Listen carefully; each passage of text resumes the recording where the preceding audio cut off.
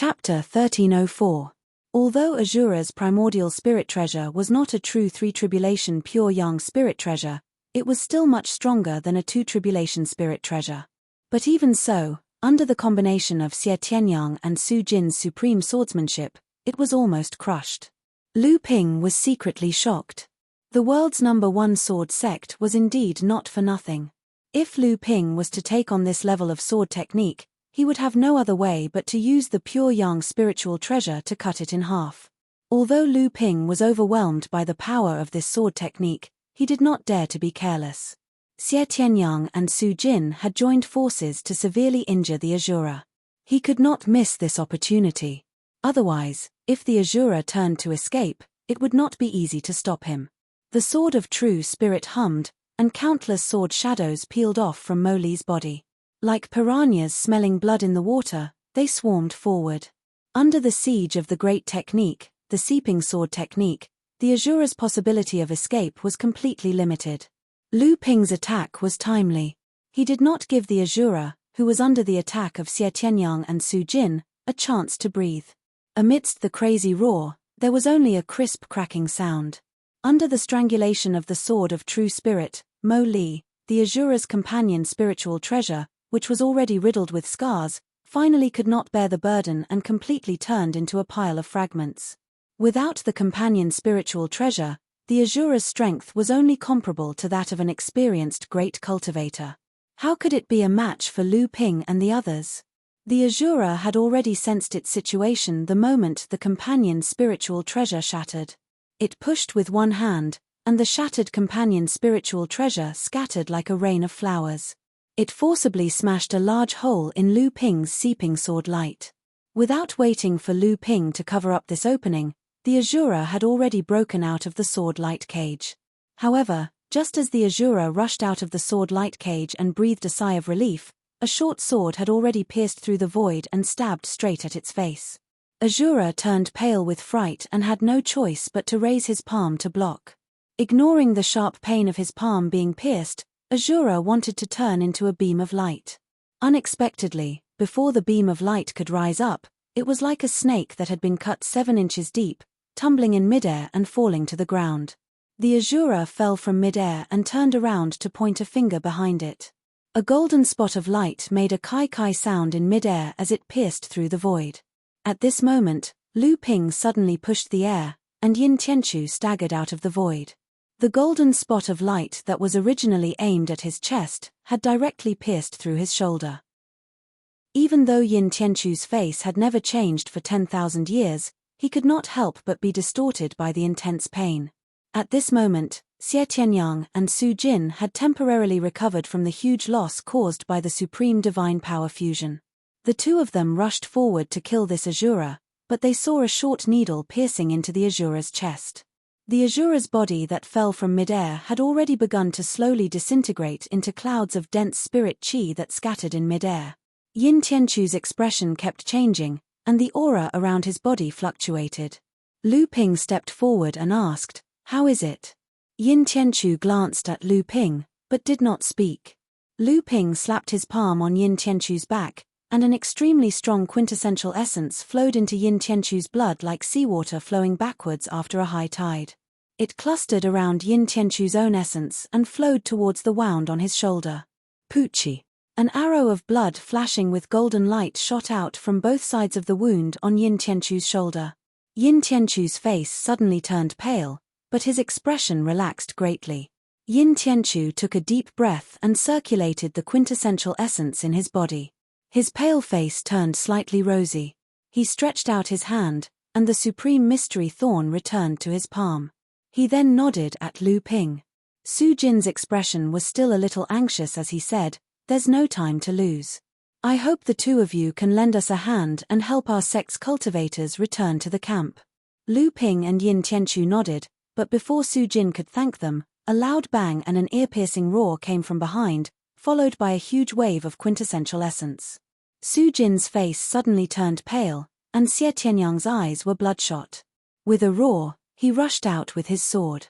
Su Jin seemed to have expected Xie Tianyang to do this. He reached out and grabbed Xie Tianyang tightly, and his whole body was dragged in mid-air for dozens of feet. Let go, let go. Sixth brother, martial granduncle is already dead. Dead.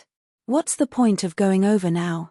Lu Ping stepped forward and grabbed Xie Tianyang, saying, Brother Xie, the sky demon has been injured by your sect's senior self-destruction, but his strength is still there. There are also a large number of high-grade Mara surrounding him. We are no match for him. Now we can only retreat and try our best to protect the lives of your sect's cultivators. As soon as Lu Ping's voice fell, they heard Meng Shui Laozu's sorrowful voice, Ziyang Palace's people, retreat, everyone retreat. Xie Tianyang's eyes finally regained clarity. Seeing that Lu Ping and Su Jin were still holding him back, he suddenly roared. His body flickered in mid-air, and he had already killed his way into Mara's army that was hundreds of feet away. However, it seemed that he was rushing towards the battle near the camp. Su Jin and Lu Ping also took action and began to rescue the cultivators of Ziyang Palace who were surrounded by Mara's army. Due to the injury on his shoulder, Yin Tianchu did not take action alone. Instead, he continued to follow behind Lu Ping, and from time to time, he would kill the Mara who had been forced by Lu Ping's attacks. Lu Ping was rushing to rescue the cultivators. The Sword of True Spirit transformed into layers of waves and maintained a tyrannical pressure, defeating the obstructions of Mara's army. However, in order to buy time, he did not deliberately kill the defeated Mara. At this moment, Yin Tianchu, who was hiding beside Lu Ping and had mastered the invisible sword technique, naturally had more opportunities to kill the defeated Mara. However, just as Lu Ping was about to rescue the second trapped cultivator of Ziyang Palace, a long howl rang out and half the sky was covered by an orange-red light. The cultivator that Lu Ping had rescued had a dazed expression on his face. He subconsciously muttered to himself, "It's over. The defensive array of the camp has been destroyed. Mara's army has already broken into the camp. How could a heavenly demon appear? Where did this heavenly demon come from?" Lu Ping frowned and looked at the surrounding Mara's army, which was slowly surrounding him but did not dare to attack. Once a high-level Mara arrived, Lu Ping had no doubt that the Mara's army would surge forward like a tidal wave. Then, he and the others would fall into a heavy siege. No, I have to kill my way back.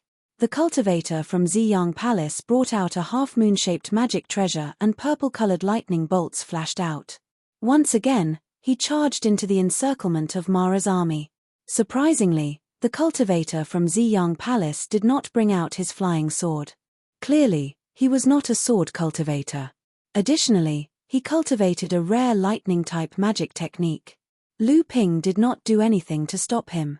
Since the camp had been destroyed, given the strength of Mara's army, Ziyang Palace's defeat was a foregone conclusion. At that very moment, the battlefield had descended into a chaotic melee. For Lu Ping, breaking out of the encirclement was the same. As long as he did not attract the attention of the heavenly demons and asuras, as long as he did not get entangled by a high number of high-level Mara, Lu Ping would not fear the encirclement of the Mara army. Not to mention, Lu Ping was not alone. Although Yin Tianchu was wounded, he was still strong. By joining forces, the two of them did not fear the encirclement of Mara's army. Following the complete victory of the human cultivators in the battle at Junling's camp and the battle at South Sea Talisman Pavilion's camp, another shocking piece of news came from the battlefield at Nine Profound Tower. A great victory came from the battlefield where the Yuan family was stationed. Mara's army, which had attacked the Yuan family's camp, was suddenly defeated by a sneak attack from the Yuan family. During the chaos that day, a heavenly demon was killed by the Yuan family's pure yang cultivator, Yuan Lingtian, and the Lingyun Valley's pure yang cultivator, Fu Lingzi, who had come to help. Of the four asuras, one was killed by the combined forces of the Yuan family's cultivators, one was successfully killed by Yuan Feixiang with the help of the family's cultivators, and the last one was injured by Yuan Lingtian and Laozu. Together with another asura, they led the remaining one-third of Mara's army and fled in defeat. The Yuan family had obtained a complete victory. The only thing that the Yuan family found strange was that the Mara army that had attacked the Yuan family had originally been led by 2 heavenly demons and 4 asuras. However, on the day of the Yuan family's sneak attack, Mara's army had only been led by 1 heavenly demon and 3 asuras. Originally, the Yuan family's sneak attack had only been to suppress the arrogance of Mara's army. Unexpectedly, there had been such a change in Mara's army. Hence, the two pure young cultivators, Yuan Lingtian and Laozu, had made a prompt decision to turn the sneak attack into an all-out counterattack by the Yuan family. Even though the Yuan family had paid the price of 2 great cultivators and several Dharma adepts in this battle, compared to the results of the battle, it was glorious enough. Although there were many questions about the Yuan family's great victory this time, just half a day later, another piece of news that shook the entire world of cultivation came. At the same time, many of these questions had a clear answer. Just as the Yuan family had launched a sneak attack on Mara's army, another part of the Mara's army that had been attacking the Ziyang Palace's camp at the mountain pass had also split into 3 groups and attacked the Ziyang Palace's camp and 2 other camps. Just as the cultivators of the Ziyang Palace were doing their best to defend and both sides were locked in a fierce battle, a heavenly demon and an Asura suddenly appeared from the side of the Mara army that had been attacking the west camp. This additional heavenly demon and Asura caught the entire Ziyang Palace off guard. The 3 late Dharma adepts from the Ziyang Palace who had been guarding the west camp self-destructed and died one after another. However, the camp was still taken over by Mara's army.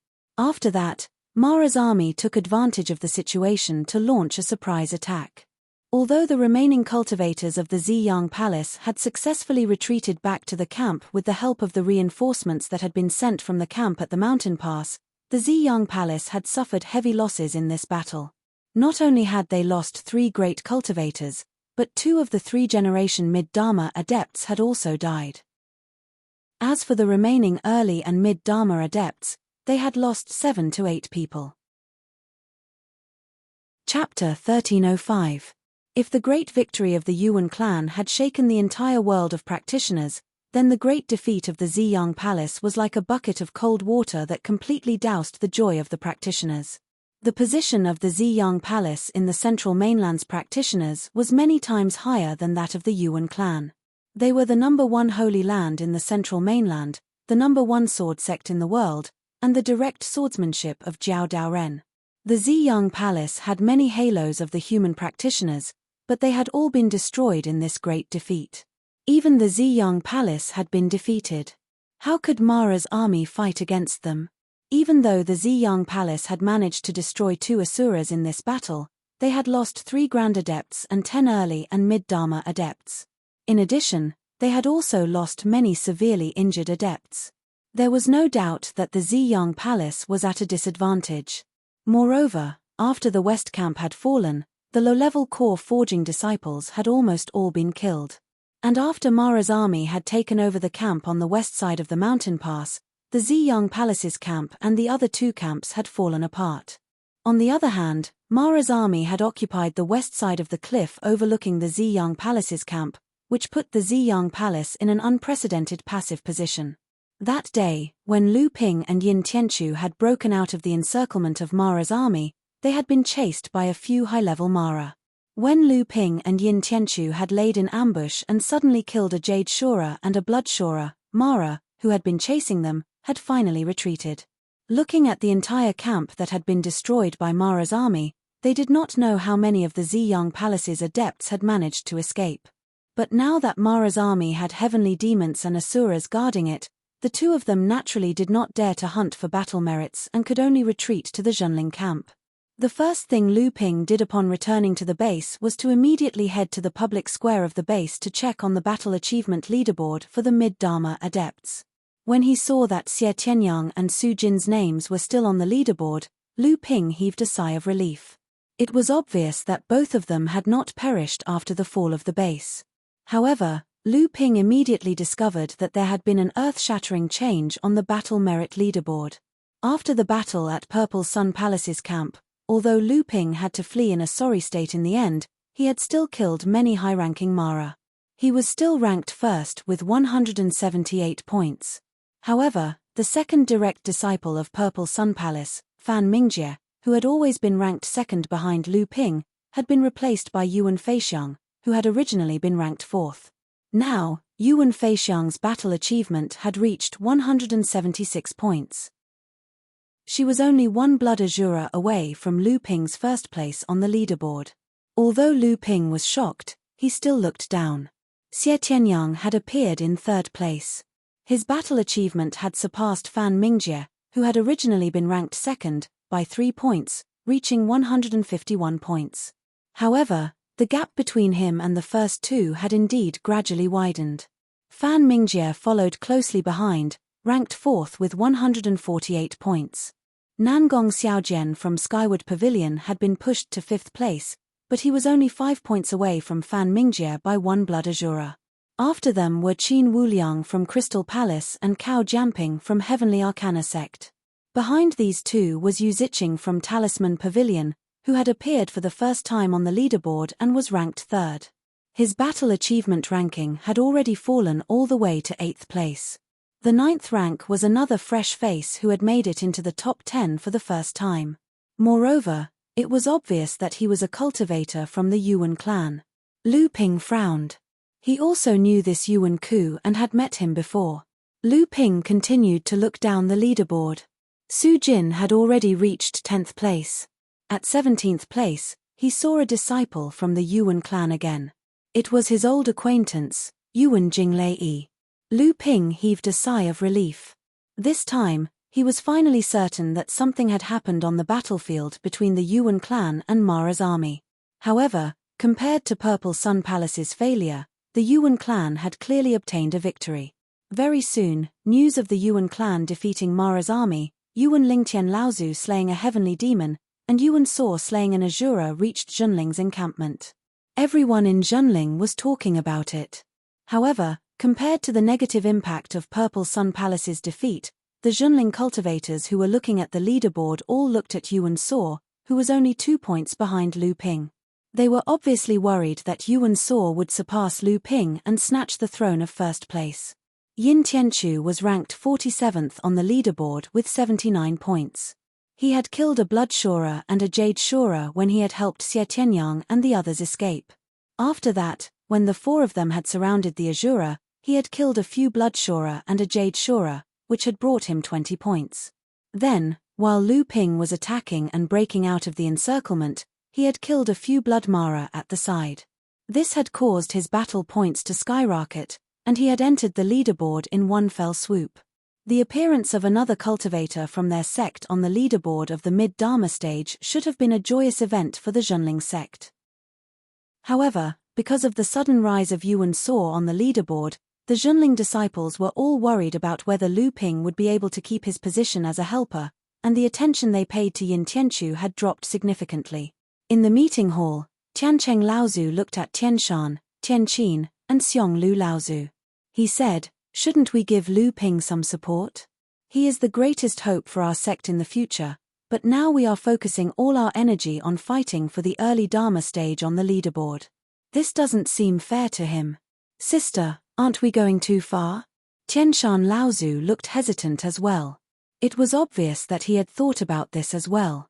Tianqin Laozu's face was cold as he said, "What are you worried about? Will Lu Ping complain to us because of this, or even vent his anger on the sect?" Looking at the expressions of Tianshan and Tiancheng Laozu, it was obvious that Tianqin Laozu's words had hit the nail on the head. Tianqin Laozu snorted coldly and said, "It's true that Lu Ping is the hope of our sect, but because of this, while he is still fine, we are starting to worry about his gains and losses. We are afraid that he will vent his anger and complain if there is even the slightest bit of unhappiness." "What are you afraid of?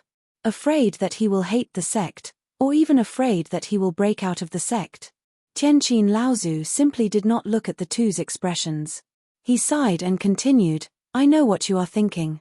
It is not easy for such a good seedling to appear in our sect, and he has made so many contributions to the sect. Everyone wants to protect him and follow his lead. In your opinion, the sect should focus on him and provide him with all the conveniences for his growth. You should even put all your hopes on him.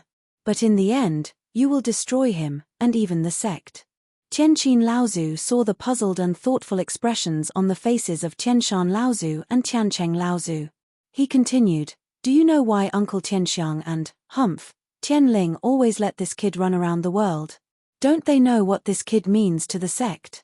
Don't they worry that something will happen to this kid? Don't they know that with this kid's aptitude and cultivation speed, if they keep him in the sect and gather all the resources of the sect to fully support his cultivation, he may have even greater achievements than he has now? Will it be safer and less worrisome than this? In fact, countless sects in the cultivation world have used these methods to cultivate their own geniuses and hopes. In fact, many of these people have indeed successfully grown to a height that the entire sect is happy about. Later on, they have made a name for themselves in the cultivation world, and even led the sect to glory. But so what? After these geniuses become true spirits, they mysteriously disappear, or use up their lifespans, or simply die. After these geniuses become true spirits, how many of these sects have not declined along with the disappearance of these geniuses? In the end, this sect does not belong to one person. As for those genius cultivators who were personally nurtured by their sects, after they shined in the cultivation world, they did not bring anything to continue the legacy of their sects. In other words, the things they left for their sects were far from what the sects had paid for the rise of these geniuses. Therefore, these sects will never be able to achieve long-term glory. In the process of those geniuses' rise, they are fully cultivated by the sect, which in their eyes is a matter of course. But when they finally have the chance to shine, they only think about whether their cultivation can go further and whether they can pursue that illusory legendary realm. For their pursuit, they still ask for the full help of the whole sect, which in their eyes is also a matter of course. What's more, at this time, do you think there is anyone in the whole sect who dares to fight against those grown geniuses? Looking at Tian Shan and Tian Cheng, who had already understood something, Ancestor Lu Qin gave a mocking smile and said, "When a sect uses all its resources to cultivate a genius who originally wanted to revitalize the sect, but in the end, he becomes a person who asks for everything from the sect. The whole sect becomes a one-man sect. Is this considered getting caught in a trap of one's own making? Therefore, when this genius leaves this world, the sect that the genius belongs to has no choice but to decline.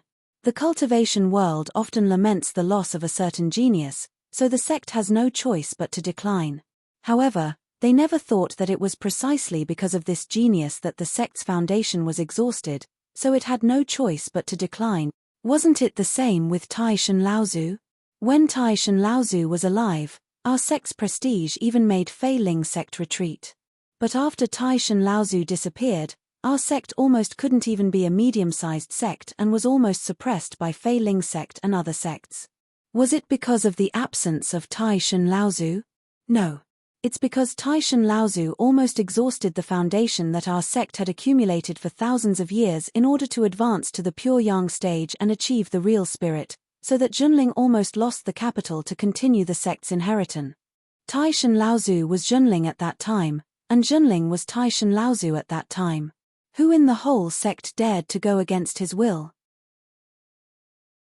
Chapter 1306. Lyra Laozu's words had obviously impacted Tianshan and Tiancheng Laozu quite a bit. Both of them were still frowning as they pondered over Lyra Laozu's words. Lyra Laozu was obviously under a lot of pressure because of his deliberate suppression of Lu Ping. Although no one questioned him, and even Lu Ping himself did not mind, Lu Ping's strength, prestige, and contribution had reached a very high level in Junling. He enjoyed a very high reputation in Junling, and this was enough to put a heavy psychological pressure on Lyra Laozu. Now that Lyra Laozu had said everything in one breath, he felt relaxed. Although Lyra Laozu believed that what he did was right, and that it was beneficial to the sect in the long run, and even to Lu Ping himself, the pressure of not being understood made Lyra Laozu feel that he would rather summon another lightning tribulation. Little Lu, we will naturally do our best to help, but we will definitely not help with everything we ask for. We will try our best to help the sect and the cultivator with all our strength. Also, the rise of a sect can never be because of one person, but because of a group of people. The rise of one person can only affect the sect for a short period of time, but the gradual and continuous rise of a group of people can ensure that the sect's legacy can last as long as possible. Tianshan Laozu let out a long sigh, and said, "Then this time." Lyra Laozu finished his words, and said, "This time, he already has Tianchu's help. With the two of them working together, even if little Lu can't take first place, he can at least stay on the list and get a place to enter the 7th Patriarch's Taoist altar. That is enough. At this point, Lyra Laozu's face had a touch of worry, and he said, "Little Lu is too conspicuous." Of course, this is a reflection of his own strength, but this is the Central Plains, the holy land of human cultivators. There are many sects and geniuses, and our sect is just an inconspicuous medium-sized sect from the barren North Sea. Tian Cheng Laozu's eyes widened, and he said with a fierce face, "Someone wants to harm little Lu?" Lyra Laozu nodded, and said, "Although we don't know about the various sects in the Central Plains, it goes without saying that the tallest tree in the forest will be destroyed by the wind. The sects from the North Sea have already arrived, and according to the news from the North Sea, Xianling sect, Canghai sect, and even a few other sects seem to be very afraid of little Lu. With little Lu's current strength, the sects from the North Sea are naturally not afraid of him, but they are afraid that they will collude with cultivators from the Central Plains or overseas sects. It is easy to dodge a spear in the open, but difficult to guard against an arrow in the dark. Staying in an inconspicuous position on the list of battle merits will make the cultivators from the various sects in the Central Plains think that little Lu is not a threat, and that is the most important thing. When Lu Ping walked into the meeting hall, he did not know that Lyra Laozu and the others had just had a heated discussion about him, but the atmosphere inside seemed to be a little strange. After meeting the 3 Laozu, Tian Cheng Laozu coughed and asked, "Little fellow, when will you be able to produce the Samling 5 Elements elixir that you mentioned to the old man previously?" "Yes, the old man can't wait any longer." Lu Ping looked at Tian Cheng Laozu with a hint of surprise. He thought to himself that this Laozu had previously said that he was not in a hurry to recover from his internal injuries, and that he wanted to make the best use of his time to break through to the early Dharma stage. But now he was going back on his words. Could it be that he was thinking of breaking through to the mid-Dharma stage after advancing? But it was not so easy to break through to the mid-Dharma stage now. Lu Ping smiled and said, "Uncle, it's the Samling Fire Source elixir."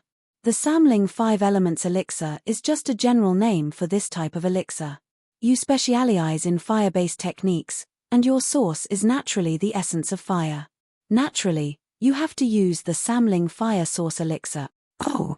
Tian Cheng Laozu thought about it and said, "It's just that this elixir seems to be a little too extravagant. I heard that this elixir needs different stages of the 5 elements in order to be nurtured, and you were able to hasten its growth to 7 leaves in such a short period of time. I'm afraid that you must have used some kind of treasure that can shorten the growth of spirit herbs. Could it be that you're only able to refine one Samling Fire Source elixir?" Lu Ping smiled and said, "This rumor is wrong. I originally thought so, but after hasten the growth of the Samling 5 Elements leaf, I found that each leaf of the Samling 5 Elements leaf can actually be used to refine any kind of origin elixir of the 5 elements. Moreover, each leaf can be used as the main ingredient, and together with other precious spirit herbs, it can be used to refine 3 origin elixirs of the same attribute. In other words, the 7 leaves of the Samling 5 Elements leaf in my hands can be used to refine 3 Samling Fire Source elixirs, and the remaining 6 leaves can be used to refine a total of 18 origin elixirs of the 5 elements depending on the situation in the future." Grand Ancestor Tiancheng's eyes lit up. It was important to repair the origin so that his cultivation could rise again, but if the price paid was too great, it would make Grand Ancestor Tiancheng feel uneasy. Thinking about the method of cultivating the Samling 5 Elements leaf, Lu Ping had to pay a total of 35 types of 5-element spiritual objects of all levels, ranging from the lower grade of the mystic level to the lower grade of the heaven level. In addition, in order to hasten the growth, he also had to pay a priceless wood phoenix golden elixir and various other rare spirit liquids. In order to refine the elixir, he also needed a large number of rare spirit herbs. If the price paid was only to refine a single elixir that could heal an early Dharma adept's origin elixir, it was likely that not many people in the world of cultivation would go back and do so. It was just that the Samling 5 Elements leaf had been a legend ever since the 7th Patriarch opened the sky. After all, no one had actually seen this type of spirit herb. The few words that Taoist Gui had left behind were also vague and unclear. If Lu Ping had not successfully cultivated the Samling 5 Elements leaf, how would he have known its true use? Tian Cheng Laozu hesitated for a while, but finally sighed and said, "It's a pity. If it could be cultivated into an 8 or even a 9-leaf spirit herb, it would be a panacea that could even heal the injuries of a mid or late Dharma Adept's origin elixir." Naturally, Lu Ping would not tell them that not only did he already have a complete 9-leaf Samling 5 Elements leaf, he also had 2 seeds in his possession other than this 7-leaf spirit herb. He only smiled and said, "It's not that easy to injure a mid or late Dharma Adept's origin elixir. Furthermore, there are many more early Dharma Adepts than the first 2, so the chances of them getting injured are much higher as well. Therefore, when the 7 leaves of the Samling 5 Elements leaf are cultivated, it would be more economical to use it to cultivate elixirs." Lu Ping paused for a moment before continuing, "What's more, if you want to cultivate the 8th and 9th leaf, you'll need mid-grade and high-grade heaven-rank spirit herbs. This is a problem that even the Holy Lands and sects would have a headache dealing with. Also, as the number of leaves increases, the number of spirit pellets that can be used to concoct will decrease.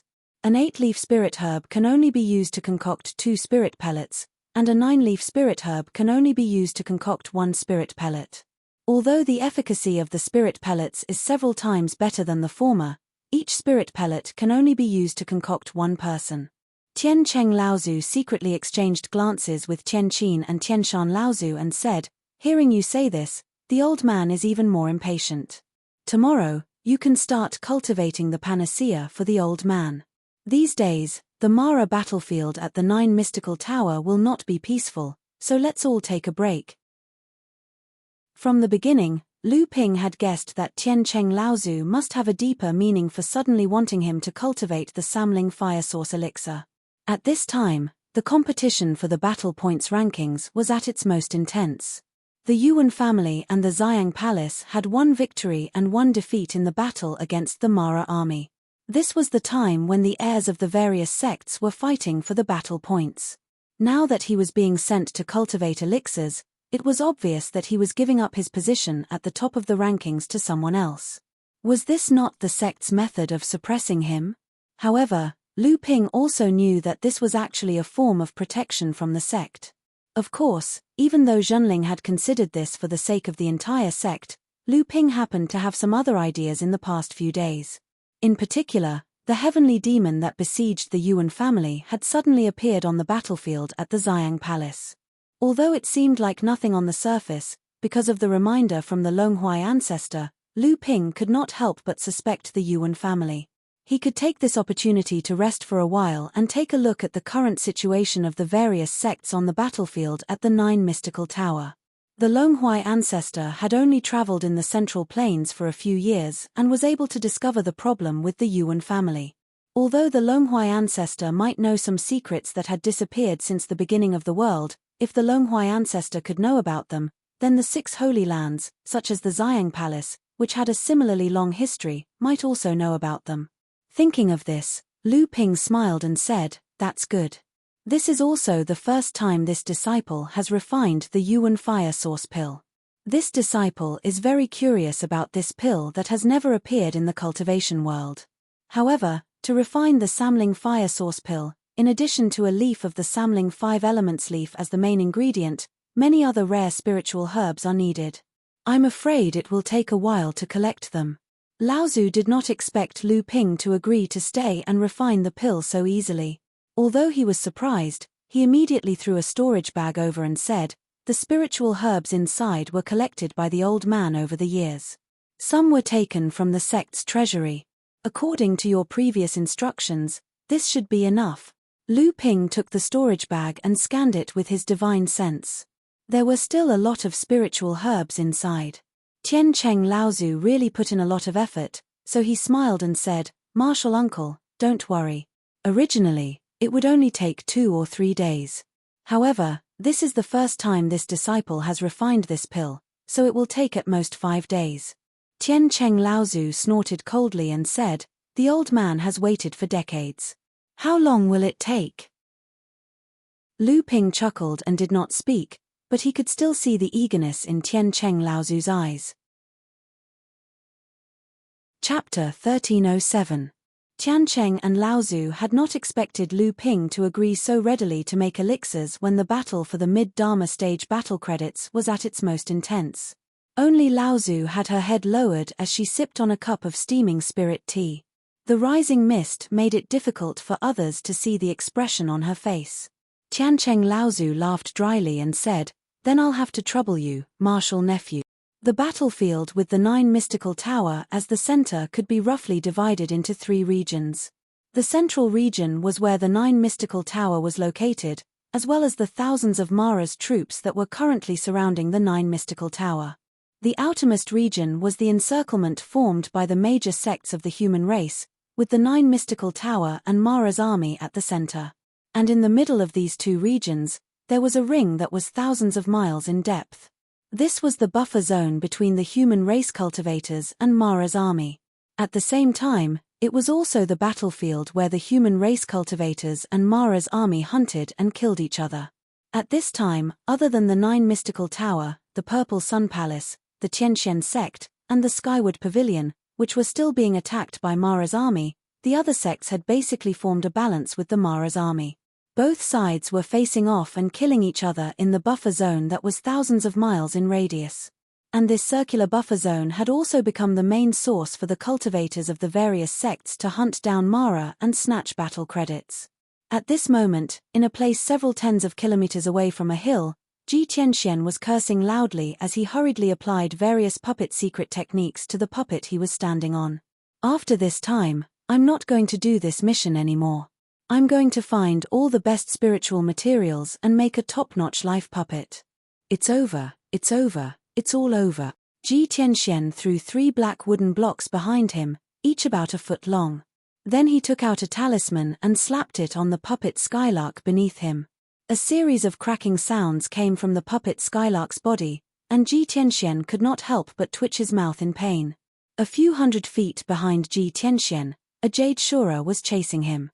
Behind the jade Shura were 5 or 6 blood Mara, and behind these high-level Mara, there were nearly 100 large and small Mara following him in a mess.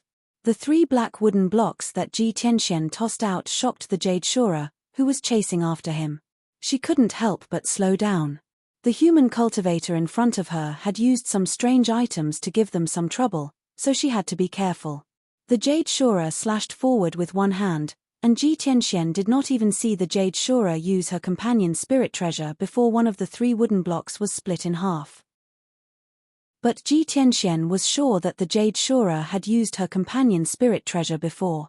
Fortunately, he finally had a chance to catch his breath. Ji Tianxian took the opportunity to widen the distance between him and the jade Shura to 1,000 feet, and the other 2 wooden blocks suddenly wriggled and changed. 2 wooden puppets suddenly formed, and they pounced toward the blood Mara behind the jade Shura. Although they were quickly destroyed by the blood Mara, they still caused some confusion. Seeing that the jade Shura was about to catch up to Ji Tianxian actually breathed a sigh of relief, because the hill he had planned on was now right in front of him. This is the last chance to lure the enemy. Ji Tianxian secretly made up his mind. The puppet skylark under his feet suddenly made a big turn in the air, and from its previous pathetic escape, it turned into a direct confrontation with the jade Shura.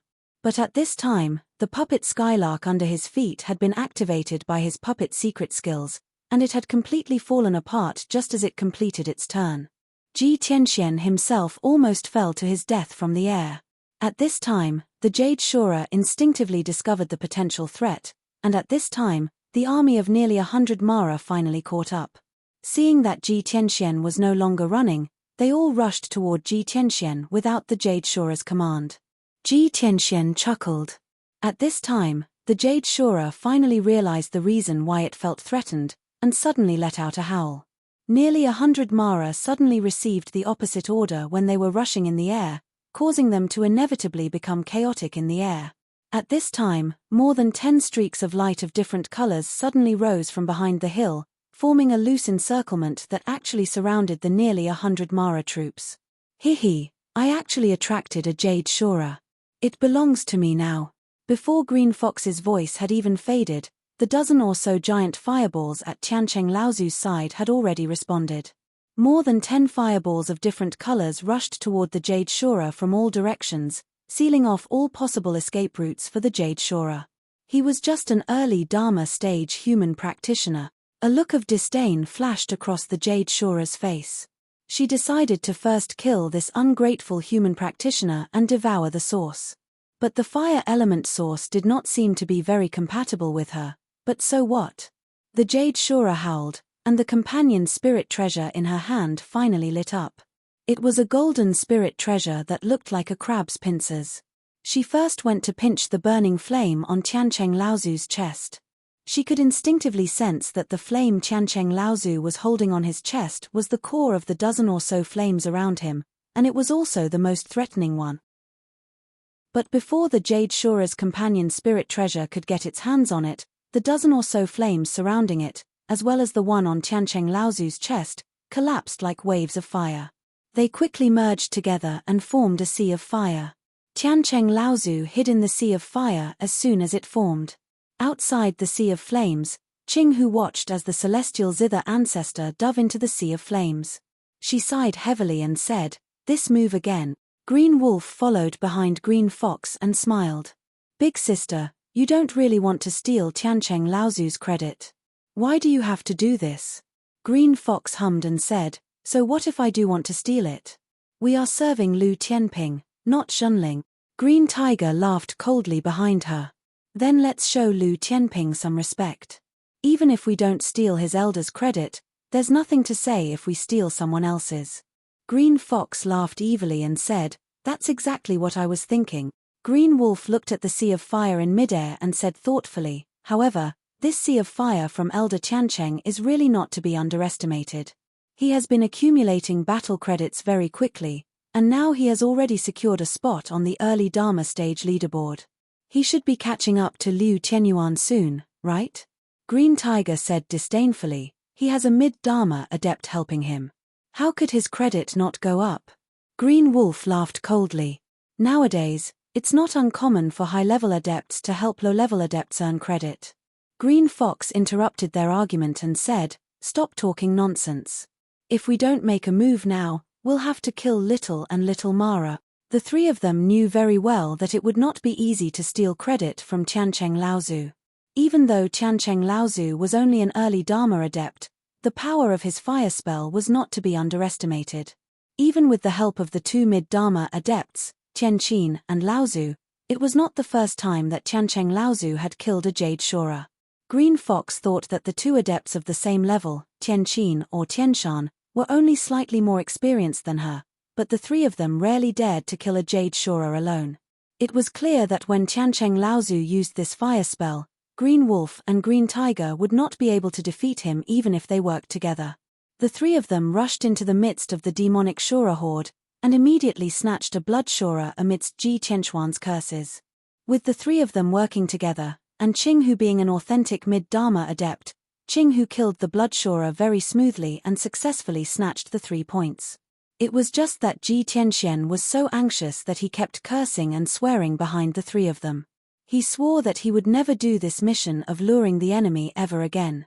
Every time he risked his life to lure Mara's team, he would end up with nothing to show for it. Among the few early Dharma adepts of Zhenling's sect who were currently fighting for battle credits, his battle credits were the worst. Amidst a series of thunderous explosions, a blood devil lured by Qin Yu and Qin Gang was executing its soul-devouring ability when Lei Laoliu, who was hiding behind them, suddenly launched a sneak attack. A series of thunderous divine abilities blasted the blood devil into a daze.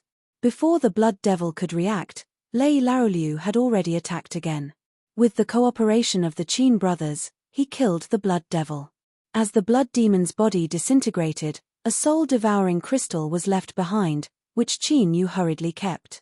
With this soul-devouring crystal, he could exchange it with Zhenling for a portion of the soul-returning elixir or soul-nourishing elixir, as well as a considerable amount of training resources from the temporary marketplace.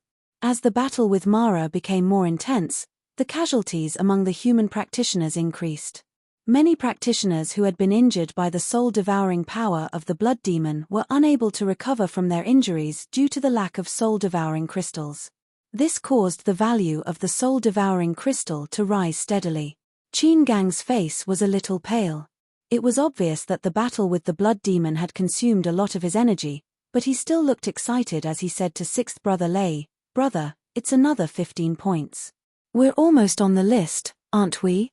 Sixth brother Lei took out the imaging stone and looked at it, then smiled at Qin Gang and said, it should be. But the early Dharma stage battle rankings change too quickly, so it's hard to say. After all, it's rare to see such a well-timed ambush.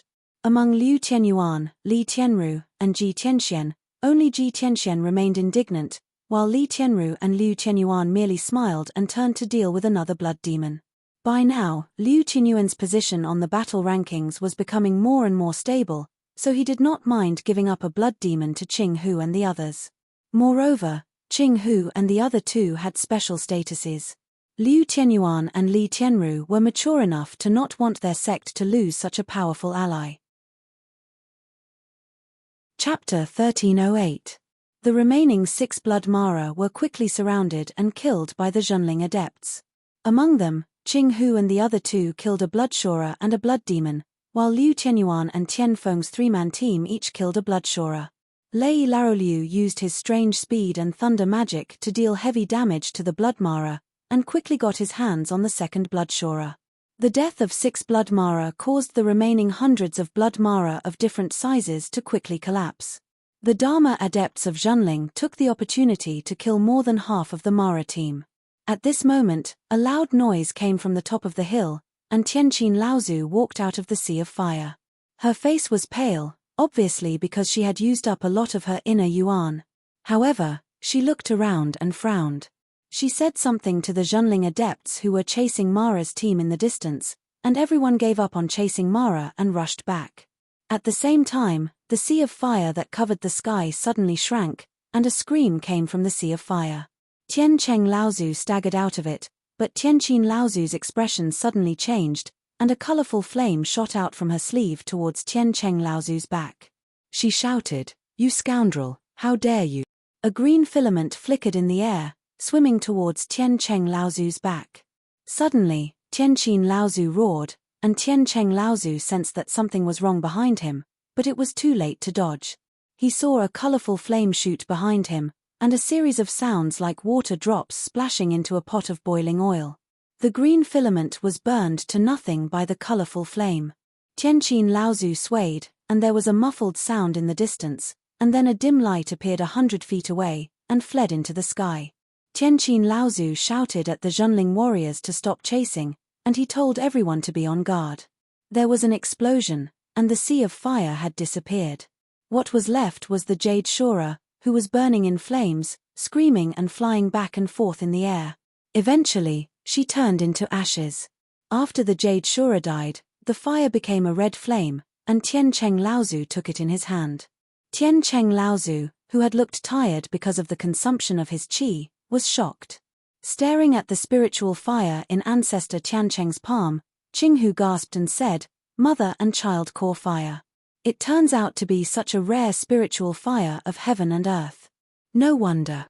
Green Tiger and Green Wolf had never seen a spirit fire like this before, but Green Tiger was more straightforward. He asked, "What kind of spirit fire is the mother and child core fire?" "It is so powerful."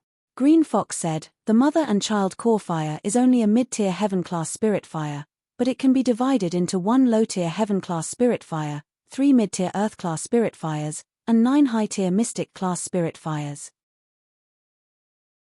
These 13 spirit fires are centered around a low-tier heaven-class spirit fire, and can be used to practice a powerful secret skill called Burning Sky Hell. It seems that Tiancheng Laozu has successfully practiced this secret skill. Otherwise, he wouldn't have been able to kill 2 Jade Shorer and get on the War Glory leaderboard.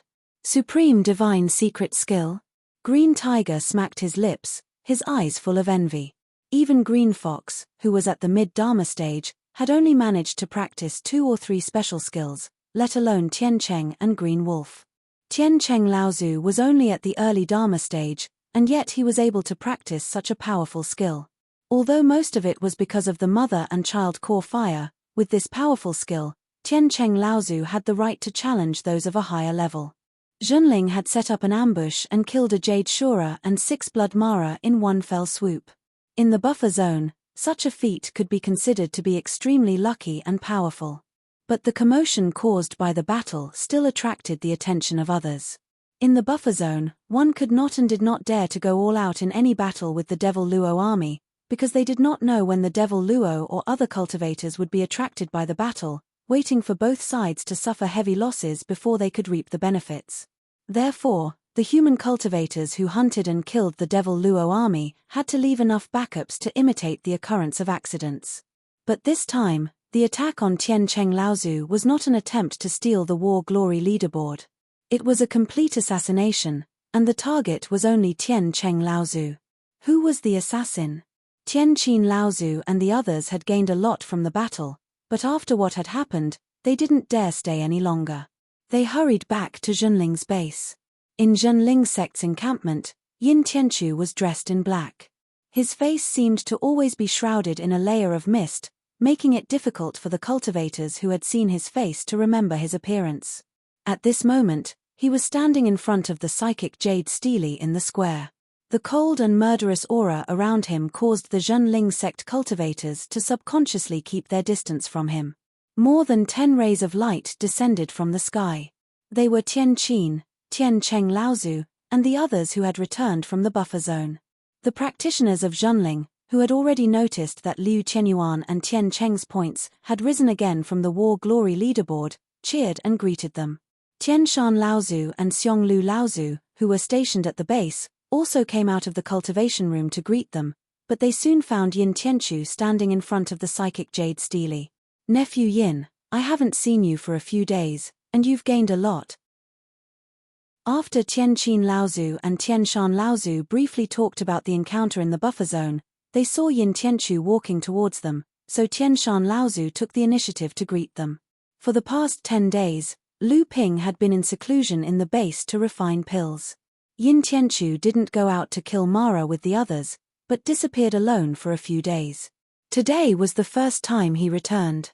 However, Tian Shan Laozu knew that Yin Tianchu had also gained a lot in the past few days through the changes in the War Glory leaderboard.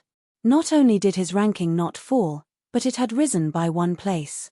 Although the momentum of the increase in points was not as fast as when he joined forces with Lu Ping, it was enough to prove that although Yin Tianchu's strength was not as good as Lu Ping's, it was enough to compare with the direct descendants of the major sects. For a medium-sized sect from the North Sea to have 2 such outstanding third-generation disciples was enough to make Zhenling proud. Yin Tianchu silently bowed to Tian Qin, Tian Shan and Tian Shan Laozu, then said, "The people from Azure Sea sect and Shenling sect have also arrived. Azure Sea sect and Supreme Shen sect are together, while Shenling sect has consolidated a small base near the Crystal Palace. Ocean Flame sect and Shui Yang Pavilion are also here, but the 2 sects have chosen to base themselves in the periphery." Tian Qin Laozu and the other 2 nodded silently, thinking of the cultivator who had almost assassinated Tian Cheng Laozu during this hunt. Chapter 1309. Just after the various sects of the North Sea had appeared on the battlefield of the 9 Shenlu Tower, Tian Cheng Laozu had been attacked. No matter what, this was not enough to make the 3 second-generation Zhenling adepts suspect anything. Moreover, the assailant had accused Tian Cheng Laozu of being the assailant for no reason. No matter how they looked at it, it seemed a little strange. Tian Qin Laozu turned to Tian Shan Laozu and asked, "Does the sect have any information on how Wang Shenqing advanced to the late Dharma stage?" Tian Shan Laozu shook his head and said, "This matter is indeed a little strange. It seems that the disciples of the Blue Sea sect do not know that they have a great adept of the late Dharma stage. However, Wang Xuanqing's core was severely damaged by disciple nephew Lu. Even if he had the Samling 5 Elements elixir to recover his core, it would still be impossible for him to advance to such a high level in one go. This time, it must have something to do with the Taishen sect. It's just that ever since the battle in the station, Wang Shenqing has not appeared again. It seems that the Taishen sect is also somewhat secretive about Wang Xuanqing's existence." The 3 Laozu could not figure out the reason behind this, so they simply changed the topic. Tian Qin Laozu looked towards a training room deep in the station. There was a hot ball of fire hovering in the air, and for the past 10 days, there had been various kinds of elixir fragrances wafting in the training room. Tian Qin Laozu was also a master alchemist, but because this Samling fire source elixir was almost the first time in the world of alchemy, Even she could not guess what Lu Ping had been doing in the world of alchemy these days. This rascal vowed that the Samling fire source elixir would only take 3 to 5 days. Now that 10 days have passed, why is there still no news? Could it be that he is hiding in there to refine other elixirs? Compared to Tian Qin Laozu, Tian Cheng Laozu was a little more nervous. He said, could it be that this Samling fire source pill is more difficult to refine? After all, no one in the cultivation world has ever refined this kind of pill. Tian Cheng Laozu, however, asked curiously, but it's been a full 10 days. I thought that disciple nephew Lu's ranking in the mid-Dharma stage would have dropped a lot, but now he's still in the top 5. What?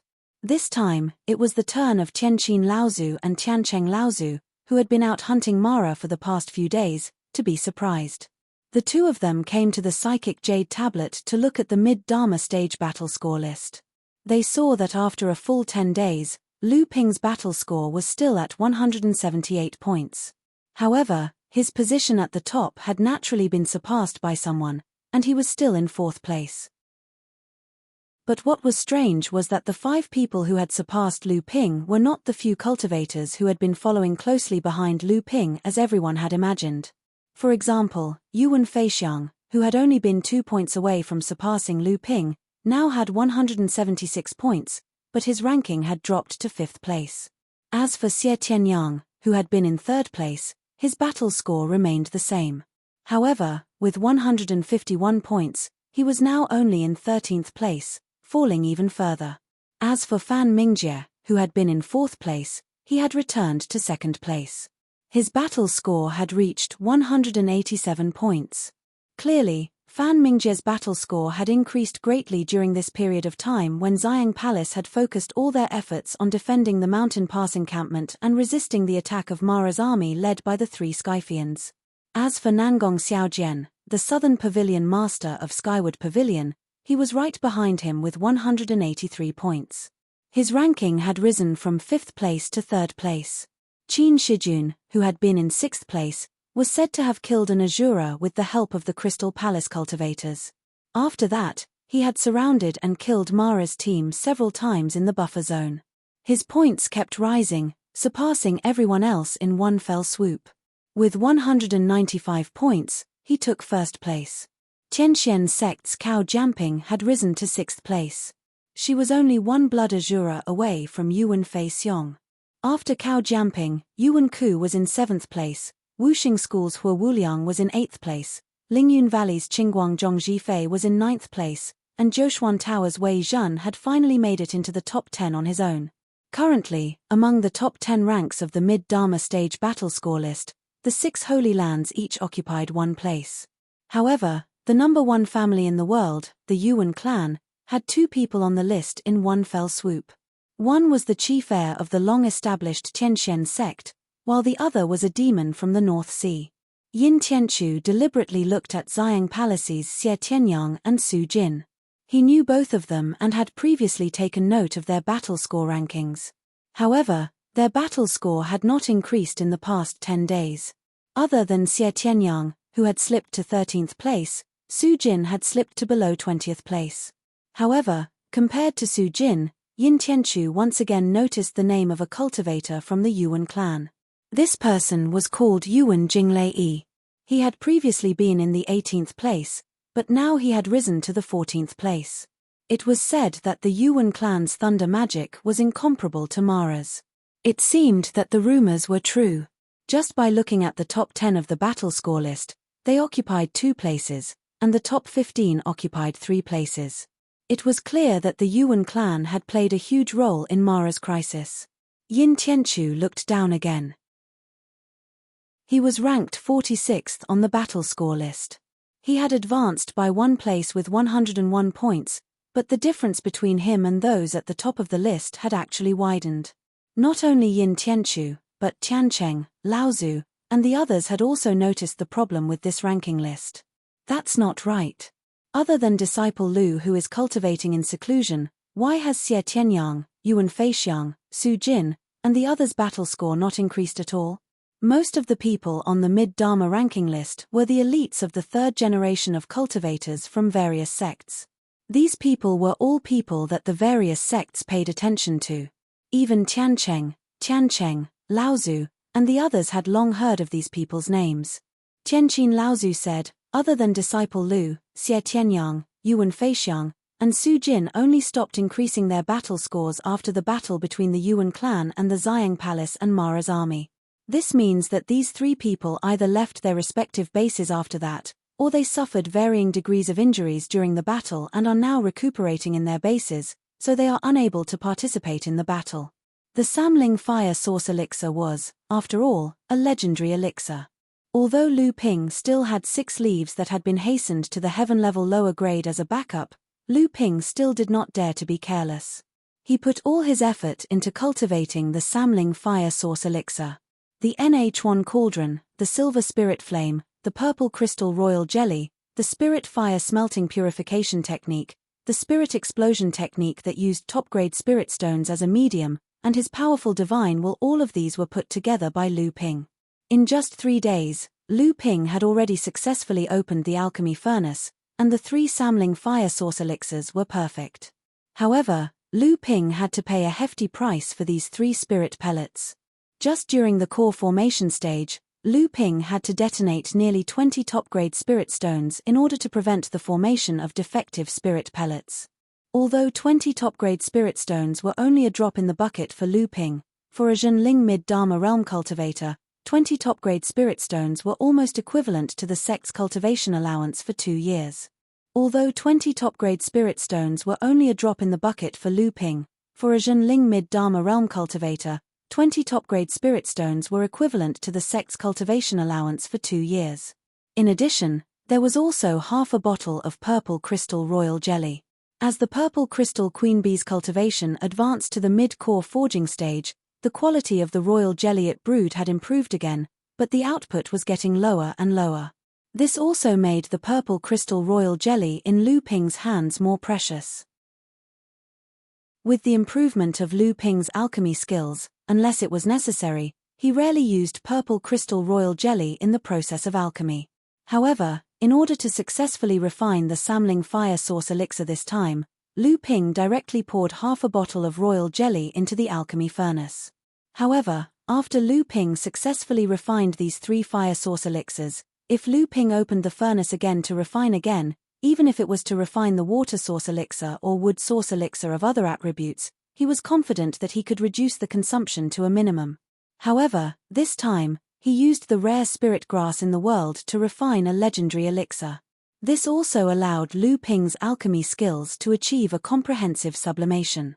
This kind of enlightenment was similar to the epiphany during cultivation, so Lu Ping urgently needed to thoroughly stabilize it. Therefore, Lu Ping urgently needed to open the furnace again to refine elixirs. Moreover, he wanted to refine rare elixirs that were unique in the cultivation world.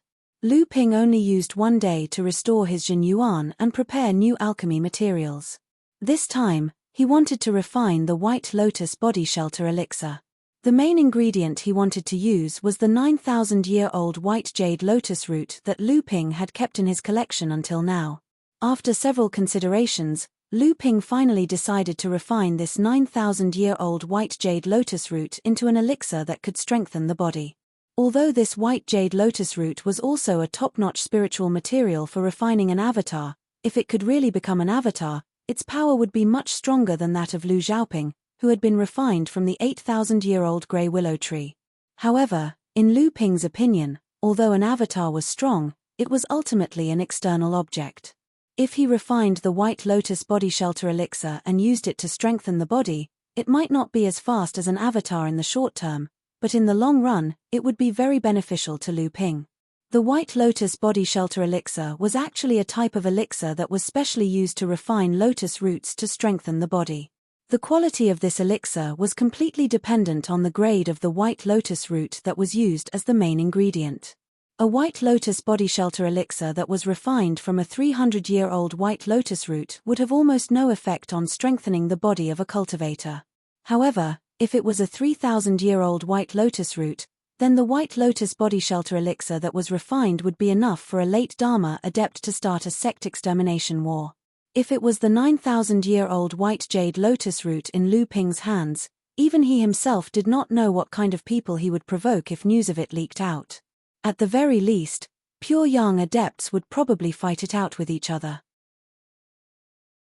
Lu Ping's heart thumped violently. This was a treasure that he had obtained when Lu Ping was still in the blood condensation stage.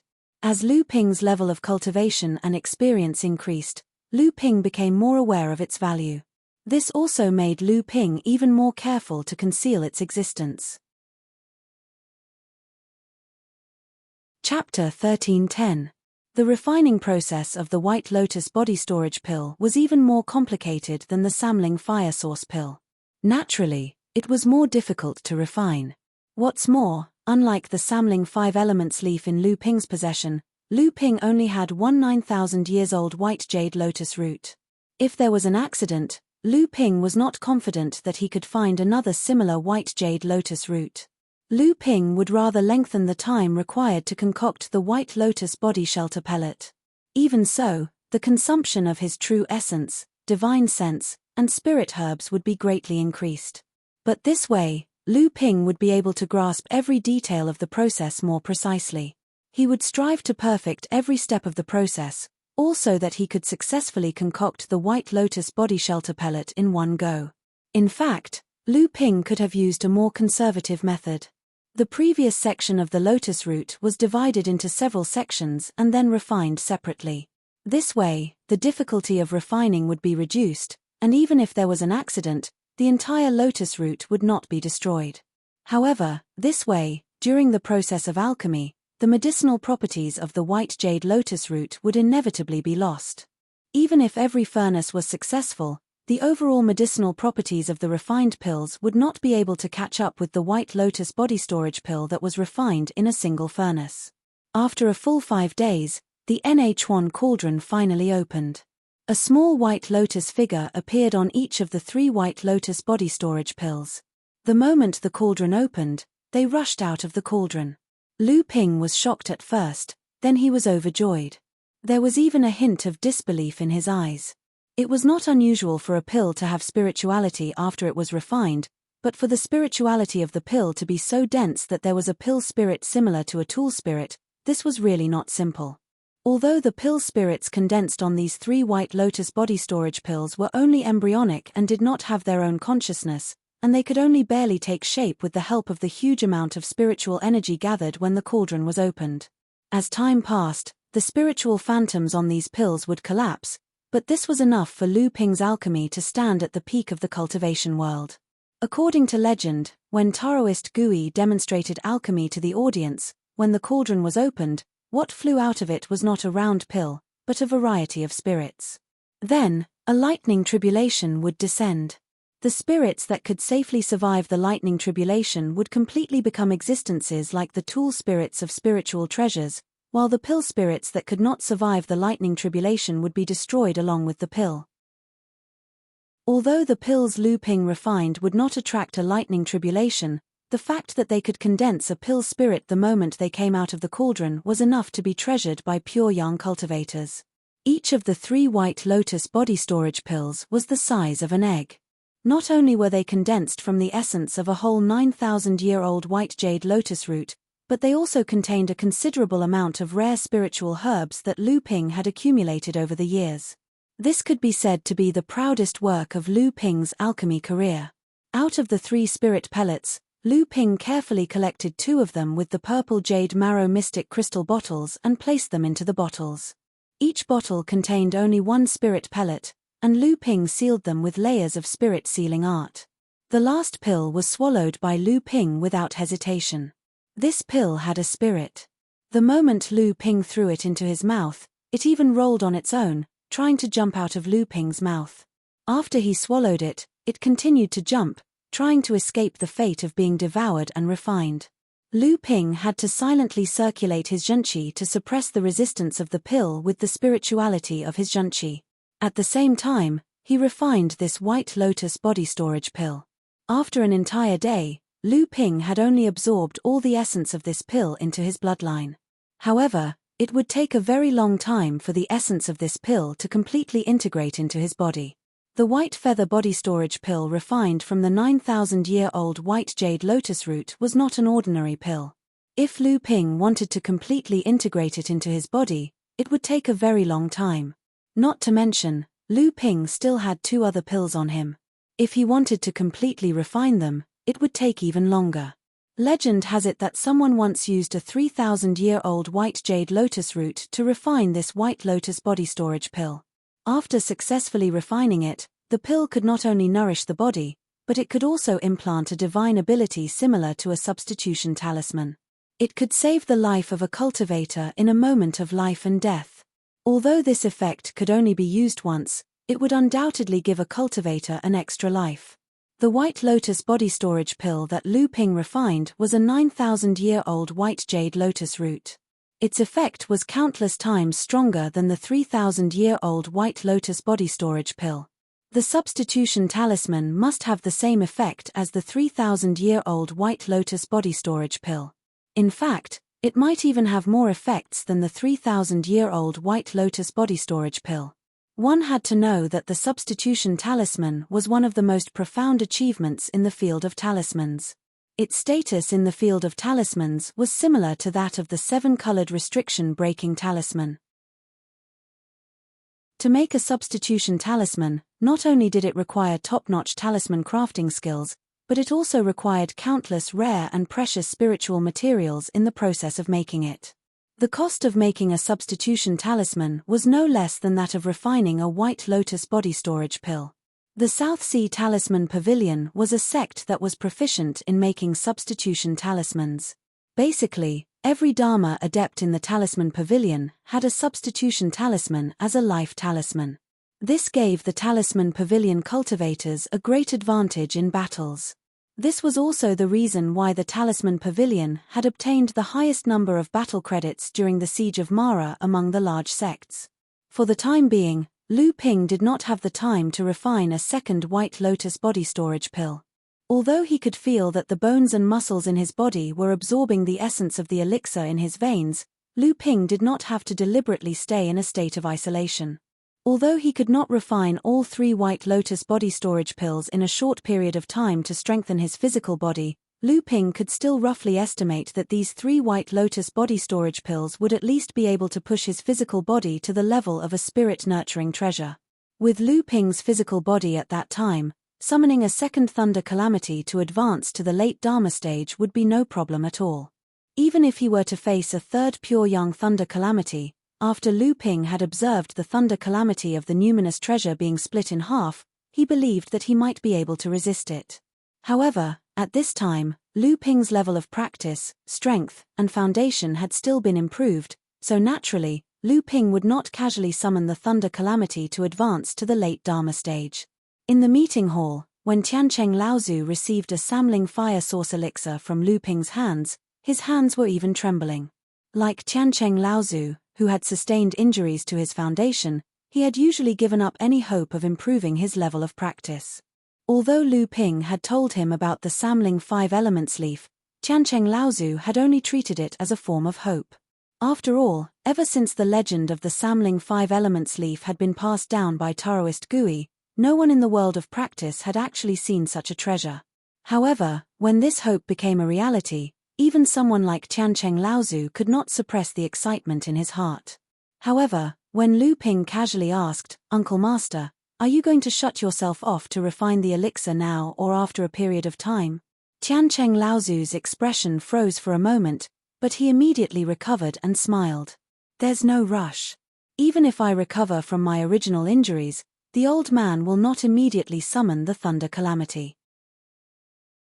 I've already waited for a few decades, so waiting for this battle to end won't make much of a difference. No matter what, the old man still has to fight for the early Dharma stage battle achievements list. If he advances to the mid-Dharma stage at this time, the old man has no confidence that he will be able to win against you." Chapter 13:11. After hearing the news from the 9 Profound Towers battlefield in the past 10 days, Lu Ping was slightly surprised by the changes in the battle achievements list. Although Lu Ping had long since given up hope that he would be able to maintain first place on the leaderboard, he did not expect that he would still be ranked 4th. In the face of Lu Ping's surprise, Ji Tianxian could only express his grief. Is the buffer zone's Mara that easy to kill? While the human cultivators are hunting the Moro cultivators, isn't the Moro cultivators also hunting the human cultivators?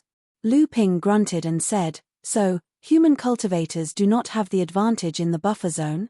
Ji Tianxian nodded and said, if they have the advantage, why would they need the buffer zone? At best, they are evenly matched. Besides, the current Mara is very cunning.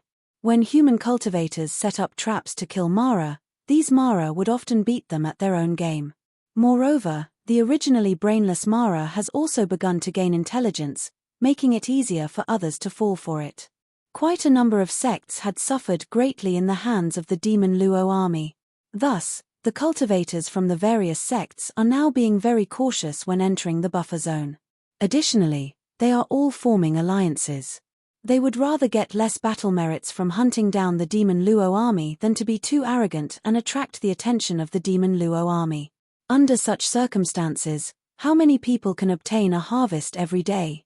Not only that, after entering the buffer zone, the cultivators not only face the increasingly cunning Mara's army, but also the cultivators of various sects with ulterior motives. In order to snatch battle achievements, they have killed and robbed people more than once or twice. Because of this, there have been many sects that have fallen out with each other. If not for the 13 pure young cultivators above them, I'm afraid that the encirclement of Mara this time would have become a motley crew being chased and beaten by Mara's army. In just 10 days, Qin Shijun has risen from the 6th place with 140 points to the 1st place with 195 points. That's only an increase of 55 points. On average, he only reaps 1 bloodfiend per day. This is because of the reputation of the Crystal Palace, so they don't have to worry about someone secretly attacking them after entering the buffer zone. Moreover, every time the cultivators of the Crystal Palace enter the buffer zone, they have the advantage in numbers. In addition, the entire Crystal Palace now prioritizes taking care of Qin Shijun. Otherwise, the Azura that the Crystal Palace besieged back then would not have left the final blow for him. In the northeast direction of the Nine Mysteries Tower battlefield, the Tianxian sect was also facing the attack of Mara's army. However, compared to the current Purple Sun Palace, the Tianxian sect's current situation was undoubtedly much better. This was mainly because the Tianxian sect's 7th Fan Laozu was an expert among the pure young cultivators. Otherwise, the Tianxian sect would not have been repeatedly feared by the Wuxing school and the Holy Land of the Central Plains because of his appearance. What's more, at this time, Tianxian sect also had a more terrifying pure young cultivator, sky-splitting swordmaster Xiao Baiyu. Under the cooperation of the two, although the devil army that attacked Tianxian sect still had 2 celestial demons, in fact, Tianxian sect really had the upper hand. Under the joint suppression of the 2 pure young cultivators, the 2 sky demons and most of the Azura in Mara's army were all restrained by the 2 of them. If it were not for the fact that the Tianxian sect's army was outnumbered, the Tianxian sect would have launched a counterattack long ago and defeated Mara's army. Another important reason why the Tianxian sect did not launch a counterattack so easily was because of the existence of the Taishan sect's territory, which was not too far away from the Tianxian sect's camp. The 2 sects had been enemies for many years. The Tianxian sect had never been afraid to think the worst of the other party. Unless the Tianxian sect had absolute confidence, they would not easily launch a counterattack against Mara's army. Otherwise, the Taishan sect would definitely not mind stabbing the Tianxian sect in the back. In fact, the Tianxian sect had been fighting against Mara's army for so long, but the Tianxian sect had never taken action. In addition to the fact that the Tianxian sect's 2 great cultivators, Han Wuya and Hua Wuyin, had been seriously injured in Zhenling, and the Tianxian sect's 2 pure young cultivators, Laozu, had been intimidating them, the most important reason was that when Mara's army invaded the Tianxian sect's camp, a group of Tianxian sect's elite cultivators had been patrolling outside the camp. This group of elites, led by the Tianxian sect's great cultivator, Qingli Laozu, had launched a surprise attack against Mara's army. At the same time, they were also responsible for deterring and obstructing any forces who intended to plot against the Tianxian sect during the confrontation between the Tianxian sect and Mara's army. This time, Lu Ping and Yin Tianchu had come to the Tianxian sect's camp because Lin Yu Laozu had received a secret message from Xiao Baiyu. Recently, the Tianxian sect had been planning a counterattack against Mara's army. Lin Yu Laozu, who had mostly recovered from his injuries, had decided to go and help. After Lin Yu Laozu informed Zhenling of this news through Lu Ping and Yin Tianchu had rushed over first. Last time, during the battle for Zhenling's camp, Xiahou Wushang and Yun Jian had gone all out to help Zhenling. Naturally, Zhenling would not remain indifferent to the Tianxian sect's counterattack against Mara's army. Not to mention, Zhenling wanted to become a large-scale sect in the future. The Tianxian sect was also one of the candidates for Zhenling's treasure ship. Thus, this was the best time to strengthen the relationship between the two sects. Zhenling's camp was located to the northwest of Nine Profound Tower while the Tianxian sect's camp was located to the northeast. There was a distance of several thousand li between them. In order for Zhenling's army to reach the Tianxian sect's camp, they would have to pass through a buffer zone of several thousand li. This was quite the test for Zhenling. Currently, the strongest people in Zhenling's camp were Lu Ping, Tianshan Laozu, Tianqin Laozu, Yin Tianchu, and Xianglo Laozu. Among the five of them, Xianglo Laozu's sea bell could not be easily used in front of others. Lu Ping was the strongest and Yin Tianchu was proficient in secret techniques of concealment and had a good rapport with Lu Ping.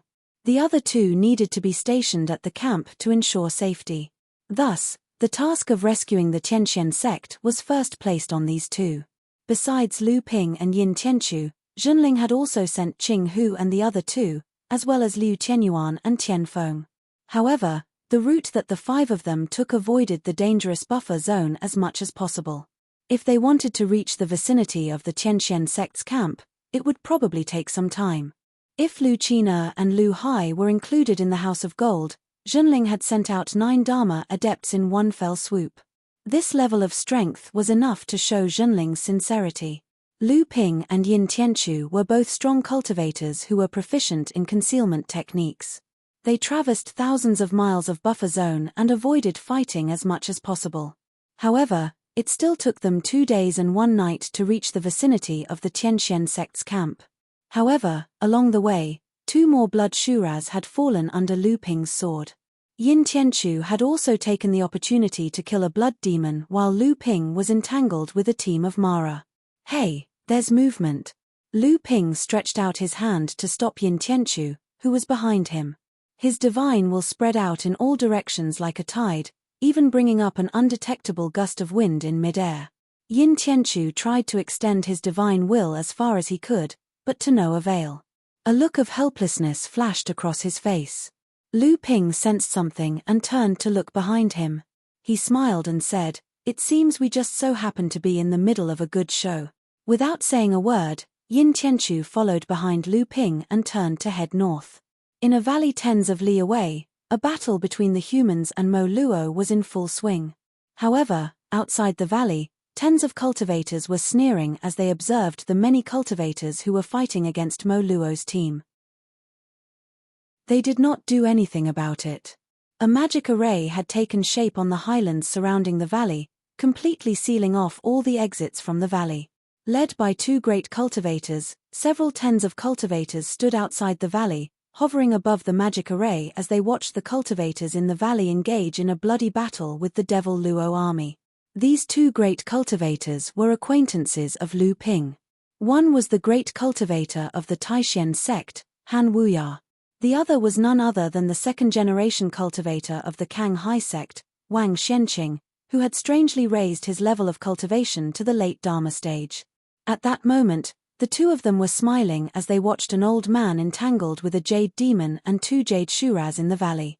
Han Wuya laughed loudly and said, "Brother Mara is indeed powerful.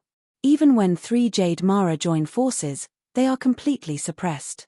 I admit that I am no match for this kind of power." At the side, Wang Xianqing smiled eerily and said, "You're going to die either way. Fellow Daoist Qing Li, you should kill a few more demonic auras so that we won't have to deal with the aftermath later." Han Wuya clapped his hands and smiled. "Wonderful, wonderful. Brother Xianqing is right. Brother Qingli, did you hear that? Please fight Mara as much as you can. We have all the time in the world.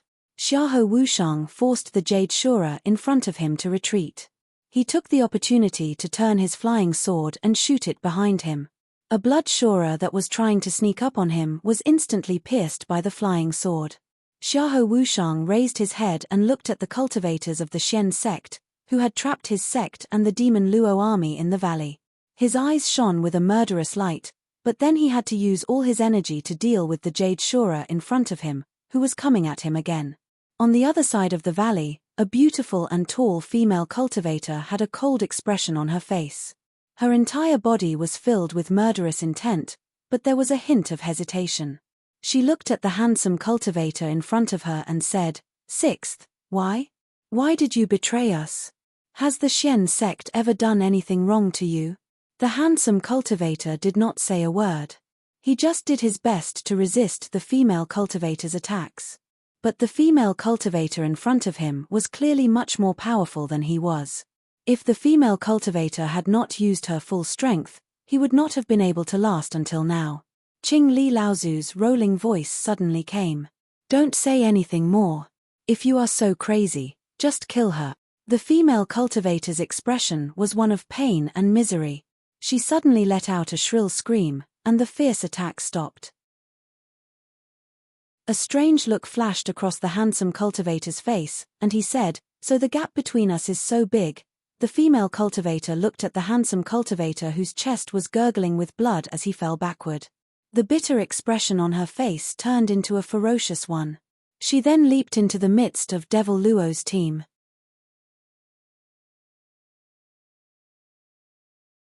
Chapter 13:12. The Tianxian sect doesn't seem to be in a good spot. This should be one of the Tianxian sect's secret outposts. How did the Tianxian sect use a formation to block the valley and even lead a group of Mara inside? Lu Ping and Yin Tianchu had already snuck into the void hundreds of feet away from the valley. At this time, the two great cultivators, Han Wuya and Wang Shenqing, who were standing outside the formation above the valley, were completely unaware of the arrival of the two. They continued to taunt the Tianxian sect cultivators who were engaged in a life-and-death battle with the army of Mara in the valley. Not only did they have their gate blocked, but they were also able to quietly lead a group of Mara to attack the valley. They even easily changed the formation that was originally guarding the valley to be used by the enemy. The Tianxian sect must have gotten rid of a traitor, Yin Tianchu said resolutely, but Lu Ping also agreed with him. "What do we do now?" Lu Ping looked at the dozens of Tianxian sect cultivators around the valley. In addition to the two great cultivators, Han Wuya and Wang Shenqing, there were 5 mid-Dharma adepts and 8 early Dharma adepts. The remaining 30 to 40 Tianxian sect disciples who were maintaining the operation of the formation were all late core forging realm cultivators. At this time, it was obvious that Lu Ping and Yin Tianchu could not fight against so many people. Lu Ping said helplessly, "Let's wait and see first.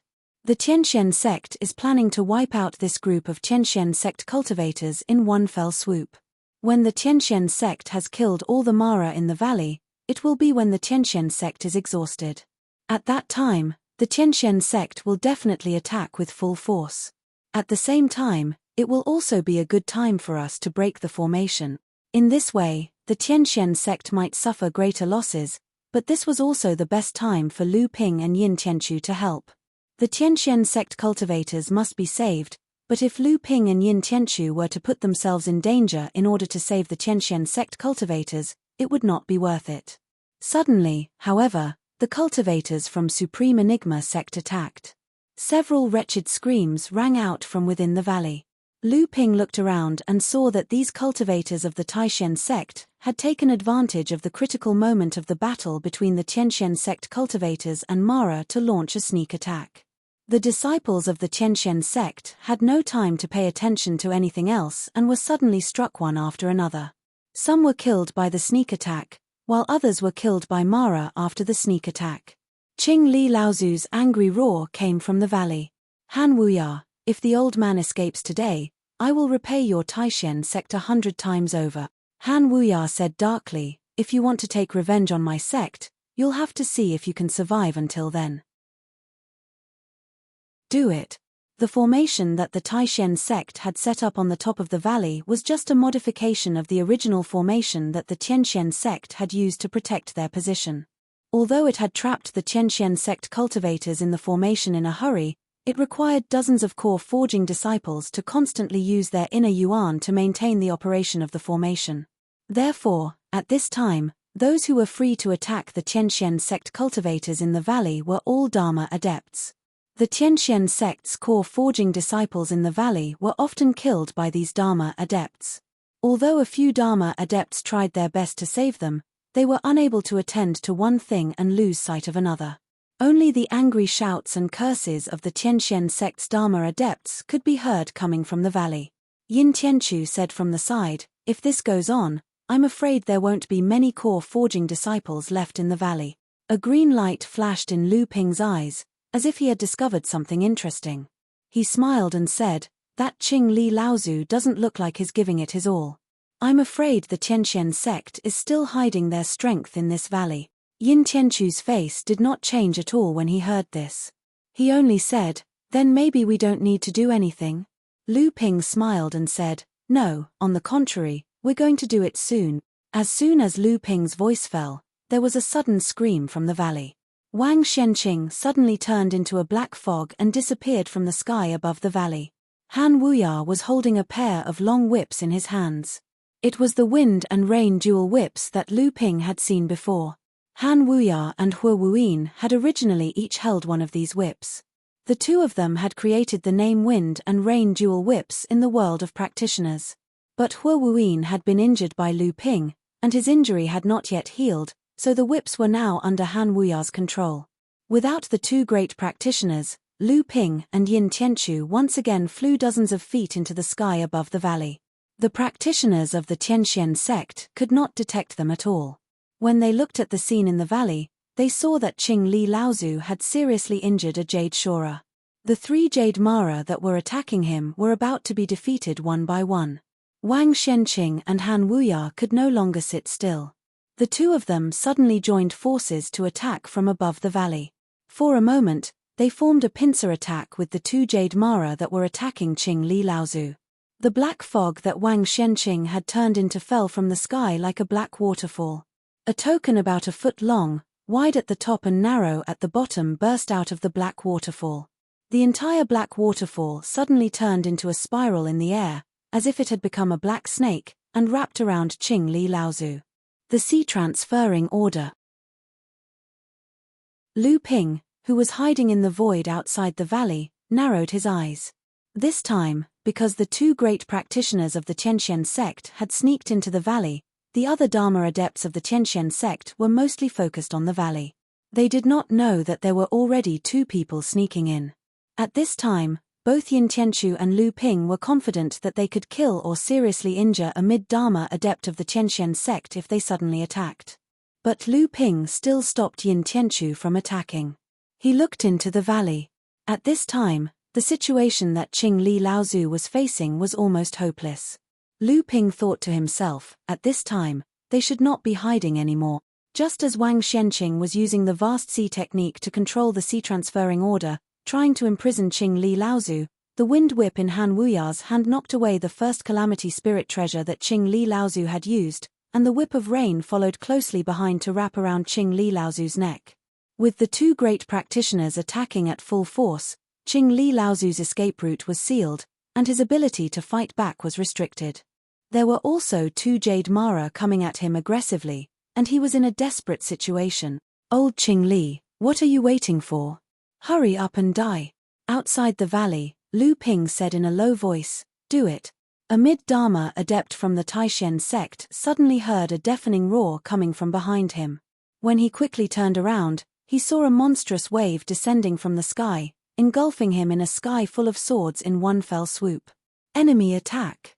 Ua! One of the mid-Dharma adepts had just shouted out loud when his voice stopped abruptly. He had already sensed that someone was attacking him. The treasure in his hand was already trying his best to protect his body, but Yin Tianchu's shapeless sword formula still managed to break through his protective spell and severely injure him. Chapter 13:13. Han Wuya revealed a proud expression. Ever since the battle at Zhonling's encampment, the Great Xian sect had become the laughingstock of the cultivation world. Not only did a large sect from the central continent go looking for trouble with a medium-sized sect from the northern sea, but they were also captured alive by a medium-sized sect that didn't even have a great cultivator. In the end, they were imprisoned and used as a tool. In the end, the two of them returned with serious injuries, and Hua Wuin's source was even heavily injured. This time, he had planned for a long time to deal with the forces of the Tianxian sect that were roaming around the periphery of the station. He finally found their secret station and successfully trapped them in it. He even lured a team of Devil Luo into the valley to kill them. Now, it was a great opportunity for him to reap the benefit. Old ghost Qing Li, what are you waiting for? Accept your death. Wishful thinking. Forefather Han Wuya's proud expression froze on his face. The tribulation spirit treasure in the hands of forefather Qing Li, which had been sent flying by Han Wuya's wind whip, was suddenly caught by a hand that reached out from the air. Then, a figure controlled the wind-stopping flag, which had originally belonged to forefather Qing Li, and charged toward Wang Xianqing in the air. As soon as it arrived, it blew away half of the black mist in the air. Even the black waterfall falling from the sky was blown to the side. It was this tilt that allowed Qing Li Laozu to easily break free from the black waterfall. Qing Li Laozu, who had lost his spirit treasure, smiled mockingly at Han Wuya. There was a flash of light in his hand and a 3-inch tall milky white porcelain bottle appeared in his hand. Grade 2 spirit treasure, spirit sealing bottle. How did this thing end up in your hands? Han Wuya didn't even care about the great cultivator from the Great Xian sect who had suddenly appeared and was fighting with Wang Xianqing. He just stared at the porcelain bottle in Qing Li Laozu's hand and let out a strange cry. He tried to retreat. However, Qing Li Laozu didn't use his grade 2 spirit treasure to fight with Han Wuya. Instead, while Han Wuya was retreating with the wind whip, he suddenly turned around. The grade 2 spirit sealing bottle suddenly rose from Qing Li Laozu's hand and expanded. The mouth of the bottle sucked in one of the jade shuras. The jade shuras were caught off guard and were sucked into the bottle. The other jade demon saw that its comrade couldn't fight back at all in front of this grade 2 spirit treasure. It was also scared and retreated. Han Wuya, on the other hand, had calmed down. The wind and rain dual whips created a storm of whip shadows in the sky. They stacked on top of each other and steadily advanced toward Qing Li Laozu. Even if Han Wuya's wind and rain dual whips weren't as good as a second tribulation spirit treasure, it was enough to fight against the Qing Li forefather. If the Jade Demon had taken the opportunity to attack again, Han Wuya still had a chance to defeat the Qing Li forefather. What's more, the cultivators of the Supreme Mystery Sect had already begun to join the battle in the valley. Although the exhausted Supreme Mystery Sect had gained the upper hand in the battle against the demonic Luo army and had a backup plan, the Supreme Mystery Sect had been waiting for them to tire themselves out.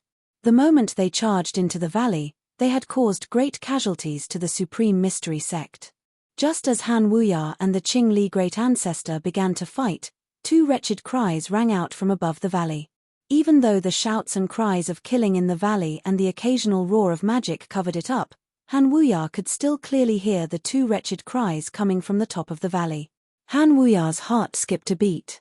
Oh no, the sky above the valley has been sealed by a formation. It is impossible for the cultivators of the Tianxian sect to break out of the formation. Then there is only one possibility. Someone has attacked the cultivators of the Tianxian sect. Once the formation was broken, Han Wuya's painstaking plan to destroy the outer encampment of the Tianxian sect would be in vain.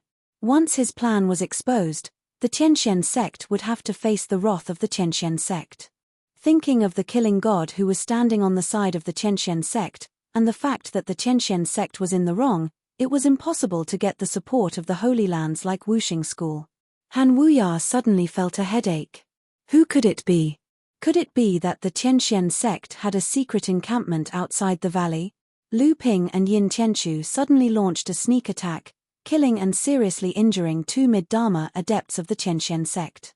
The rest of the Tianxian sect cultivators surrounded the two, But most of the Dharma adepts of the Tianxian sect had already entered the valley to kill the Tianxian sect cultivators. Most of the core forging disciples were left in the sky above the valley to assist in the operation of the formation. Coupled with a few Dharma adepts who stayed behind to guard the formation, although they had the advantage in numbers, under the rampage of Lu Ping and Yin Tianchu, there were indeed heavy casualties.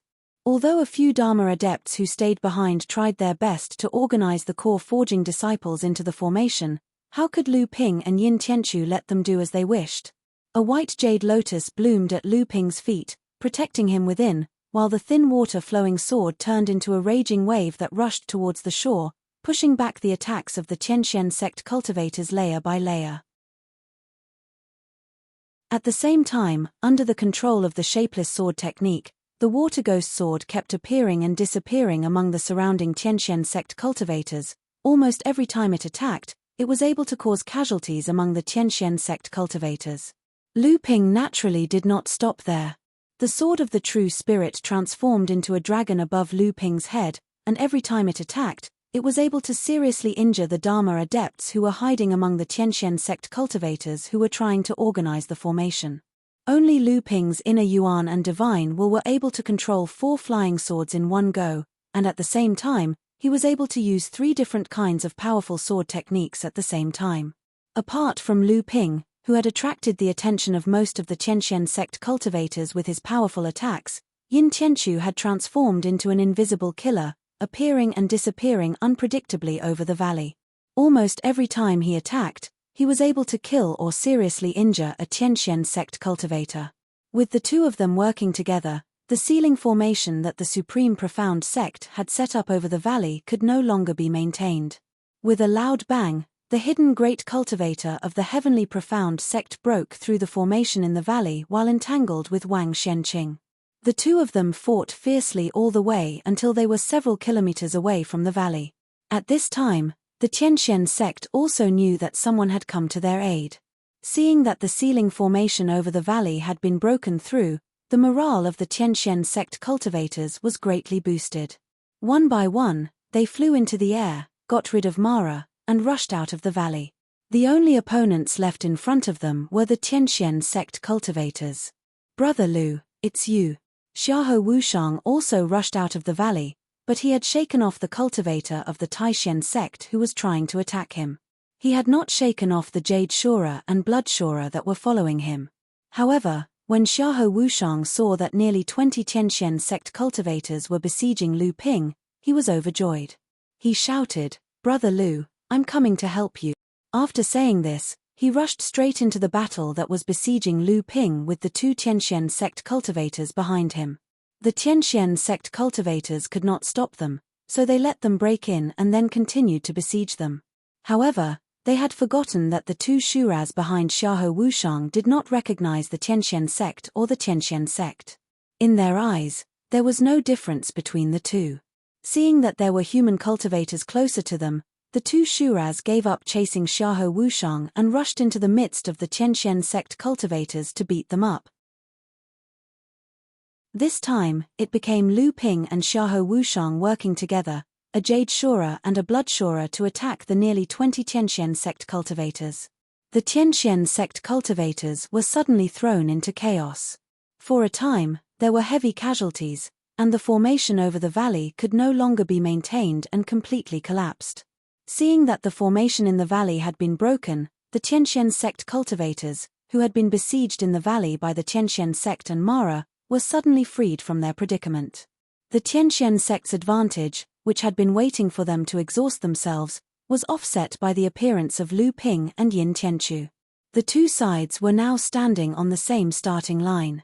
However, at this time, the Tianxian sect's morale was greatly boosted.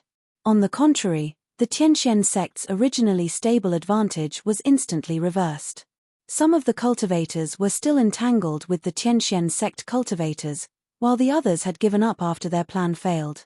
The battle was now in the Tianxian sect's favor. "Lu Tianping, so it's you." Han Wuya roared through gritted teeth. However, at this time, he was too tired to deal with the flames coming out of the spirit-fixing bottle held by Qing Li Laozu.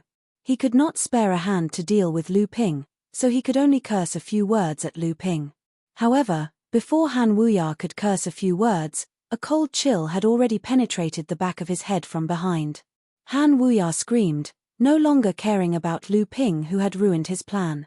The spiritual qi in his body boiled, and the light under his feet flashed continuously. He had already appeared several feet behind him, and at the same time, the wind whip in his hand had already exploded. The strong wind it had stirred up was already whipping behind him. Clang! A dagger appeared in mid-air, blocking the wind whip. The black-robed Yin Tianchu was sent flying back by Han Wuya's fierce counterattack. However, at this time, Qing Li Laozu stretched out a finger and a tongue of flame took the opportunity to lick Han Wuya's body.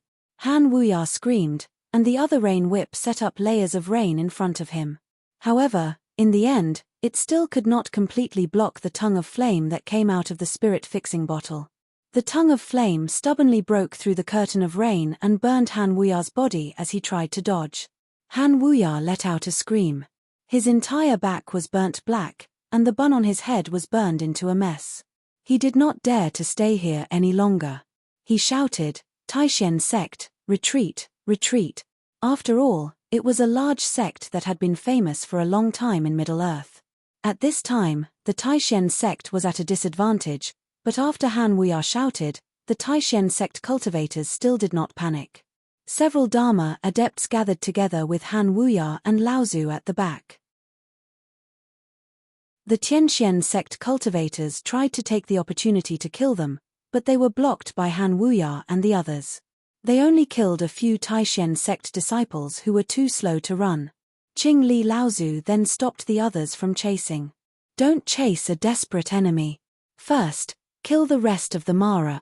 The cultivators who were left behind to guard the valley were no longer worried.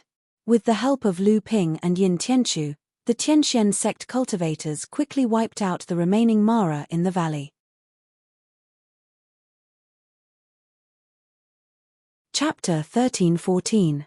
At the end of the day, this group of Mara cultivators had merely been lured here by the Taishen sect to deplete the strength of the Tianxian sect cultivators in this secret encampment. Many of them had already been killed in the chaotic battle earlier.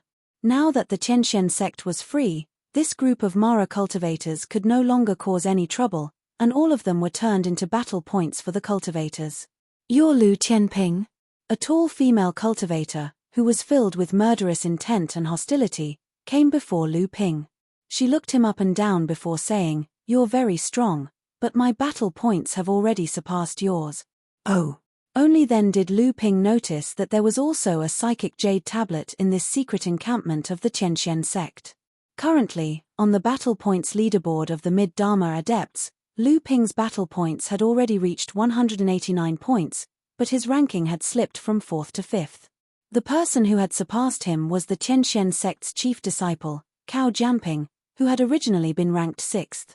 She was now ranked 4th with 193 points. Qin Shijun was still in first place, with 214 points.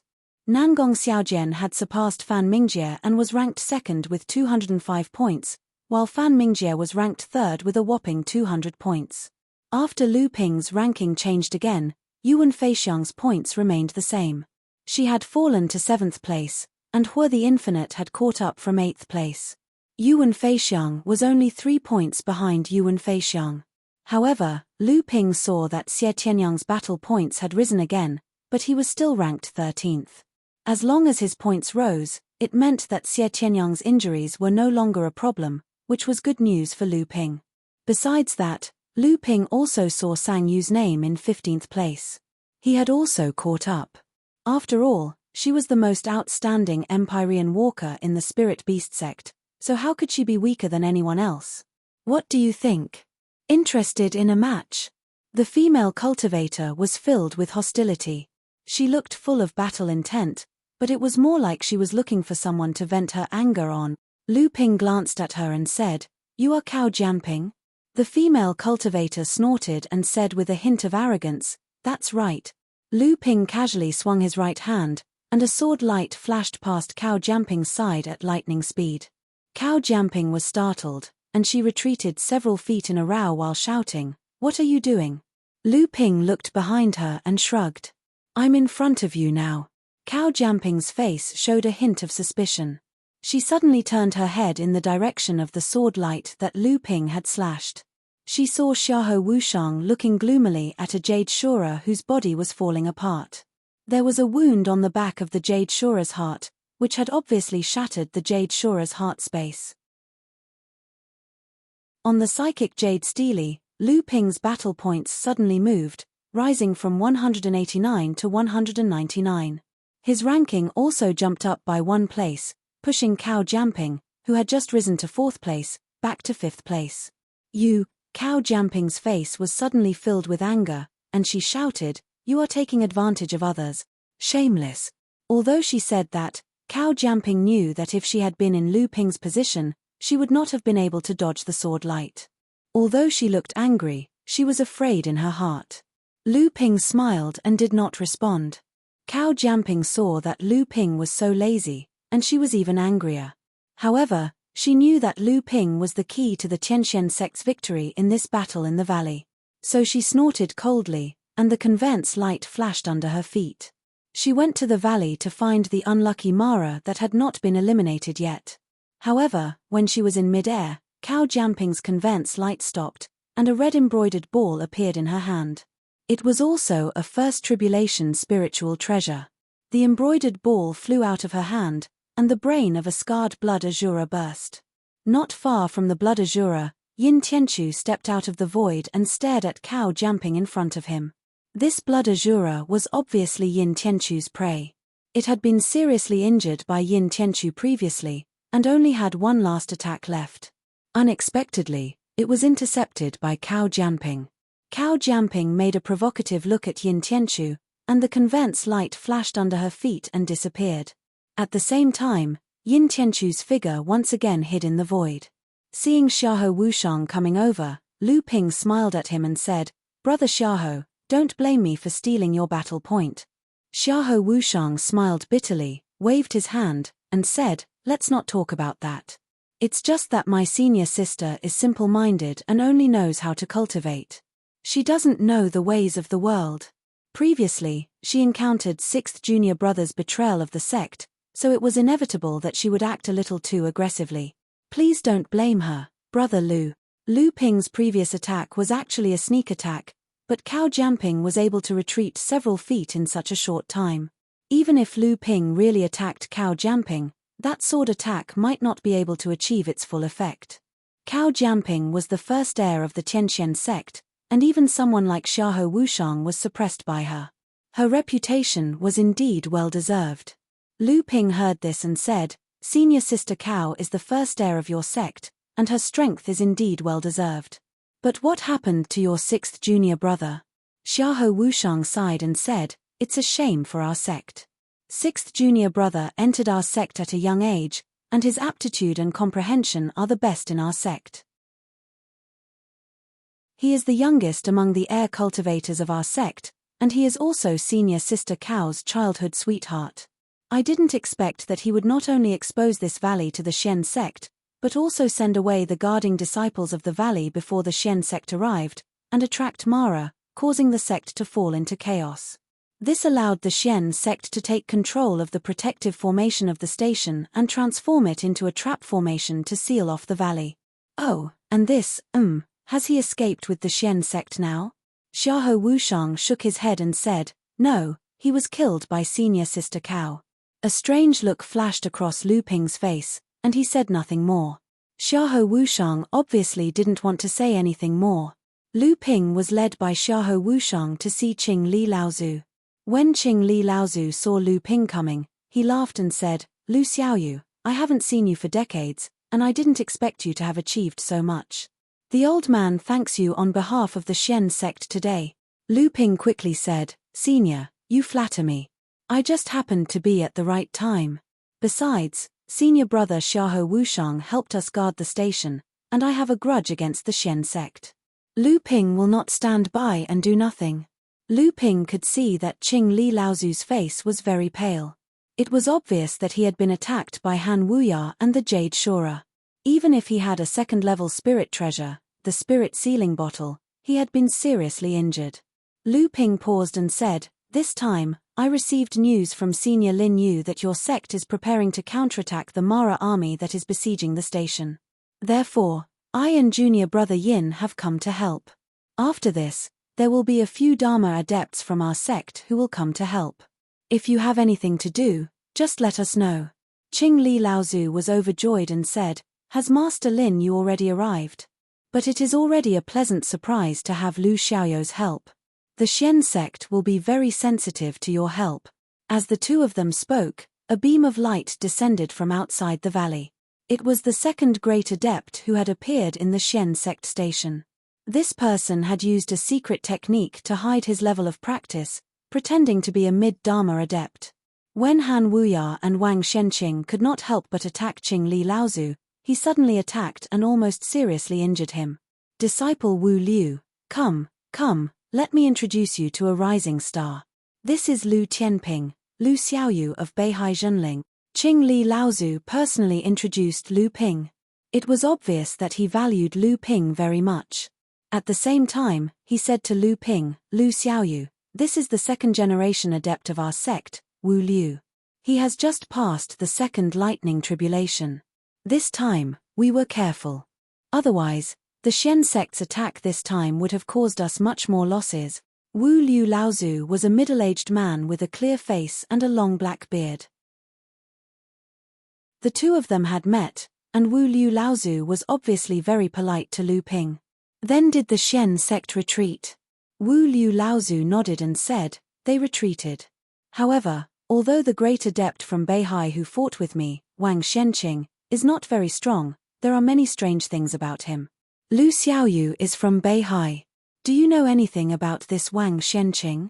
Lu Ping knew that Xiahou Wushang must have told the elders of the sect about the last battle, so he was not the least bit surprised that Wu Liu Laozu knew about Wang Xuanqing's identity. Hearing Wu Liu Laozu's words, Lu Ping also wanted to ask the two Laozu about this matter, so he told them about Wang Xuanqing's background. In the end, he said, this Wang Shenqing has been seriously injured by me. Unless he can obtain the legendary Samling 5 Elements elixir, there is no way he can recover. Moreover, this person's talent is not necessarily very good, so it is impossible for him to push his level of practice from the early Dharma stage to the late Dharma stage in just 100 years.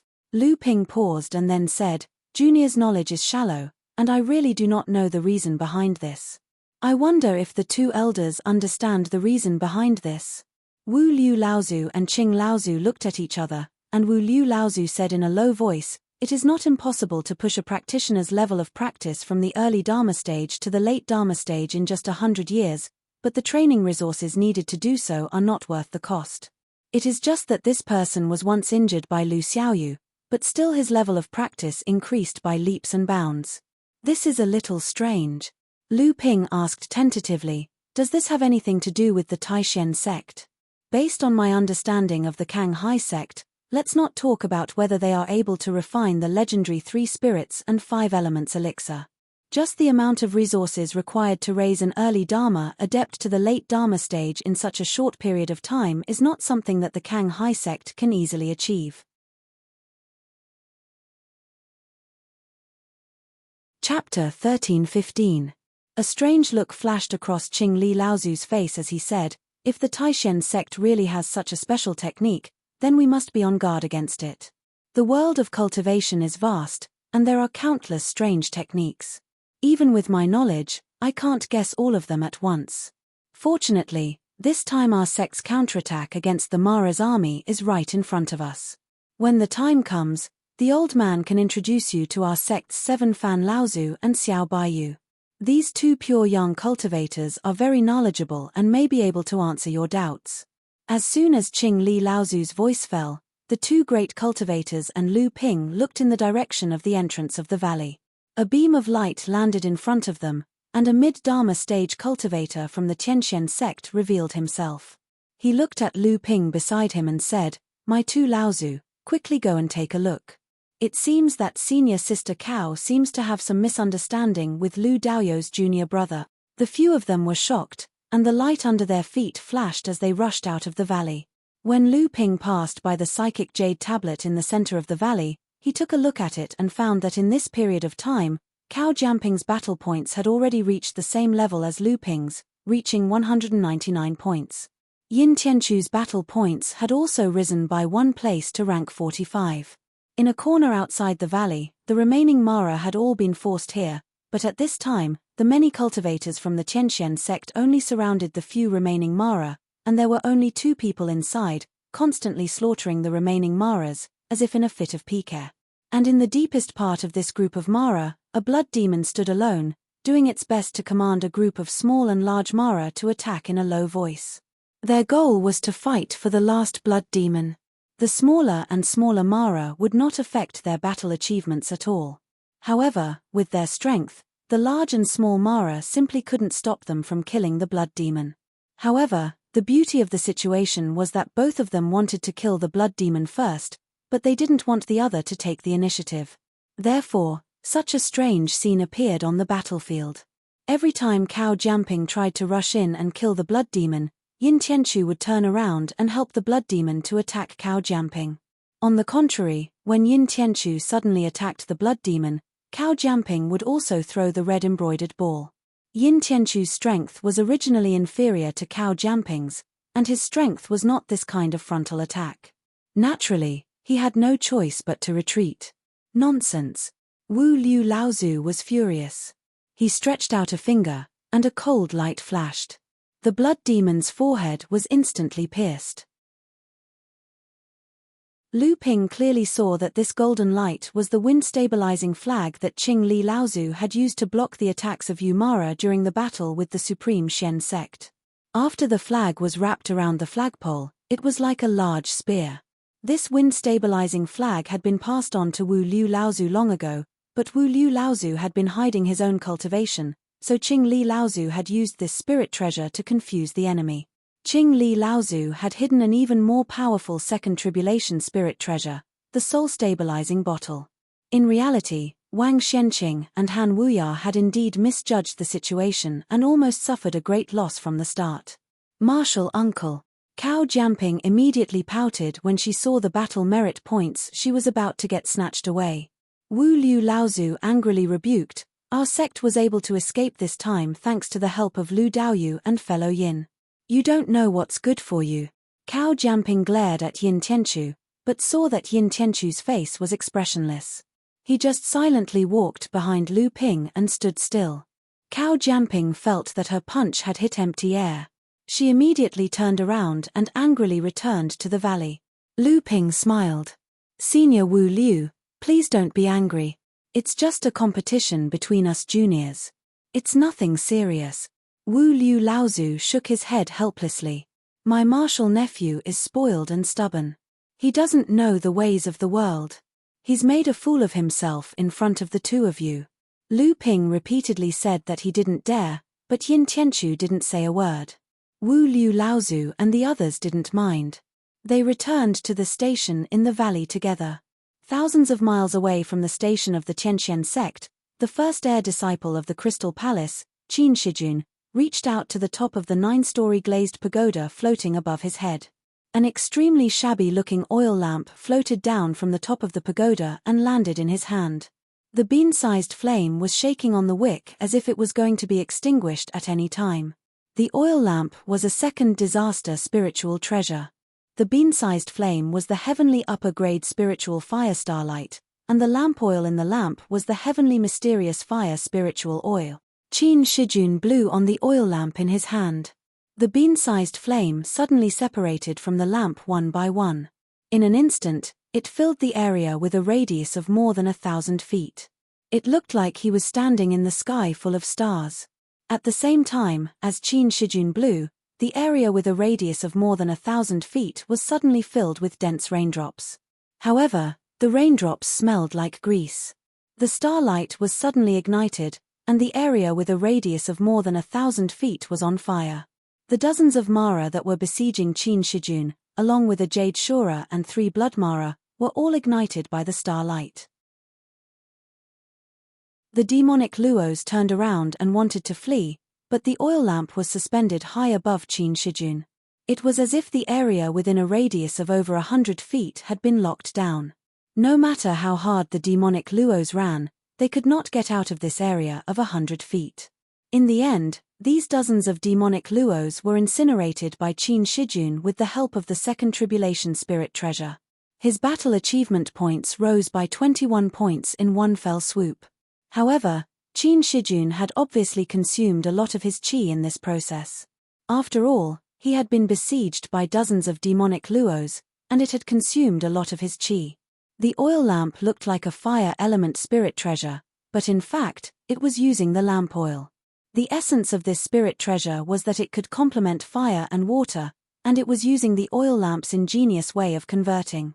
The oil lamp was put back into the 9-story glazed pagoda, and then the pagoda shrank and disappeared behind Qin Shijun. Qin Shijun held the 2 high-quality spirit stones in his hand, and he used the time to recover the qi in his body. There were already a few lights coming from the sky. As the lights landed, a few Dharma adepts of similar age appeared. Qin Shijun opened his eyes and asked with a smile, "Brothers, how did the battle go?" The few adepts looked at each other, and one of the mid-Dharma adepts was the first to speak. "Big Brother is invincible. If Big Brother had not single-handedly fought against a third of the Mara team, I'm afraid that with just the few of us, we would not have been able to get any battle points from this team of Mara." Qin Shijun chuckled and said, "Junior brothers, you're being too modest. If it weren't for your cooperation, I wouldn't have dared to challenge so many evil luos." Another mid-Dharma adept asked, "This time, Big Brother's points on the battle achievements list must have increased greatly, right? Big Brother's position at the top is becoming more and more stable." Qin Shijun's eyes showed a hint of pride, but he said, "Sigh, I can't say for sure. Fan Mingjie from the Purple Sun Palace and Nangong Xiaojian from the Skyward Pavilion are not simple characters. Also, Lu Tianping from the North Sea, Yuan Feixiang from the Yuan family, and Xie Tianyang from the Purple Sun Palace are not weak either. If not for the fact that the 2 of them did not attack Mara during this period of time, the 2 of them would not have stayed on the battle achievements list until now." At this point, Qin Shijun sighed and said, "It's a pity that second brother and third brother did not come this time. Fourth brother and fifth brother's cultivation and strength are still a little lacking, and they are unable to squeeze into the top 20 on the battle achievements list. Otherwise, I would not be the only one in the top 10 on the battle achievements list." Immediately, another disciple flattered, "Just Big Brother alone is enough. With second brother and third brother here, the 3 of you will dominate the top 3 on the battle achievements list. Do you still have the face of the other sects?" The crowd burst into laughter and shouted loudly, "Yes, yes, the Crystal Palace is magnanimous. No matter what, we have to leave some face for the disciples of the other Holy Land." Naturally, Qin Shijun would not argue with these brothers. Not to mention dominating the top 3, it would be extremely difficult for the 3 disciples of the Crystal Palace to all enter the top 10. Qin Shijun's eyes flashed, and he looked at an early Dharma adept behind the crowd. He raised his hand to stop the crowd from laughing, and said to the adept behind him, "Brother Ouyang, how have your battle achievements increased recently?" Seeing that Qin Shijun was so concerned about this person, many of the disciples of the Crystal Palace could not help but look envious and resentful. The expression of this adept did not change, and he said, reporting to Big Brother, "Thanks to Big Brother's care these days, I have now risen to the 24th place on the battle achievements list of the early Dharma adepts. I believe that in a few days, I will be able to rush into the top 20. Qin Shijun nodded, looked at him, and smiled. "Not bad, Brother Ouyang's swordsmanship is very impressive. Now that you are at the peak of the early Dharma adepts, it seems that you can summon the Thunder Trial at any time and advance to the mid-Dharma adept." Brother Ouyang's hair stood on end under Qin Shijun's gaze, and he suppressed the surprise in his heart. Big Brother's eyes are like a torch. I am indeed only one step away from the mid-Dharma adept, but I still want to build a stronger foundation. Therefore, before the battle at the 9 Shen Tower is over, I will not advance to the mid-Dharma adept. Qin Shijun nodded and praised him. "Not bad, brother, it is good that you have this idea. With your early Dharma adept level, you can still occupy the early Dharma adept points list and gain the opportunity to enter the 7th Patriarch's altar. If you summon the Thunder Trial now, even if you have battle achievements, you can still exchange them. Among the mid-Dharma adepts, you will definitely not be able to get on the battle achievements list. Brother Ouyang bowed his head and said, "You are right, big brother." Qin Shijun looked at him playfully and said, "I heard that Brother Ouyang has some enmity with that Lu Qianping. However, junior apprentice brother, I advise you not to provoke him for now. The current him is far from what you can handle. You have learned quite a bit in Water Crystal Palace these past few years, but if you want to match Lu Qianping, it is best for you to rely on your own strength. Water Crystal Palace will not interfere in the personal grudges between cultivators."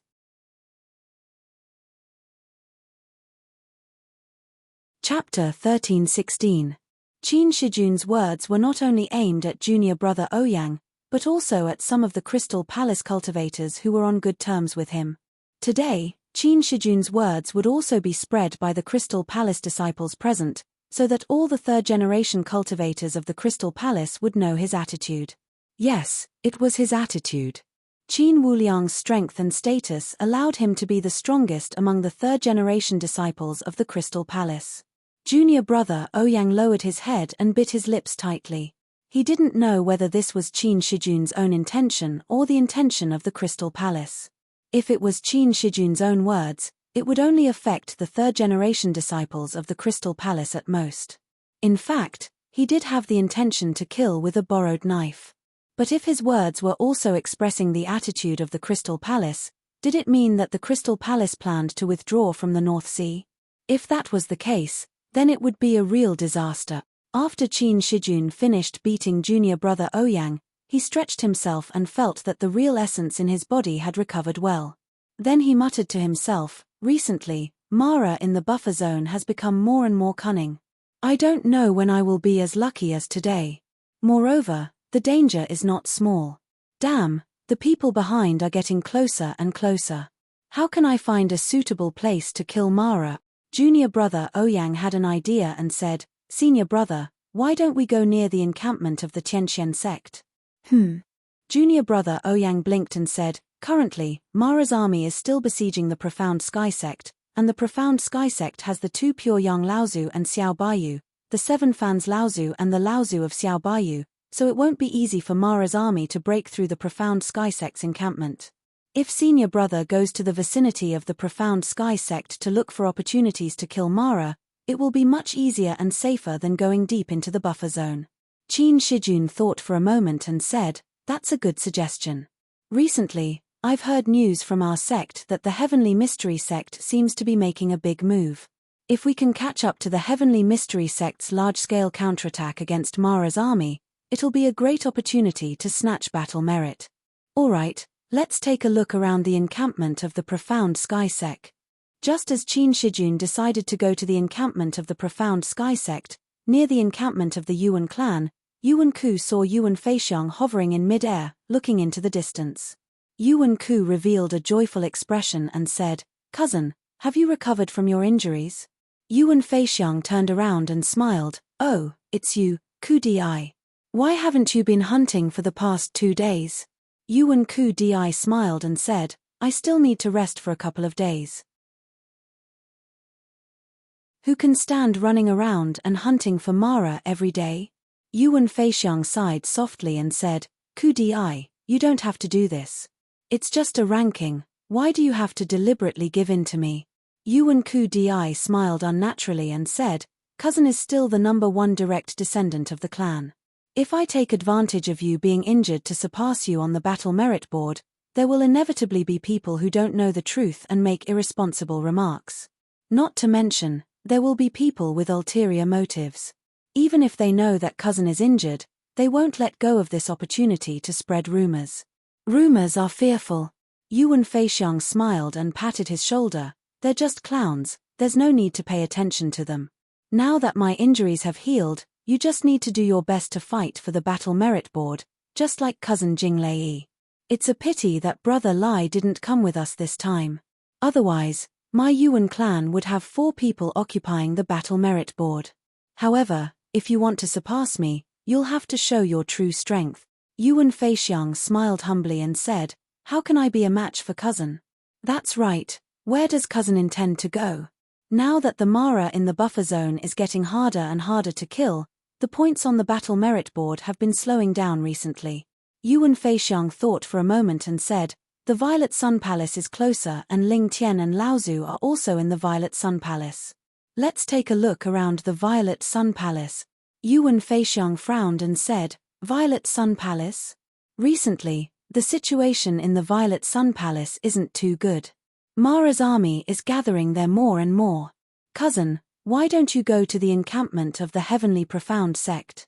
Yuan Feixiang turned around and said with a smile, Ku Di, you have to understand that no matter how strong Mara is, they will still be defeated. The existence of Mara is only to kill people. Yuan Feixiang's expression changed slightly and no one knew what he was thinking. When he turned around, Yuan Feixiang's lips curled up slightly and a mocking smile hung on his face. The Qingming River flowed past the Nine Profound Tower and suddenly made a big turn towards the south. Thousands of miles downstream of the Qingming River was the encampment of the other sacred land of the Middle Earth, the Skyward Pavilion. At this moment, Zhong Zhifei of the Lingyun Valley was leading a few cultivators of the same level to chase after a group of Mara's troops in the buffer zone. Senior brother, don't take the risk. It's not worth it to chase into the depths of the buffer zone just for a ranking. If you alarm the Mara's army that is attacking the Nine Profound Tower, not only you, but even the encampment of the sect will be in trouble. Zhong Zhifei cursed angrily, damn it, that Qin Shijun is like a madman. I don't know where he found so many Mara for him to kill. If it really doesn't work, I will invite a few great cultivators from the encampment to help me get more battle merit. Senior brother, why don't we go to the vicinity of the Skyward Pavilion's encampment? Zhong Zhifei was stunned and asked, what do you mean? Senior brother, look at these people on the leaderboard. Whether it is Lu Tianping of the Northern Sea, Yuan Feixiang of the Yuan clan, Yuan Ku, Fan Mingjie, Xie Tianyang, Cao Jianping, Sima Chongfeng, or even Yu Ziqing of the Talisman Pavilion, the reason why these people are able to do so is because the encampment of their sects has been attacked by Mara's army. These people can be said to be the pavilion closest to the water enjoying moonlight first. All they need to do is keep killing Mara to increase their battle merits. There is no need for them to waste time searching for traces of Mara in the buffer zone like us. Zhong Zhifei thought about it and said with a smile, what you said makes sense. No wonder eldest senior brother didn't go to the buffer zone when he came from the sect and went east instead. He must have gone to the vicinity of the Skyward Pavilion's encampment, where Mara's army is facing off against the Skyward Pavilion. It is a good place to earn battle merits. Zhong Zhifei chuckled and said, as expected of eldest senior brother. Come, let's go as well. After the secret encampment in the valley was exposed, Qing Li Laozu brought everyone to a secret place near the encampment of the Heavenly Mystery sect. At this moment, Lu Ping and Xiahou Wushang were waiting for someone outside the encampment. A bird cry came from the sky. Lu Ping and Xiahou Wushang hurried to greet them, and a loud laugh was heard. Brother Lu, Brother Xiahou, we meet again. Lu Ping watched as Sang Yu jumped down from a soaring demon eagle and said with a smile, Brother Sang Yu, you're late. Sang Yu smiled and said, on the way, we encountered a group of Mara's obstruction. After a fierce battle, we were delayed for a while. Come, let me introduce you to the other Empyrean walker of our sect, Senior Brother Feng Jizu. Senior Brother Feng, these two are Lu Tianping of the Northern Sea and Xiahou Wushang of the Heavenly Mystery sect that I've mentioned to you before. The soaring demon eagle circled in the air and landed with a tall and skinny cultivator on it. After he landed, he nodded at Lu Ping and waved at the soaring demon eagle. The eagle soared into the sky again, circled above everyone's heads a few times, and then headed toward the encampment of the Heavenly Mystery sect. Sang Yu smiled and said, this soaring demon eagle is Senior Brother Feng's natal mystical beast. It's extremely fast and has the natal ocular technique. With Senior Brother Feng's soaring demon eagle around, we won't be able to know the movements of the Mara's army like the back of our hands, but at least we won't be surrounded by the Mara's army. The four of them chatted as they walked into the secret encampment. Only then did Lu Ping ask, did your sect send a pure young Laozu as well? Sang Yu smiled and said, that's right. Our sect's Feng Lu Laozu has a good relationship with the two seniors, Xiao Baiyu and Qi Fan. He'll definitely come this time. Ha. Lu Ping laughed and said, "For pure young cultivators, I think victory is in our grasp. It's just that we don't know when we'll launch our counterattack. When the time comes, it'll be a good opportunity for us to hunt for battle merits. Brother Lu, you've been quiet recently, but your position on the battle merit list is getting further and further away. There's no hurry. Annihilating Mara's army isn't something that can be done overnight. There will be plenty of opportunities in the future. Besides, Brother Sang, you've been taking your time. I'm afraid you're also accumulating strength and waiting for the pure yang to give the order, right? When the counterattack will naturally be decided by the pure yang Laozu. When the time comes, we'll just be fighting for battle merits and helping them by the side.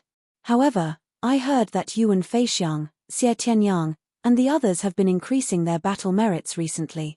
I'm afraid the battle for the battle merit list will become even more intense. If that's not the case, wouldn't it be too boring? Haha, Brother Lu is indeed confident. However, it's true that the battle for the battle merit list has only just begun.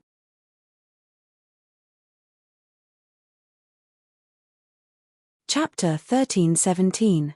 Lu Ping and Yin Tianchu left the secret encampment of Qing Li, Laozu, and the others, heading northwest to meet up with Qinghu, Liu Qianyuan, and the others who were supposed to arrive today. However, the two of them had traveled hundreds of kilometers, but still did not find any trace of Qinghu and the others. Although the two of them did not speak, their expressions grew more and more solemn. Suddenly, the two of them felt a slight disturbance of spiritual qi. Without hesitation, the two of them flew in the direction of the disturbance. As the two of them moved forward, Yin Tianchu's figure became more and more indistinct, while Lu Ping's expression became increasingly gloomy. Dozens of kilometers away, Yuan Ku and Yuan Jinglei led several cultivators from the Yuan clan to stop Qinghu and the others. Yuan Ku smiled and said, "Zhenling's people, your clan has been in the limelight recently, but this Mara group belongs to us now. You should leave." Qinghu's expression darkened and she snorted coldly. "Why? We were the first to discover Mara's tracks.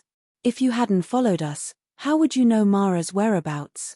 Yuan Jinglei sneered, "We're doing this for your own good. This Mara group's strength is not something that the few of you can handle. We stopped you because we didn't want you to die. You don't know what's good for you, so scram." Qinghu's expression was one of anger, but Liu Qianyuan held her back and said in a low voice, "The Yuan clan is the top clan in the world of practitioners, and I don't think they are the type to bully others. Since everyone already knows the tracks of this Mara group, and this friend here also said that this Mara group is very strong, why don't we join forces and annihilate them? After all, Mara is our greatest enemy. If we join forces, our chances of winning will be higher, so why not?" Yuan Ku looked at Liu Qianyuan playfully. Feeling the strong aura around Liu Qianyuan, she knew that although this person was only an early Dharma adept, his strength was not much weaker than the mid-Dharma female adept. Thus, the scorn on her face faded a little, and she smiled and said, "Are you saying that we should each rely on our own abilities?" Qinghu snorted coldly, but she also knew that Liu Qianyuan's suggestion was not wrong. The opponent's strength was obviously stronger than theirs, and if they continued to argue with them, they would end up with nothing. It was better for them to join forces and annihilate this Mara group. When the time came, they would each rely on their own abilities. No matter how strong the Yuan clan was, it was not impossible for them to gain a piece of meat. Ha ha!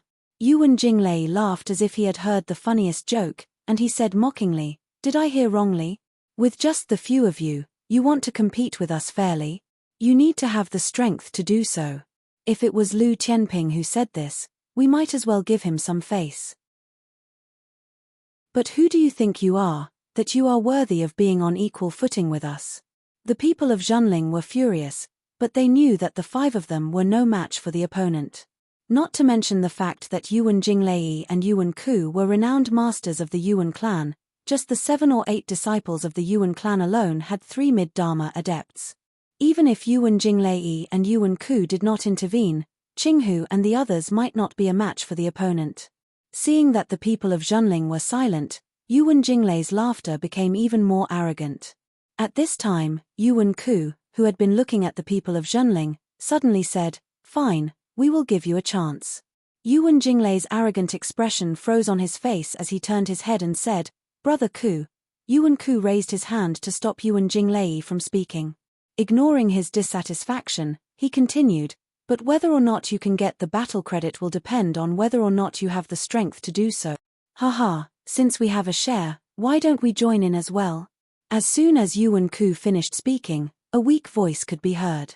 However, there was no movement in the air, and the 5 Dharma adepts of Zhenling became even more silent. Yuan Jinglei looked around cautiously, but Yuan Ku, who was beside him, did not seem surprised. He looked at the sky to the side and said with a smile, so it's the Juzi of the water element from Wuxing School.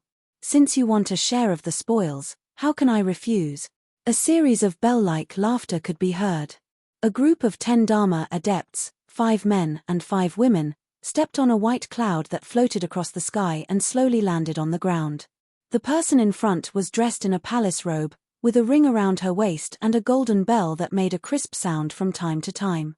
It was the Juzi of the water element from Wuxing School, Shui Jiro. Beside Shui Jiro was the leader of the 5 male adepts. This person was tall and had an imposing appearance.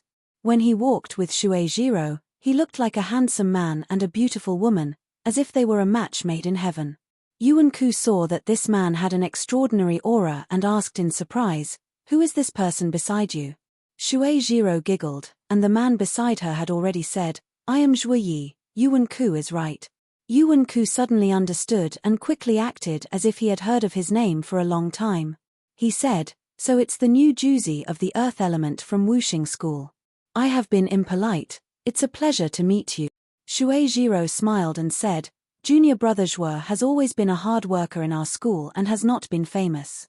This time, after brother Tu fell, junior brother Zhuo has taken over the position of the Juzi of the earth element. This is the first time he has walked in the world of practice." Yuan Ku clapped her hands and said with a smile, "This time, the group of Mara we are tracking is indeed quite strong.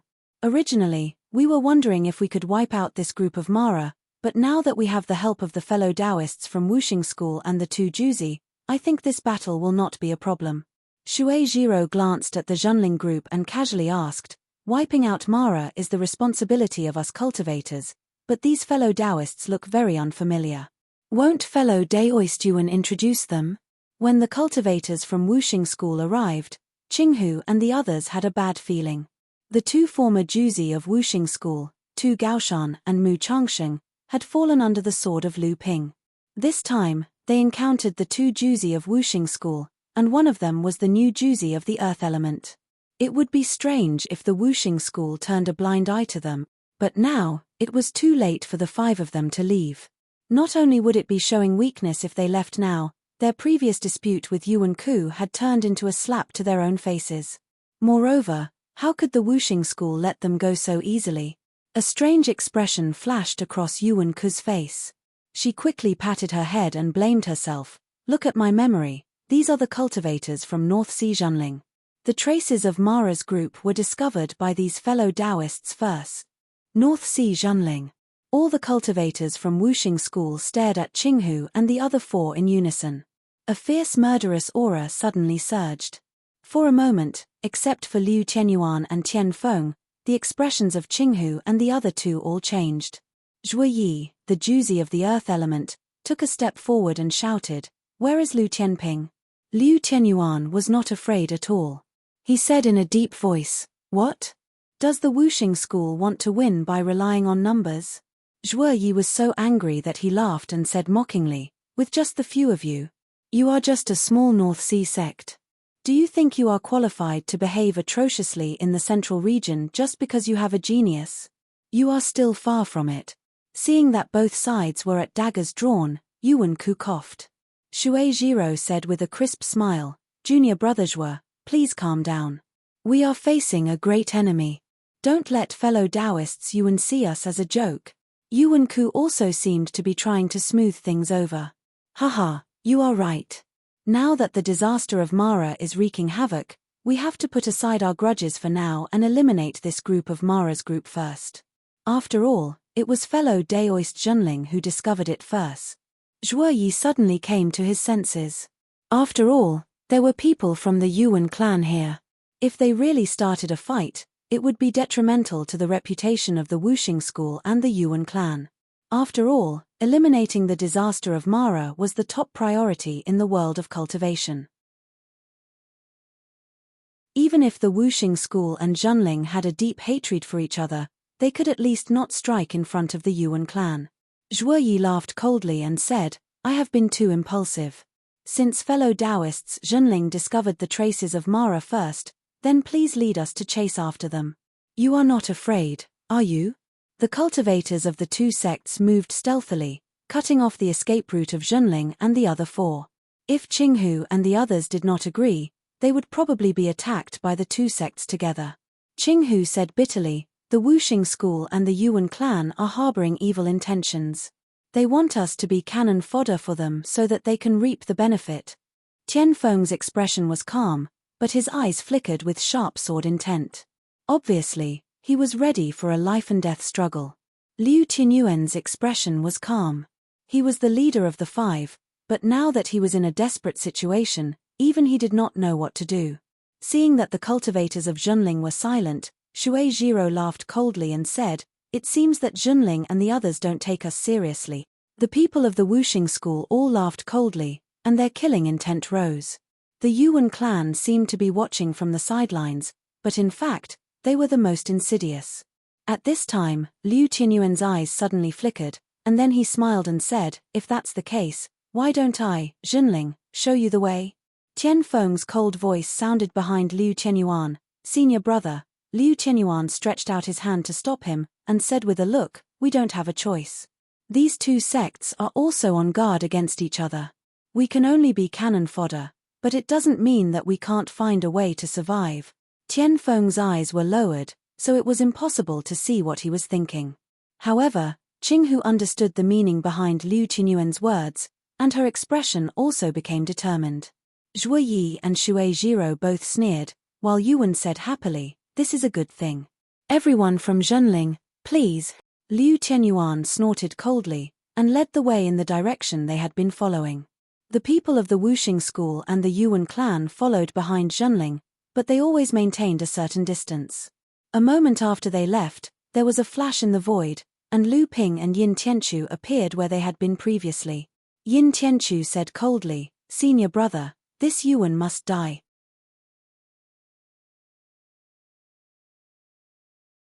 Chapter 13:18. Not only Yin Tianchu, but even Lu Ping also felt a strong desire to kill Yuan Ku, who was like a smiling tiger. But before he could completely destroy the Wuxing school and the Yuan family cultivators, Lu Ping obviously would not let Yin Tianchu take the risk to assassinate Yuan Ku. Moreover, Yuan Ku's power was not weak, at least in Lu Ping's opinion. He was not any weaker than the direct descendants of the Holy Lands that he knew. Qinghu and the others had already engaged the Mara army. The cultivators of Wuxing school and the Yuan family, who were hiding in the void behind them, were secretly glad that they had chosen to cooperate with the Mara army this time.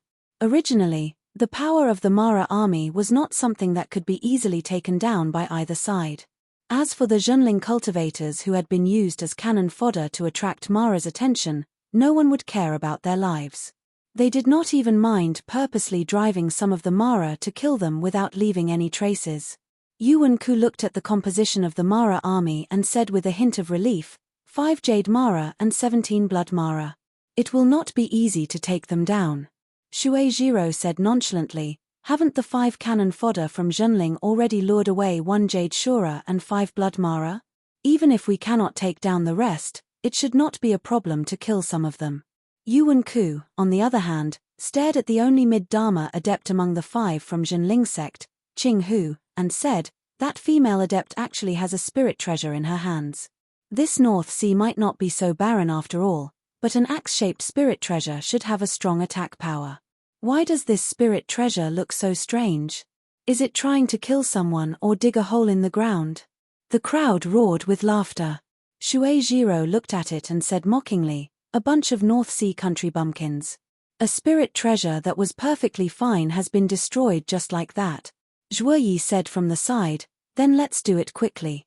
The 5 Zhenling cultivators will not be able to hold out for long. There were 10 people from Wuxing School, and 4 of them were mid-Dharma adepts.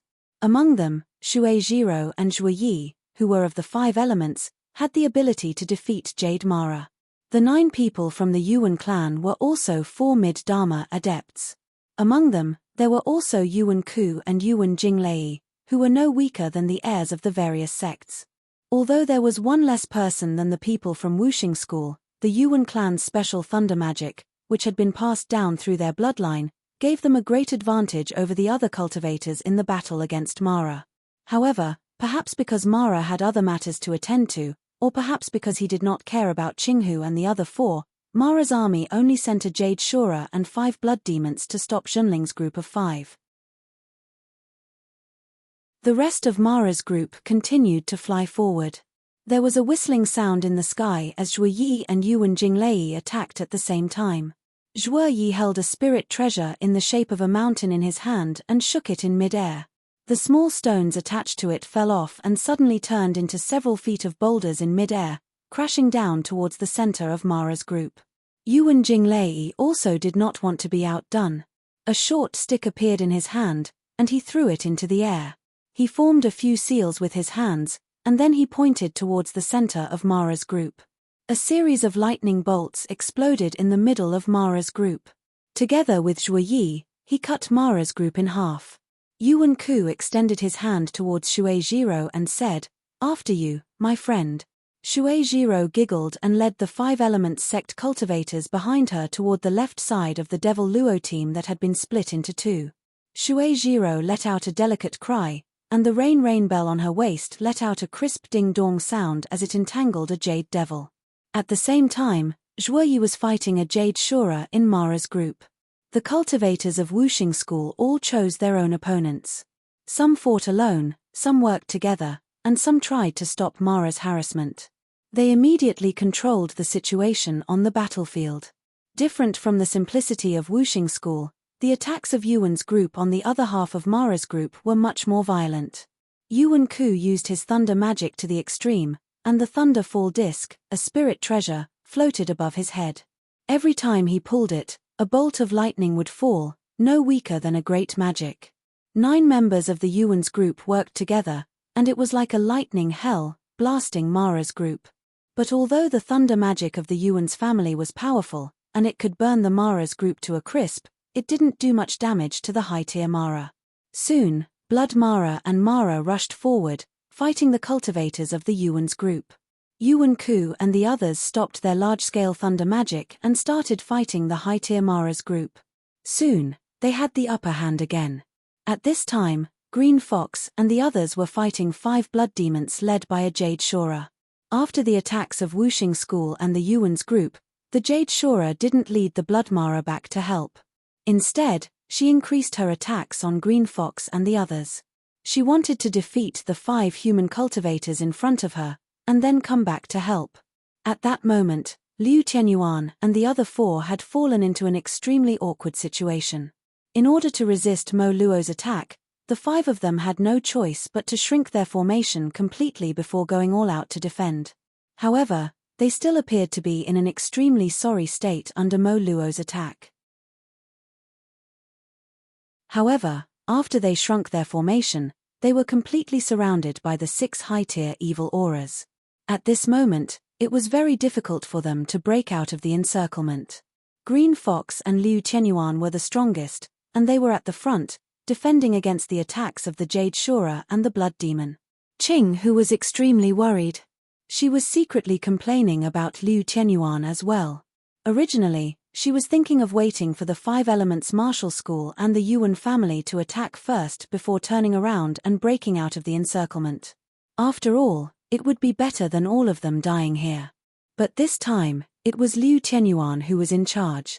Before they left the base, Lu Ping knew that Green Fox and the others were lazy, so he told Green Fox to follow Liu Tianyuan's orders. That was why Green Fox had followed Liu Tianyuan's orders and defended. Now that they were in this situation, it would be difficult for them to break through.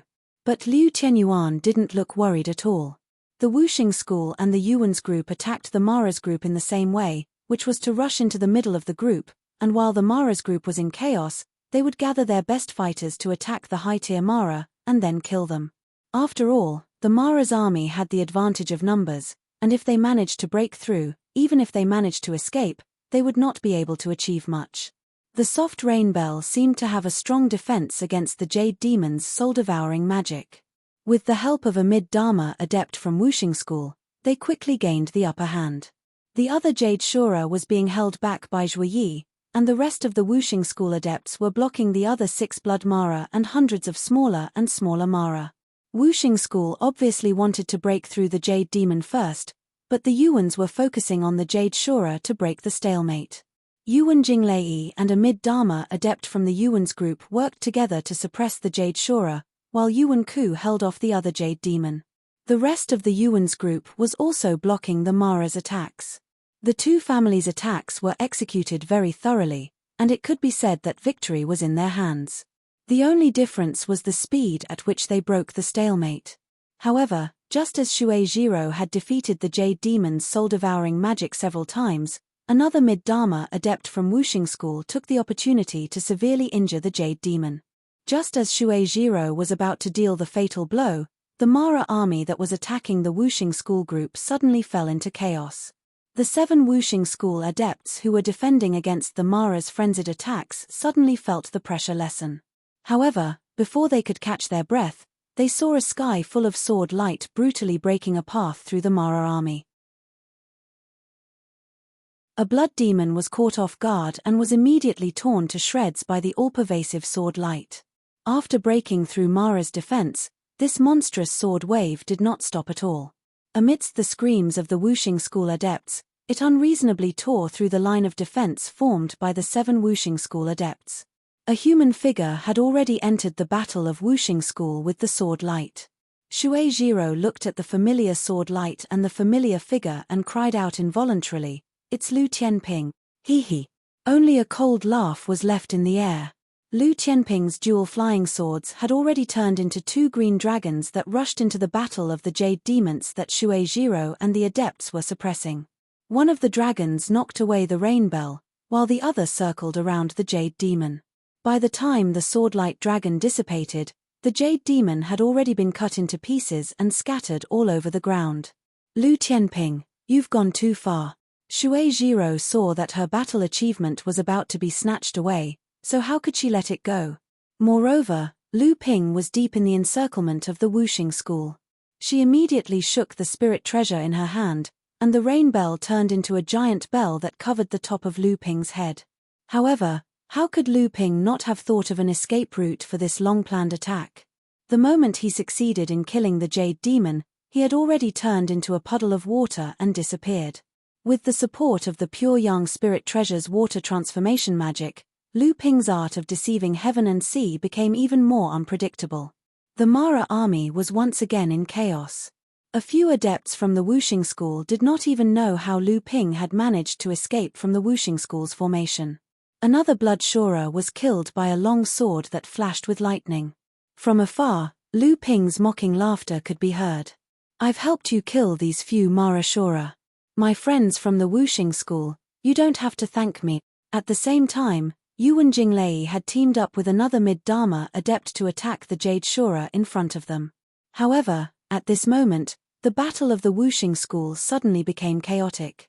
Lu Ping's laughter could be heard from afar, and it even caused many adepts from the Yuan family to panic. At this moment, Yuan's divine consciousness suddenly detected that someone had appeared on the battlefield. He immediately exclaimed, "Brother Lei, be careful." However, it was too late. A black figure rushed into Yuan Jinglei's formation like lightning, and the Taishen thorn pierced through the chest of the dying Jade Shura. Then, a cold light flashed, and the Jade Shura's head flew high into the air. Yin Tianchu looked at Yuan, and his cold eyes flashed with sarcasm and murderous intent.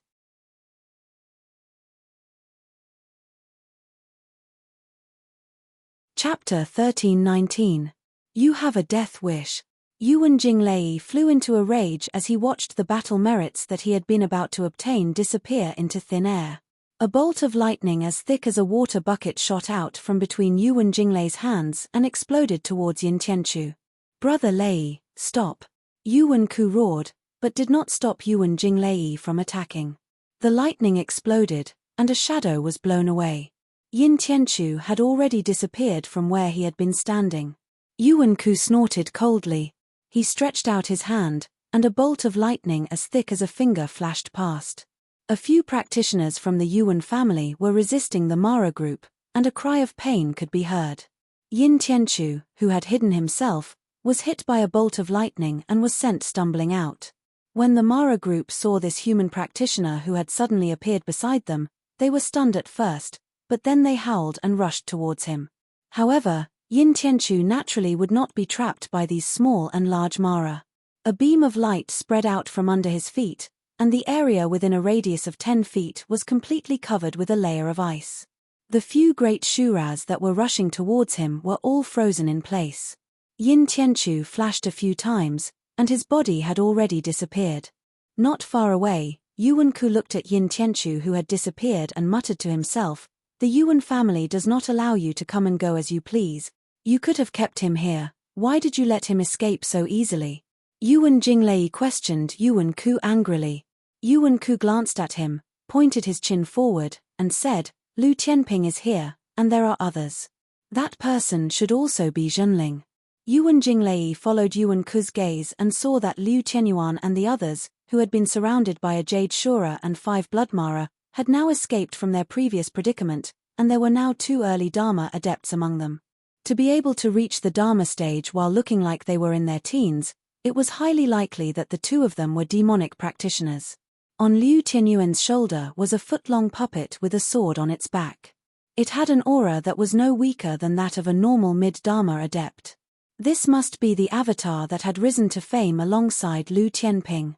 Yuan Jinglei roared, and the 1,000 thunder rod smashed down from mid-air, smashing the head of the jade demon that Yuan Ku had suppressed.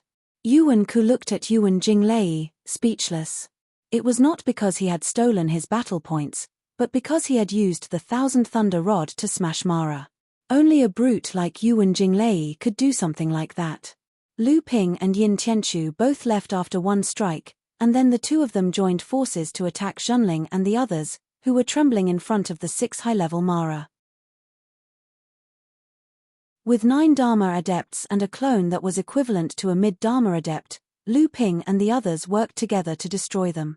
First, the Jade Shura that Qing Hu and Liu Tianyuan had been fighting off was pierced through by Lu Ping's flying sword from behind. Next, a blood demon was chased by Lu Hai and Lu Qina, who had a cloud sail over their heads. Unexpectedly, they bumped into Yin Tianchu, who had been sneaking over. The blood demon was an expert in the psyche, and it quickly discovered Yin Tianchu's hiding place. Unfortunately, it was too late. Yin Tianchu naturally would not give it a chance to defend itself, and the Taishen thorn pierced straight into the soul-devouring black fog, accurately piercing the blood demon's head. Lu Qina saw that Yin Tianchu had intercepted and killed the spoils that were in her hands, and she made a face at Yin Tianchu unhappily. Unexpectedly, Yin Tianchu ignored her and disappeared again after turning around. The 6 high-level Mara had been killed by Lu Ping and Yin Tianchu, the only Jade Shura and a blood demon. The remaining 4 blood Mara were no longer a threat, and very quickly, Liu Tianyuan and the others gained some battle points. After the Jade Shura and the Jade Shura were killed by Lu Ping and the others from Wuxing School and the Yuan clan, the remaining Mara were naturally no match for the 2 families. Very quickly, most of them were killed, and the remaining Mara scattered. At this time, the practitioners from the 2 families no longer had any intention of killing them. The 3 forces were evenly matched, and they were confronting each other in the valley. The atmosphere was very strange. In the battle to kill Mara, Zhenling, which had been the weakest and had been forced to be cannon fodder by the other 2 families, had become the biggest winner. All of this was because of Lu Tianping, who was standing there with a smile and looking at Wuxing School and the Yuan clan. Wuxing School and the Yuan clan, who had been robbed of their spoils of victory, should have worked together. However, Lu Tianping didn't seem to care about the jealousy of the 2 families. He smiled at Shui Jiro and Yuan Jinglei and said, "Fellow Shui, fellow Yuan, long time no see." "Nice to meet you." Yuan Jinglei snorted coldly. Shui Jiro's expression was also somewhat gloomy. She said coldly, "So it's Lu Daoyu." Fellow Daoyu, don't you think your actions are a bit too overbearing? Shueijiro wanted to attack Lu Ping, but 2 of the 5 great Juzi had died at the hands of Lu Ping. Shueijiro didn't dare to act rashly against Lu Ping. Zhuo Yi, on the other hand, was eager to give it a try. However, he wanted to join forces with the cultivators of the Yuan clan and attack together. However, he couldn't see what Yuan was thinking. As for fighting Lu Ping alone, that was simply a joke. Even 2 Gaoshan had died at the hands of Lu Ping. If he had the strength to fight against Lu Ping, how could he only become the Earth Juzi after 2 Gaoshan's death? A hearty laughter sounded. Yuan Ku said with a smile, "So it's fellow Daoist Lu Tianping. Seeing you today, you really live up to your reputation. I admire you." With that, Yuan Ku's gaze turned to Yin Tianchu. "However, this fellow Daoist is very unfamiliar. Is he also a disciple of your sect?" Lu Ping smiled. "Fellow Daoist Yuan is too polite. This is my junior brother Yin Tianchu." "Oh." Yuan Ku's eyes revealed surprise. Even the others exclaimed in low voices. Then, they heard Yuan Ku say in surprise, "So you are fellow Daoist Yin Tianchu, ranked 45th on the battle merit scoreboard." Yin Tianchu glanced at Yuan Ku and did not say anything. Yuan Ku did not mind and continued, "Today, it's all thanks to Lu Daoyu and fellow Daoist Yin's help. Otherwise, it would not have been easy to exterminate this group of Mara." Lu Ping smiled. "Not a problem. Exterminating Mara is the top priority in the cultivation world. Fellow Daoist Yuan, you don't have to be so polite." Just as Lu Ping, Yuan Ku, and Shueijiro were chatting with each other, a long howl came from afar. It was as if a clap of thunder had exploded between heaven and earth. Everyone's expressions changed. Lu Ping could even feel the flying swords in his core space vibrating along with this howl. The others clearly felt the same way. Everyone's eyes were filled with shock. To be able to cause such a huge commotion with a howl from hundreds of kilometers away, it must be a great cultivator at the peak of the cultivation world. Lu Ping's divine sense was far more powerful than anyone else's. While the others were still immersed in the shock brought about by the howl, Lu Ping once again revealed a look of shock. He raised his head and looked outside the valley. However, this time, his shock was tinged with a hint of a matter-of-fact expression. A strand of sword chi seemed to pierce through the void. As the sword light slashed down, it seemed as if the entire world would be split apart by this strand of sword chi. Sky-splitting sword Saint Xiao Baiyu. This was probably the true sky-splitting sword technique. It was not just Lu Ping. As Lu Ping looked at the distant sky, most of the cultivators thought of the name Xiao Baiyu. Only he could display such a magnificent and earth-splitting sword technique. As the sword light slashed down, it suddenly split into 2 in mid-air and slashed in 2 different directions. 2 muffled roars rang out. 2 pillars of black smoke rose and began to entangle with the 2 sword lights in mid-air, trying their best to wear down the 2 magnificent sword lights. These were Skyfians, and there were 2 of them. Xiao Baiyu's sword strike was actually aimed at 2 Skyfians. Following that, Mara's roars rose one after another. Several more rays of light rose up. Several Asuras attacked at the same time to help the 2 Skyfians resist the vast sword light. However, just as a few Asuras attacked, a few more rays of light flew over and affected a few Asuras. The spiritual chi turbulence caused by the battle between the 2 sides immediately rushed out in all directions like a tsunami.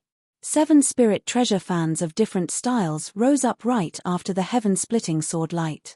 Every time the ice spirit fan was fanned, a brilliant divine ability would spread out toward the Devil Luo army. 7 Fan Laozu also attacked. The Tianxian sect's counterattack had begun. For a moment, none of the 3 sides were in the mood to feign civility here. Shueijiro and the others from the Wuxing school retreated first out of embarrassment. Yuan Ku also looked grim. He cupped his hands toward Lu Ping and said, "See you later." Then he led the cultivators of the Yuan family away. What should we do? In the face of such a large-scale battle, Liu Tianyuan was at a loss. This battle of the Tianxian sect was not like the battle of Zhenling's encampment. At that time, Mara's army only had a total of 3,000 cultivators. Moreover, they did not swarm together. At this moment, the Tianxian sect had launched a counterattack. On the other side, the Mara's army numbered at least 10,000. This battle could be described as overwhelming. As far as Lu Ping knew, there were at least 4 pure young cultivators. This was the real big battle. We must participate in this battle. However, we are few in number. So, we can only fight on the periphery. Do not split up. I would rather give up the opportunity to obtain a large number of battle merits than to enter the hinterland of Mara's army. Otherwise, once we are besieged by Mara, it will be difficult to break out. If we are unlucky enough to encounter the Asuras, it will not be a matter of obtaining battle merits. Instead, it will be a question of how many of us can survive. Also, during this battle, not only must we pay attention to Mara's army, we must also pay attention to the cultivators from the various sects. This time, the number of cultivators from the various sects who have been lured to Tianxian sect's encampment to participate in this battle is probably not small. Most of them are here for the sake of obtaining battle merits. At times like this, they are even more insidious than Mara.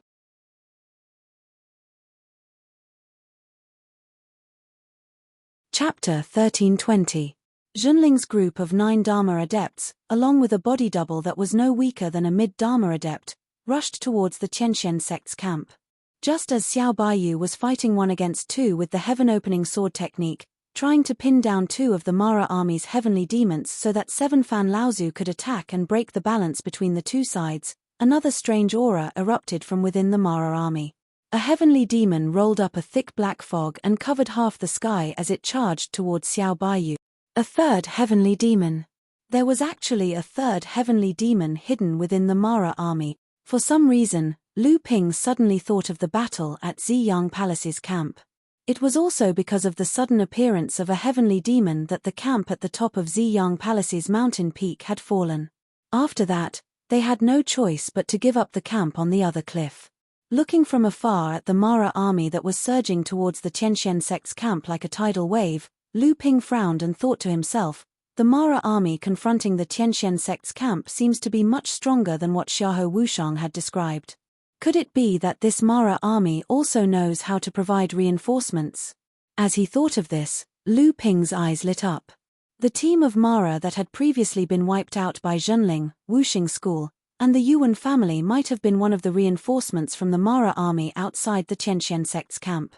He just did not know how many Mara reinforcements there were, and whether other Mara teams had been intercepted and killed on their way there. However, the appearance of the third heavenly demon did not cause any chaos in the Tianxian sect's camp. With 2 consecutive tiger roars, 2 winged tigers rushed out from the Tianxian sect's camp. The heavenly demon that was charging towards 7 Fan Laozu was immediately blocked. However, 2 tigers were not enough to fight against 1 heavenly demon. At this moment, there was a sharp cry in the sky, and a blood-red giant eagle descended from the sky. Its sharp claws pierced through the soul-devouring black fog and clawed at the heavenly demon's head. The lone eagle. This blood-red giant eagle that descended from the sky must have the blood of the lone eagle. On the back of the eagle stood the pure young cultivator of the spirit-taming beast sect, Feng Lu, expressionlessly. But at this moment, 2 vortexes suddenly appeared in the soul-devouring black mist, and 2 black spears formed from the soul-devouring black mist shot toward the abdomen of the eagle. Ancestor Feng Lu's face changed slightly. He quickly made a hand gesture and made a seal on the blood eagle under his feet. The giant eagle that was originally swooping down suddenly soared up, and its 2 sharp claws reached forward, tearing the 2 spears formed by the soul-devouring black mist in one fell swoop. However, the 2 imperceptible soul-devouring black mist still entered the body of the blood eagle along its sharp claws, making the blood eagle's blood-red eyes look even more vicious. The 2 tigers rushed up from the left and right, and cooperated with Feng Lu Laozu, who was riding the blood eagle in the sky. The heavenly demon was immediately blocked. However, Feng Lu Laozu seemed to be very cautious when fighting with the heavenly demon. There was a legend in the cultivation world that the Blood Mara's soul-devouring magic had a great restraining effect on the spirit beast taming sect's beast taming magic. Feng Lu Laozu was very famous in the cultivation world, and was a leader among the pure yang cultivators. But now, he was very cautious when fighting with the heavenly demon. He was not as calm as Xiao Baiyu, nor was he as overbearing as Qi Fan Laozu. This seemed to confirm this legend. In any case, the appearance of Feng Lu Laozu greatly boosted the morale of the heavenly mystery sect, and his appearance also bought enough time for Qi Fan Laozu. After Qi Fan Laozu killed hundreds of Mara, he combined his 7 fans into one and killed 2 asuras while the 3 heavenly demons were entangled. One of the 2 heavenly demons that Xiao Baiyu had restrained finally broke free from the shackles of the Sword of Heaven opening and rushed towards Qi Fan Laozu again. 3 pure yang cultivators and 3 heavenly demons. The situation on the battlefield seemed to be in a stalemate again, but the heavenly mystery sect's sudden counterattack had successfully killed 2 asuras first and gained some initiative. The heavenly mystery sect cultivators and the cultivators of Skyrend, who had come to help, attacked first. 5 or 6 grand adepts took advantage of the chaos to charge into the Mara army, trying their best to kill the other high-level Mara hidden in the Mara army before the other asuras could come forward. Following closely behind them were the 18 mid-Dharma adepts from the heavenly mystery sect and Skyrend, as well as 20 to 30 early Dharma adepts. The sudden attack of this force caused the Mara army to fall into chaos, and the Mara army was even slowly retreating. Behind the Dharma adepts, the 200 to 300 core forging adepts formed into a large formation that slowly advanced forward, becoming the last line of defense. They began to kill the small Mara that had lost the high-level Mara to command. The entire battlefield appeared to be in an orderly state under the control of the heavenly mystery sect and Skyrend adepts of different levels. On the contrary, the Mara army was forced to retreat again and again under the pressure of the 2 groups of cultivators. At this moment, from the southeast direction of the Mara army, more than 10 streaks of light appeared. Qingli Laozu was leading the charge, leading more than 10 Dharma adepts from the heavenly mystery sect and the spirit beast tamer sect into the midst of the Mara army. Although the appearance of this force was not as strong as the 2 groups of cultivators who were advancing head-on, the surprise attack was enough to make the Mara army even more chaotic, and there were even signs of partial collapse. Lu Ping saw that after the Mara army had broken away from the guidance of the 3 heavenly demons, the heavenly mystery sect and Skyrend's planned layers of advance had begun to descend into chaos, and so he said, "There's not much suspense left in this battle. Let's make our move as well. Otherwise, the battle merits this time will be divided among the heavenly mystery sect, Skyrend, and the spirit beast tamer sect." Liu Qianyuan hesitated for a moment. He did not notice that the Mara army was showing signs of collapse again. He said, "Why don't we wait a little longer and wait until the Mara army is completely defeated before we make our move? That way, we'll have a greater chance of success." Lu Ping's divine will was far superior to others, and he also had the protection of the cloud sails. Even though the battlefield was spread out for more than 10 miles, and there were all kinds of soul-devouring spells wreaking havoc in this area, most of the cultivators did not dare to use their divine will to spy on the overall situation of the battlefield. However, this was not a problem for Lu Ping at all. On the other hand, Liu Qianyuan and the others could only rely on their own eyes to judge the situation, and it was inevitable that they would not notice some of the details that could only be detected by divine will. Because of this, Lu Ping had a more thorough understanding of the situation on the battlefield than others. He shook his head and said, "Don't forget that Senior Lin Yu has not made his move yet. Once he makes a sneak attack, one of the 3 Skyfians will definitely die. If we wait until pure Yang Laozu is free, how many high-grade Mara will be left for us to kill? Don't forget that the Tianxian sect's momentum is so great that it must have attracted many people's attention. At least when the battle is over, the cultivators from the Wuxing school and the Yuan clan will definitely make a move to snatch the battle credits. After all, we're here to reinforce the Tianxian sect, so it's not right for us to be like these people. Of course, this is indeed the best time to earn battle credit." Lu Ping took out the photographic stone on his waist and looked at it. It was 232 points. That was the current battle credits shown on Lu Ping's photographic stone. He didn't know how many battle credits he would have after this battle, and whether he would be able to return to the top of the list. 9 beams of light shot through the air, rushing towards a group of Mara that was being defeated. Lu Ping was the first to notice the signs of Mara's army being defeated. This group of Mara's army was slightly separated from the Mara's army, so Junling's first target was to destroy them. A Jade Shura, 4 blood Mara, and hundreds of Mara of different sizes were no problem for Lu Ping and the others. Among the 9 of them, Lu Hai and Lu China were demons, so they couldn't earn battle credits. Green Tiger and Green Wolf, on the other hand, were only there to support Green Fox, so they didn't care much about battle credits. The 9 of them broke into the group of Mara. These 4 early Dharma adepts worked together to block the attacks of the large and small Mara, while Lu Ping and the others began to slaughter the 5 high-level Mara. They were using the tactics that Wuxing School and the Yuan family had used before. Yin Tianchu was the first to kill a blood demon, and then he helped Tianfeng to injure a blood Shura before he was killed by Tianfeng. At this time, Lu Ping used the thunderclap sword technique to completely suppress the Jade Shura. He used the water spirit sword to kill her, and then he attacked the 2 blood Shura that were fighting with Green Fox. Green Fox shouted, "Don't steal my battle credit."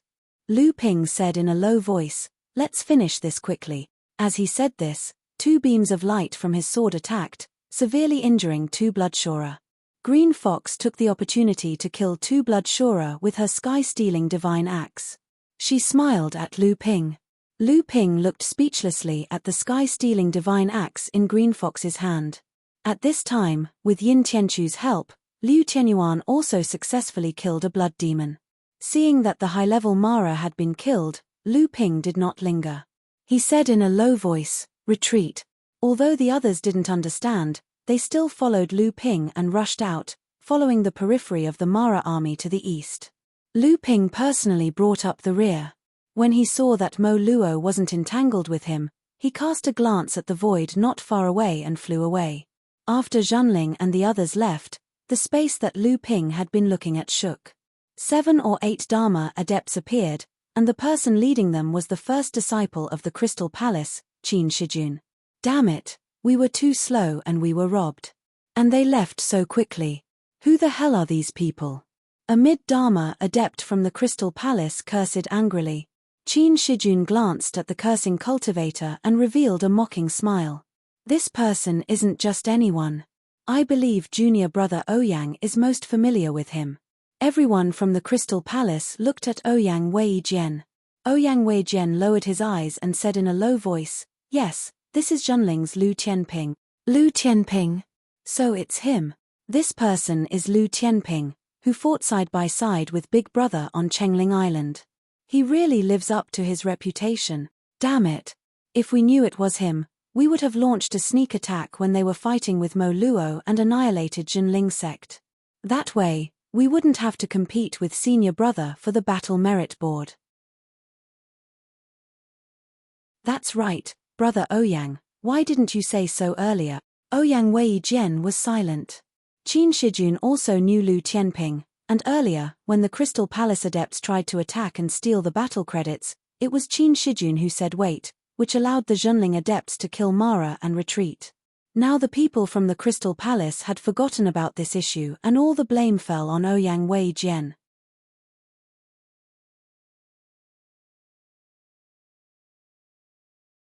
Chapter 1321.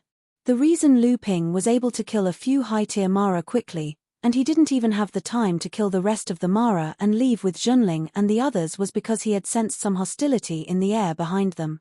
But Lu Ping's telekinesis was unable to detect the presence of these people, which meant that these people had treasures that could hide them from his telekinesis.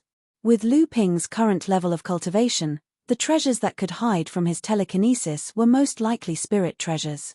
Only the big sects in the Holy Lands would have the time to create spirit treasures like that. Lu Ping didn't want to get involved, and he was fighting Mara. So, when he succeeded, he quickly left. After this experience, Lu Ping was even more careful when he looked for opportunities outside of Mara's army. Fortunately, the Tianxian sect's advantage was becoming more and more obvious, and the Mara's army was showing more and more weaknesses. Lu Ping and Junling's next 2 attacks were very successful. Lu Ping's battle points in the projection stone had risen to 257 points. This was the third time they surrounded a group of Mara. Lu Ping had given the last kill of a Jade Shura to Yin Tianchu. If he hadn't, his battle points would have been even higher. Lu Ping relied on his strong telekinesis, the cloud sail, and the Jade Phosphorus Soulfire to protect him. He wasn't afraid of the soul devourers on the battlefield, and he was only second to the 3 pure Yang Laozu. So, under his leadership, Zhenling and the others were always able to find the weak points of the Mara's army. They were able to tear down a suitable group of Mara's army, and then kill the high-tier Mara. Then, when the Mara's army came to support them, they retreated. Under Lu Ping's leadership and help, Yin Tianchu, Liu Tianyuan, and Green Fox's battle points were greatly increased. Unfortunately, the 3 of them only knew their battle points, but they didn't know where they were on the leaderboard. At this time, the 9 of them were following the cover of a small forest, heading southeast. Qing Li Laozu had led the Tianxian sect and the Spirit Beast Taming sect to attack Mara's army, which had caused a lot of chaos. So, in Lu Ping's opinion, there might be more opportunities there. But when Lu Ping and the others came out of the forest, Lu Ping's face suddenly changed. In his telekinesis, there were 2 groups of Mara coming from the left and right, and they were going to converge near Lu Ping and the others. Once the 2 groups of Mara converged, Zhenling and the others would be chased by Mara's teams, even if they didn't get caught in a pincer attack. Lu Ping's first thought was that someone was deliberately setting them up. But to drive 2 groups of Mara to attack Zhenling from different directions, such a delicate plan would require the cooperation of at least 2 forces.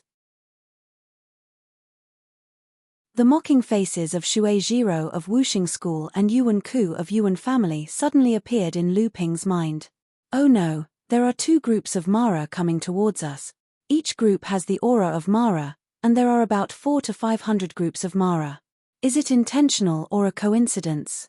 Liu Tianyuan's reaction was also very fast.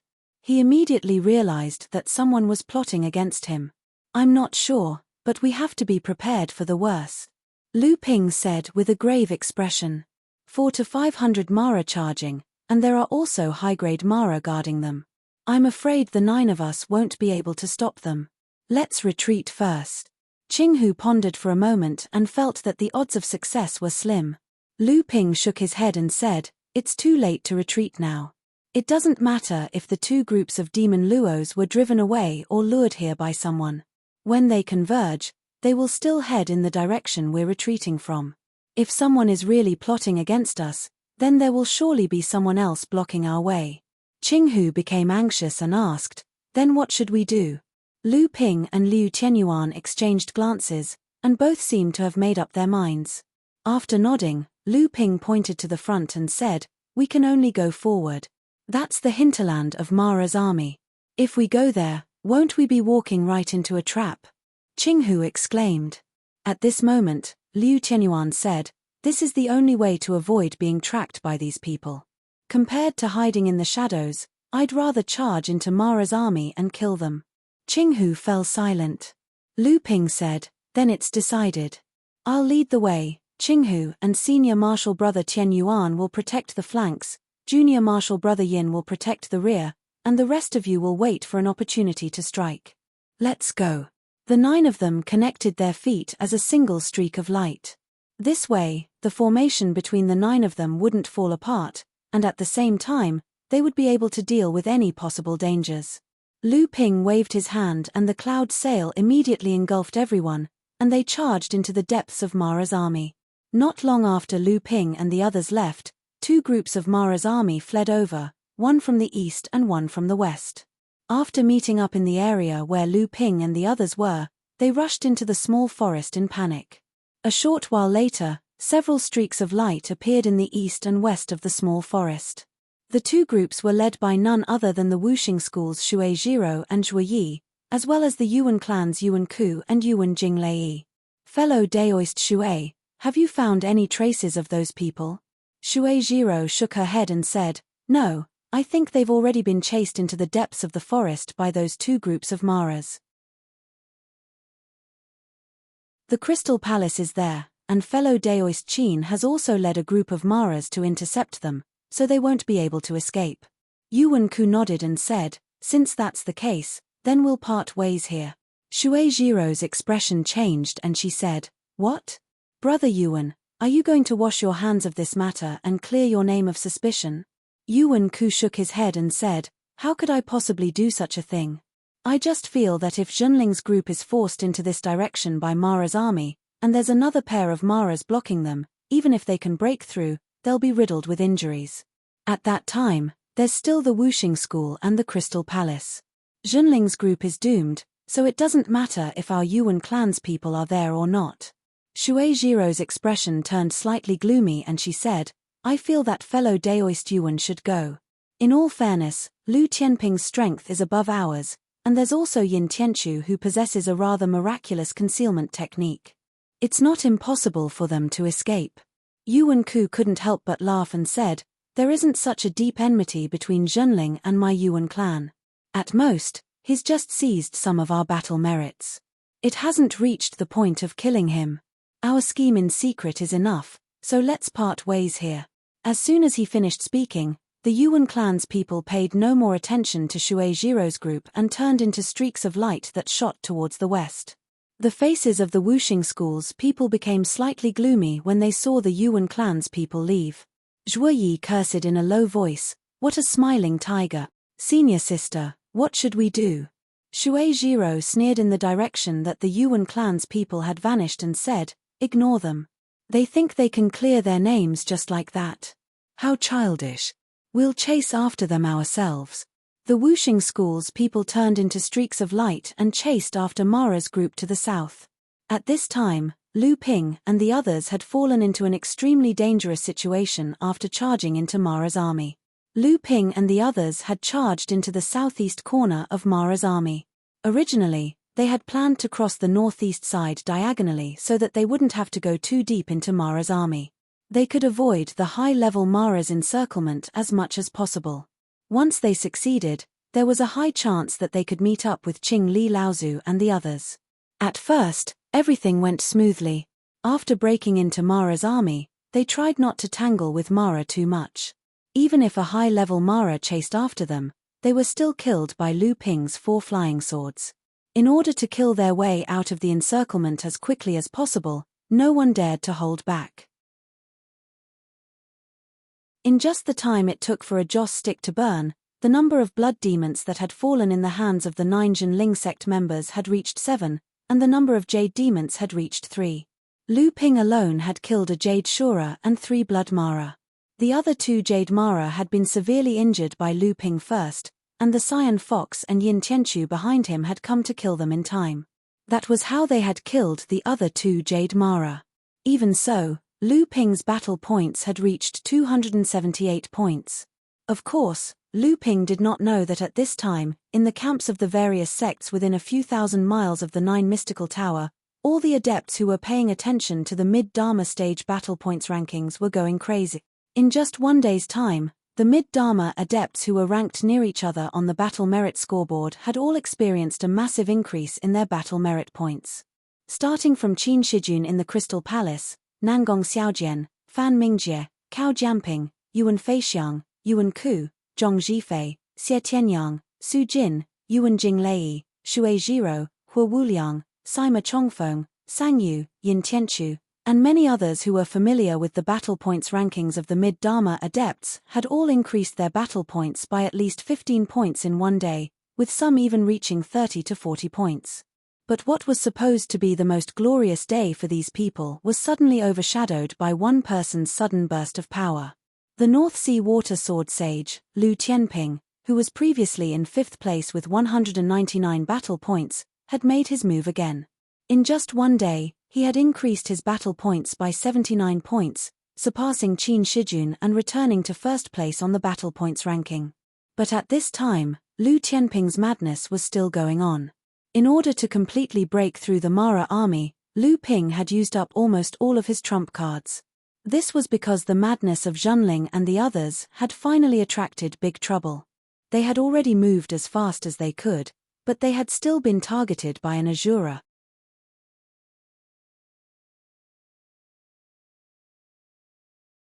Chapter 1322. The rapid advance of Lu Ping and the others finally caught the attention of more and more Mara's army. After the 9 of them killed several Jade Mara and Blood Mara, an Azura finally could not hold back and stood in front of the 9 of them. Qinghu, Liu Tianyuan, and the others' expressions changed. Only Lu Ping did not stop the moment the Azura appeared. The sword of true spirit, Mo Li, transformed into 3 dragons, and the 3 dragons roared and rushed toward the Azura. Lu Ping immediately used the most powerful sword technique he knew, the battle formula of the Sword of Opening Heaven. Before the Sword of Opening Heaven could be used on the Azura's body, the thin water-flowing sword had already turned into 2 swords and turned into a supreme sword formation that could absorb all rivers into the sea, trapping the Azura within. The netherwater sword exploded into a thunder flower and turned into a green thunder dragon that moved along the huge sword-light vortex, waiting for an opportunity. At this time, the 9 of them had already entered the depths of Mara's army. Since the Azura had already appeared, it was impossible to turn back and escape. It was better to move forward and gather the strength of the 9 of them. Perhaps there was a chance that they could escape from the Azura. Even when the Azura stood in front of Zhenling's group, it did not expect that someone would be so brave as to attack it without even thinking. Moreover, although the cultivation of the person opposite it was low, his sword technique and magical technique were really brilliant. The Azura even felt a substantial threat from it. Lu Ping's brazen attack immediately woke the Zhenling's group from their shock. Yin Tianchu was the first to transform the Taishen thorn in his hand into a stream of light and directly strike at the Azura's left eye. However, with a crisp clang, the Azura had already knocked away the first tribulation spiritual treasure. Next, Liu Tianyuan, Qinghu, and the others all attacked, but before they could reach the Azura, they were easily knocked away by the companion spiritual treasure in the Azura's hand. The companion spiritual treasure in the Azura's hand was a ghost-headed broadsword. When the Azura slashed with the broadsword chi split into 8 directions. Not only did it knock away the attacks of Yin Tianchu and the others, but even Lu Ping's sword formation was instantly smashed by the broadsword. One of the 3 dragons formed by the Sword of True Spirit was also cut off, and the Netherwater Sword's Thunderclap sword did not even have a chance to get close before it was knocked away. However, Lu Ping wasn't affected in the slightest. Before the Azura could switch from defense to offense, the rainbow-colored lightning struck the Azura in front of him. At this time, Yin Tianchu and the others realized that a foot-long purple gourd had risen above Lu Ping's head. The mouth of the gourd was swallowing and spitting rainbow-colored lightning. The lightning that filled the sky was due to this gourd treasure. Although the lightning that filled the sky did not seriously injure the Azura, it made the Azura feel a strong sense of danger. The companion spiritual treasure cut the void above the Azura's head. Although the lightning was fierce, it could not really land on the Azura's body. But at this time, the 7 treasures thunder gourd expanded and contracted, like a person suddenly taking a deep breath and suddenly breathing it out. The rainbow-colored lightning was like a twisted hemp rope, then completely fused into a purple lightning pillar. There was a loud clap of thunder in the sky, and the purple lightning pillar struck down from the sky. It also broke through the sealed void above the Azura's head. Amid the Azura's furious roar, it collided with the ghost-headed saber-like life-bound spiritual treasure.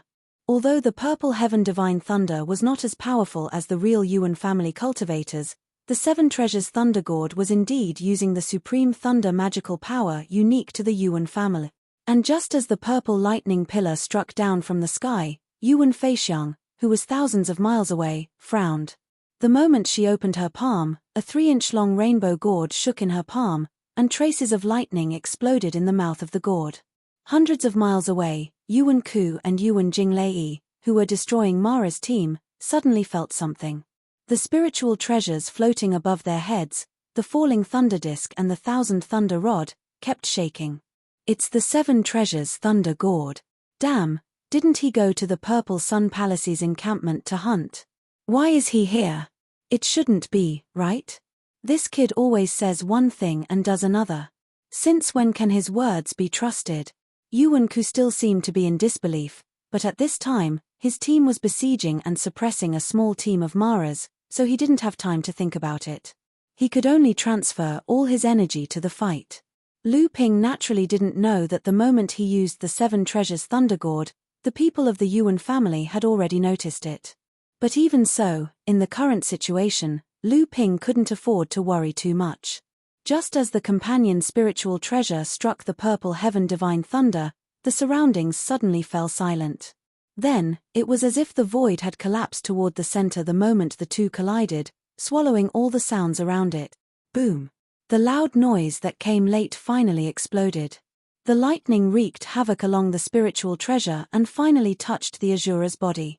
The lightning curtain that filled the sky even covered the Asura's vision and sealed off its spiritual sense. The Asura roared again and again. It didn't expect that the human cultivator in front of it could cause so much trouble. However, although the lightning magic had affected its body, it was not fatal. As long as it could withstand this vast lightning magic, it would definitely be able to tear the human cultivator into thousands of pieces. However, how could Lu Ping's means stop here? A huge lotus bloomed and extended under Lu Ping's feet. The flashing runes of the array diagram echoed with the 7 treasures thunder tiger in midair. The purple heaven divine thunder light formed a huge purple heaven divine thunder cage above the lotus array diagram, trapping the Asura in it. In that instant, 2 purplish gold blade lights abruptly pierced through the lightning curtain in front of the Asura and stabbed into its 2 sides. Under the Asura's bewildered gaze, the 2 blade lights quickly converged towards the center, clearly intending to cut its body in half. The Asura was naturally not afraid.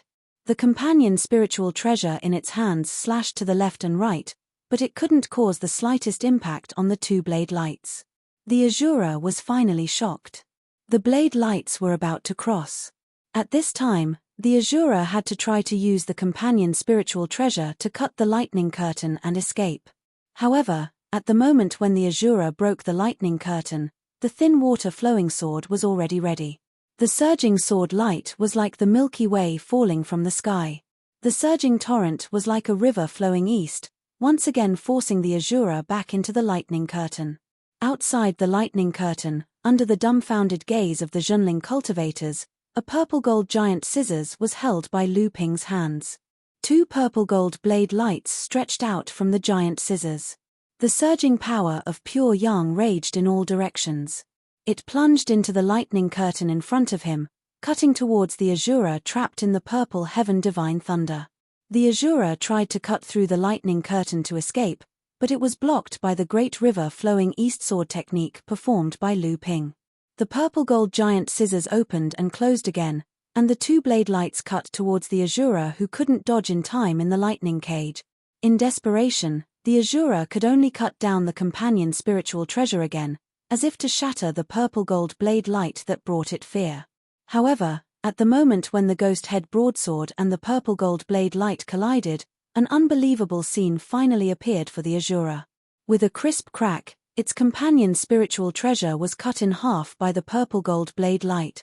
Pure yang spiritual treasure. At this moment, the people of Zhenling could finally confirm that the scissors in Lu Ping's hand, which was surging with rich pure yang qi, was actually a pure yang spiritual treasure. The companion spiritual treasure was cut in half, and the Asura had lost half of its strength. Lu Ping finally felt relieved. Before his 13 magic treasures in the Zhenchen formation advanced to the level of spiritual treasure, the pure yang spiritual treasure being cut in half was almost his biggest trump card. If even it could not do anything to the Asura, this time, the people of Zhenling would really be doomed.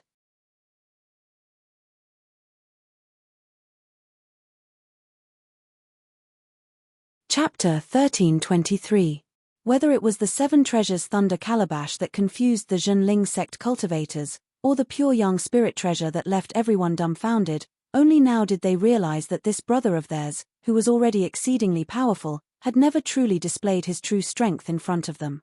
Lu Ping used the pure yang spiritual treasure to cut off the Asura's companion spiritual treasure, which was equivalent to crippling the Asura's strength by half. At this moment, the Asura was no longer a threat. Lu Ping's hands danced in the air, continuously changing the hand signs. Each hand sign was supported by a vigorous real essence.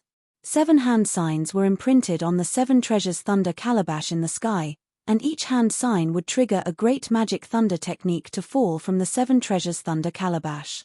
Gung metal divine thunder, Yiwood divine thunder, Yin water divine thunder, 3rd fire divine thunder, 5th earth divine thunder, ice divine thunder, and crazy Zun divine thunder. The 7 divine thunders fell one by one, blasting the Asura who had lost his companion's spiritual treasure. However, it did not cause any fatal damage to the Asura. Even if the Asura had lost his companion's spiritual treasure, he was still an existence equivalent to a senior great cultivator. It was not an easy task to completely kill him. However, the 7 divine thunders fell. In the end, the Asura's figure was once again confined within a certain range, and Lu Ping's real purpose was still to use the pure yang spiritual treasure in his hand for the 3rd time. Even with Lu Ping's strong cultivation, after breaking out of the encirclement and using the pure yang spiritual treasure twice in a row, he felt that the real essence in his body was a little weak when he used the pure yang spiritual treasure again. However, Lu Ping still forced the pure yang spiritual treasure to close it again. In the midst of the Asura's fearful roar, the Asura was suddenly cut in half at the waist, and the 2 halves of the Asura's body rolled down from the sky at the same time. The thin water long stream sword turned into a sword-light fish, and after swimming in the air, the 2 halves of the Asura's body were already cut into thousands of pieces, and there was no possibility of him surviving. Junior brother Yin, lead the way. Qinghu, cover us, go. Lu Ping bellowed at Zhenling and the rest. At the same time, he patted his shoulder and sent his avatar body to protect Yin Tianchu. Everyone became vigilant. At this time, Lu Ping's face was pale, and there was a faint trace of blood seeping out of his mouth and nose. Obviously, because he had consumed too much true essence, it had reached the point of igniting his bloodline. Everyone was shocked inwardly. Excessive consumption of Zhen Yuan would result in the loss of one's bloodline, and excessive consumption of one's bloodline would result in the loss of one's original essence qi. Once one's original essence qi was damaged, it would be extremely difficult to recover.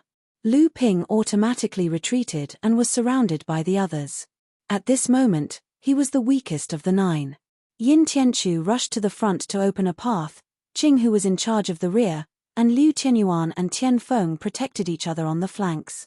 Taking advantage of the fact that the Asura had been killed and the intimidated Mara did not dare to move forward, the group quickly fled to the periphery. Liu Tianyuan asked worriedly, "Junior brother Liu, are you all right?" Lu Ping's expression was very bad. He shook his head and did not speak. Although the surrounding Mara did not dare to move forward to stop them because of the Asura's death, this opportunity would not last long. Once Mara tried to stop them again, they would become even more frenzied. At this time, Lu Ping had already lost more than half of his combat power. Whether he could successfully break out of the encirclement was still an unknown. Lu Ping knocked on the storage magic tool on his finger. 10 supreme-grade spirit stones floated in front of Lu Ping. He flicked his finger, and the 10 supreme-grade spirit stones exploded into balls of pure heaven and earth spiritual qi.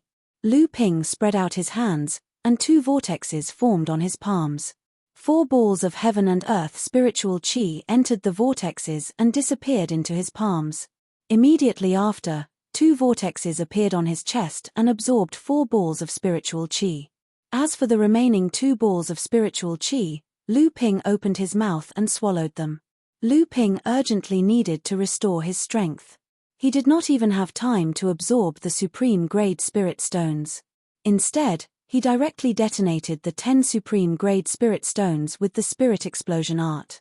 Although this would waste a considerable part of the pure spiritual qi of the supreme-grade spirit stones, it would allow Lu Ping to absorb and refine it into Zhen Yuan faster. After the 10 supreme-grade spirit stones were detonated, Lu Ping spread out his palms. Another 10 supreme-grade spirit stones were shattered by Lu Ping with the spirit explosion art. The eyes of the surrounding Zhenling people twitched wildly. At this time, Lu Ping did not care about the feelings of others. At this time, his priority was to restore his own strength. Otherwise, these worldly possessions would not be of any use to him. Moreover, he did not lack supreme-grade spirit stones. It was not until Lu Ping detonated 50 supreme-grade spirit stones with the spirit explosion art that his originally pale face became rosy. Lu Ping operated the North Sea wave listening art. The blood in his body flowed like a long river in his veins. The pure spiritual qi absorbed into his body was converted into vigorous Zhen Yuan as quickly as possible. At this time, more and more Mara began to approach Zhenling people from all directions. Yin Tianchu and the others became more and more nervous. Although they did not see any Azura, there were already a few Jade Mara hidden in the army of Mara. With a point of Yin Tianchu's finger, 3 Mara blocking in front of everyone were pierced by the Taishen thorn in one fell swoop. The army of Mara began to attack again. Zhenling people once again fell into a chaotic battle to break out of the encirclement. At this time, Lu Ping's expression suddenly changed. An extremely strong aura was approaching from the southeast direction. Lu Ping no longer cared about restoring some Zhen Yuan. The thin water-long stream sword behind Yin Tianchu turned into 2 flood dragons and crashed into the group of Mara in front of him. In one fell swoop, the 20 or 30 big and small Mara in front of him were killed, as well as a blood demon hidden among them. Yin Tianchu was shocked and said, "You've recovered." Lu Ping swallowed 2 Zhen Yuan recovery pills refined from the spirit demon peach and said anxiously, "It's too late. You and I have to work together to break out of the encirclement." Yin Tianchu did not ask why. The 2 of them worked together, one attacking and the other attacking. The Mara in front of them could no longer block the path of Zhenling people. In the blink of an eye, they had once again rushed out several miles from the group of Mara. The density of Mara in front of them was decreasing. Everyone relaxed, knowing that they were about to break out of the encirclement of Mara. At this time, Liu Tianyuan asked, "Junior brother Liu, just now," before Liu Tianyuan could finish his sentence, a low roar came from the southeast direction. Zhenling people, including Lu Ping, were shaken. Liu Tianyuan finally understood and said, "It's a sky demon." "Oh no, Mara's army has reinforcements." Lu Ping combined his 2 swords and used a stone-piercing spell to open up a path in front of him. The 2 Jade Shuras dodged, but the 2 Blood Mara couldn't dodge in time. They were crushed by the sharp sword light. There was no more Mara in their way, and Zhenling people finally broke out of the encirclement of the Mara army. Lu Ping did not answer Liu Tianyuan's question directly.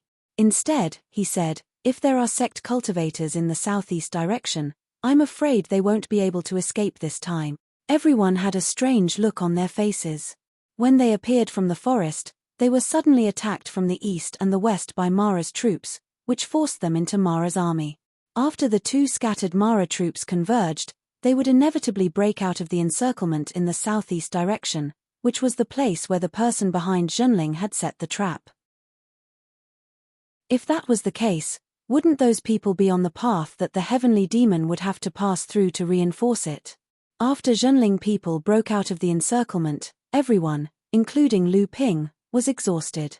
Qinghu, Tianfeng, Lu Qina, Lu Hai, and the others were all injured and could no longer fight. The 9 people struggled to find a secret place to recover under Lu Ping's guidance. Lu Ping distributed a few spirit pills made from the flesh of the spirit demon peach. At the same time, they could also spy on the current situation of the battlefield from afar. Others might be worried that this sky demon's reinforcements might bring adverse effects to the battle, but Zhenling and the others did not care too much about it. Sure enough, the moment the sky demon's aura appeared in the southeast direction, Lin Yu Laozu, who had been hiding his cultivation among the great cultivators of Tianxian sect to help them kill the Jade Mara and Azura as much as possible, suddenly launched an attack from the battlefield. Under Xiao Baiyu's sword shadow, the green jade wind flute suddenly penetrated the soul-devouring black fog, pointing at the forehead of the sky demon that had already been suppressed by Xiao Baiyu to the point of being unable to fight back. The sky demon's head suddenly exploded. An Azura and a few Jade Mara guarding the sky demon suddenly went berserk, pouncing at Lin Yu Laozu. However, they only saw a few flashes of sword light. Without the protection and support of the sky demon, the first Azura was easily killed by Xiao Baiyu, and the remaining Jade Mara were naturally not taken seriously by Lin Yu Laozu. The human cultivators on the battlefield suddenly cheered. The human cultivators, who had been a little flustered because of the arrival of the reinforcements from Mara's army, immediately steadied their footing, and their morale was greatly boosted. Xiao Baiyu, who had been fighting with the sky demon for so long, did not show any signs of exhaustion. He flicked his sword with his fingers and whistled, pointing his arrogant and unruly sword intent at another sky demon that was rushing to help. After Lin Yu Laozu killed 2 Jade Mara with 1 successful strike, he disappeared again. The speed at which the human cultivators were moving forward was increasing. As the Moro Luo army retreated, the signs of collapse were also becoming increasingly obvious. Even though there were heavenly demons rushing over to rescue them, the other heavenly demon was killed at this moment, causing the morale of the Moro Luo army to plummet once again before it could rise. During this period of time, Lin Yu Laozu had been hiding in the battlefield and constantly killing the high-level Mara in Mara's army, making Mara's army more and more disorganized due to the lack of high-level Mara to restrain them. After Xiao Baiyu blocked the Sky Demon with his supreme sword technique, the overall situation of this battle would not change much. The only variable was how many Mara the human cultivators could kill in this battle.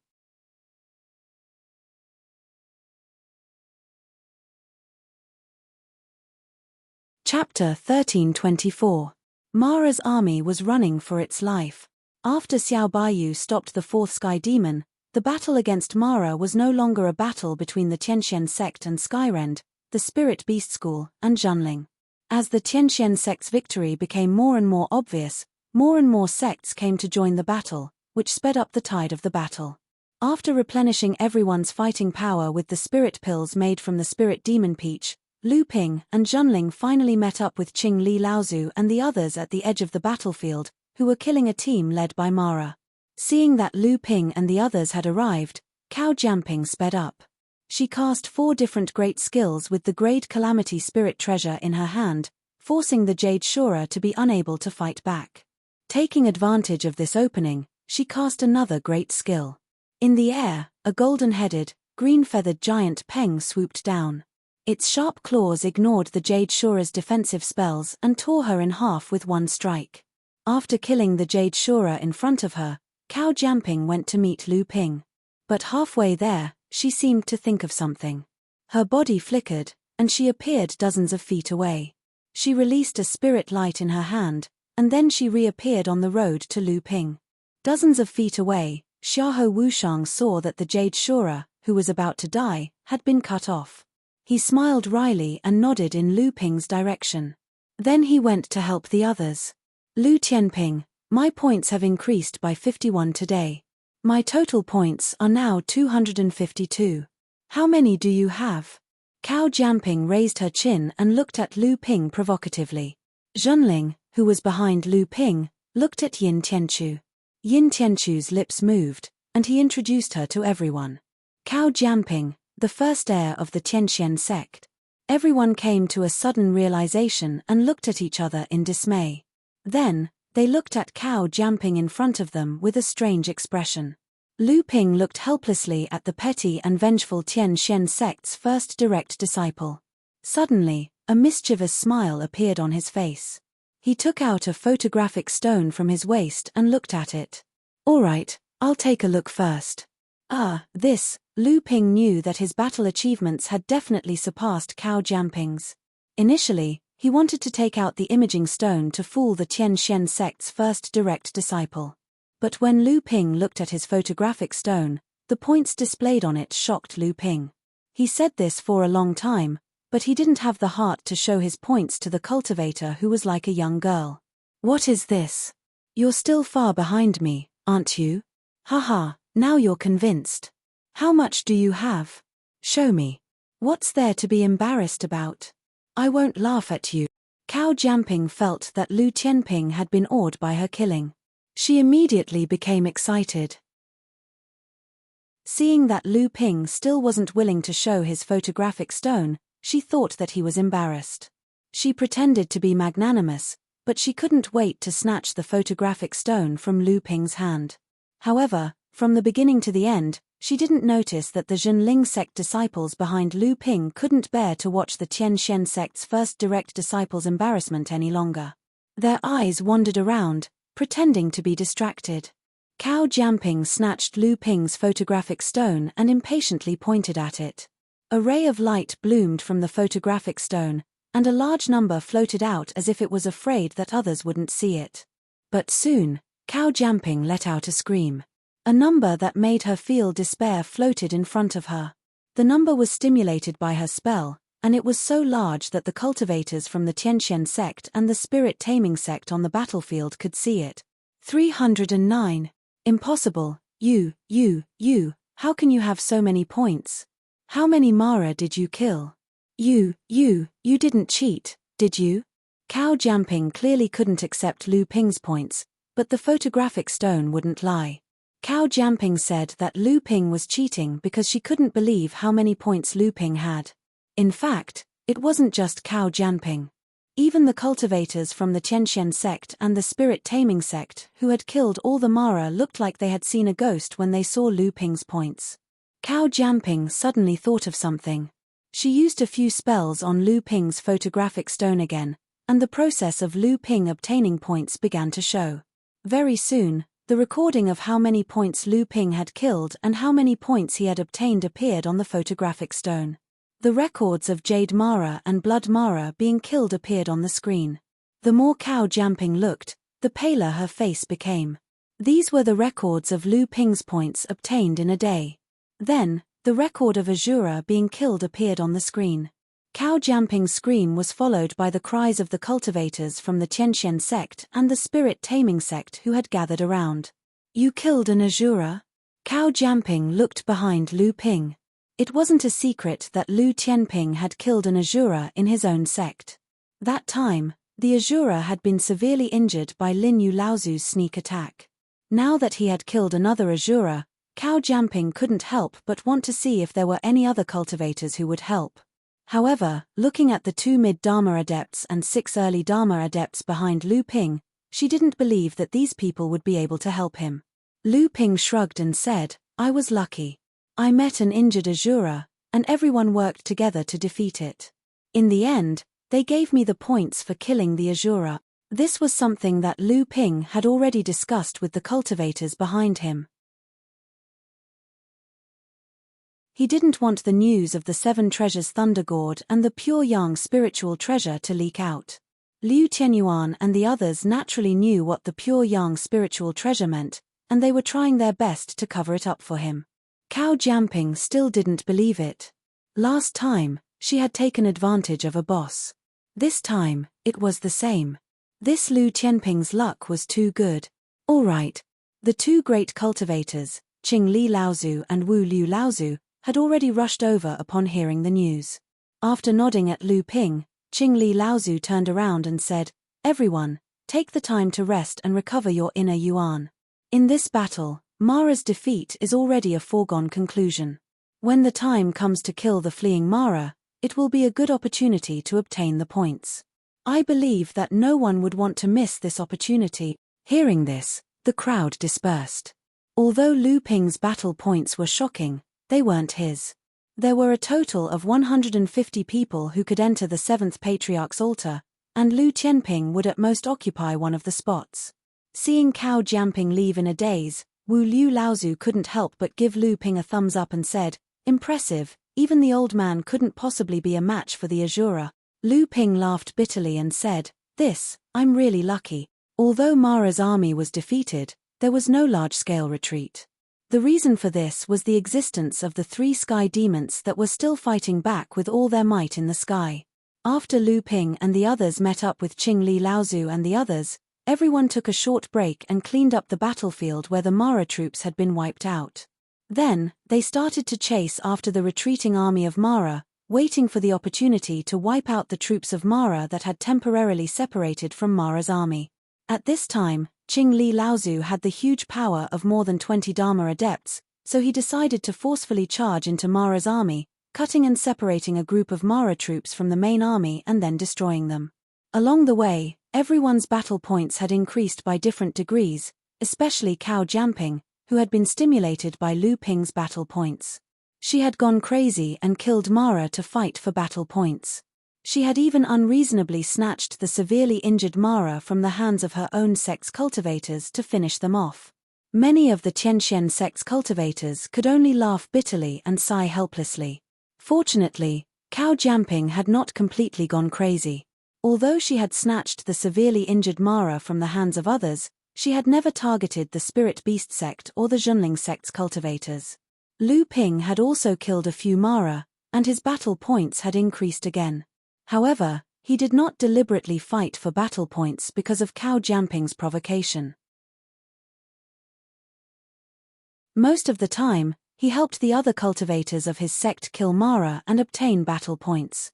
Taking advantage of the time when they had wiped out Mara, Qing Li Laozu went to find Lu Ping. Following Qing Li Laozu were Wu Liu Laozu and Sang Yu. Lu Ping knew that there was something to discuss. Qing Li Laozu had already gathered the leading cultivators of the three sects. Qing Li Laozu drew a simple map on the ground, pointed to the west, and said, "There is a group of Mara troops here. The connection between them and the main force of the retreating Mara army is quite weak. We can charge in from here and cut off the connection between them." Lu Ping frowned. His divine sense could avoid the obstruction of the soul-devouring divine art. He had some understanding of the situation on the battlefield. The group that Qing Li Laozu wanted to cut off from Mara's army was not weak. He could even sense the presence of asuras. Sang Yu quickly asked Lu Ping's question, "Can we take down this group of Mara's strength with our strength?" Qing Li Laozu smiled and shook his head, "It's very difficult. We will have to pay a big price to attack." Sang Yu was confused, "Then why?" Qing Li Laozu smiled at Lu Ping, pointed to the northwest, and said, "After cutting off the connection, we can drive this group of Mara in this direction." Lu Ping's heart skipped a beat, and he asked, "Why this direction?" Wu Liu Laozu spoke at this time, "That is the base of the Xian sect."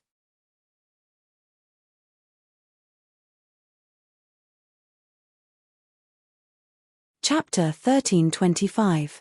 Since it was the Taishan sect, the Tianxian sect and Junling naturally had nothing to say.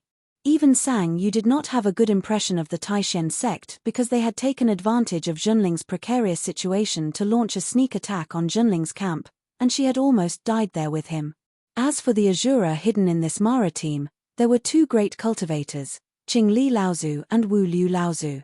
Together with Lu Ping, whose true strength was far beyond that of a cultivator, it would be easy for the three of them to defeat an Azura. Moreover, Qing Li Laozu had a second-level spirit treasure, the spirit-fixing bottle. Since they were plotting against the Taishan sect, the three of them naturally would not actually kill the Azura. Instead, they would drive them northwest.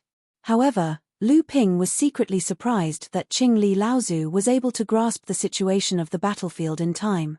Thinking back to the time when they had driven two teams of Mara to attack Junling's team, they had been able to detect the movements of Lu Ping and the others without being discovered. They had also been able to easily drive the Mara team to attack Junling's team.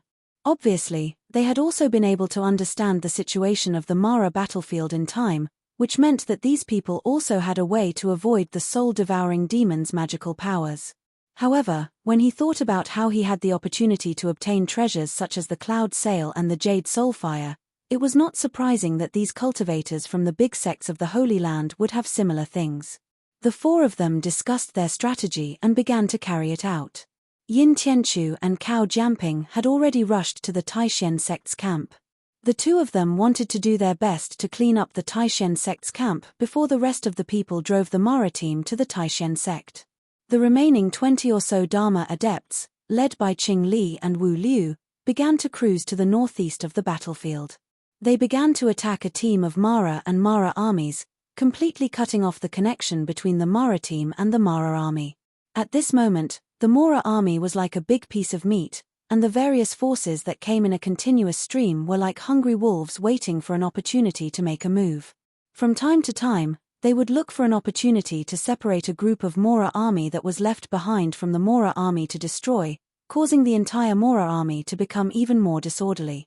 The infiltration of Qing Li Laozu and the others did not meet any decent resistance from the high-level Mara. When the Azura realized that something was wrong and tried to repel them, Qing Li Laozu and Wu Liu Laozu joined forces to block the Azura, while Lu Ping, Xiahou Wushang, and Sang Yu continued to lead the group to complete the infiltration. Then, Sang Yu and Xiahou Wushang began to lead the cultivators to drive away the separated Mara team, and Lu Ping joined forces to beat the Azura in front of them. With their combined strength, it was not too difficult for Lu Ping to kill the Azura, even if he hid the 7-treasure Thunder Calabash and the Pure Yang spiritual treasure. However, the three of them did not kill the Azura. Instead, they followed closely behind the Azura.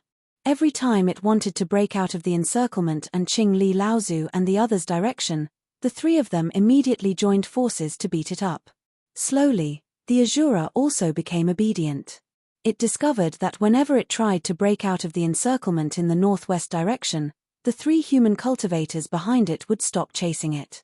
Whenever it tried to change directions, the three cultivators would attack it. Although Mara had a high level of spiritual intelligence, it was impossible for it to understand the three people's plan.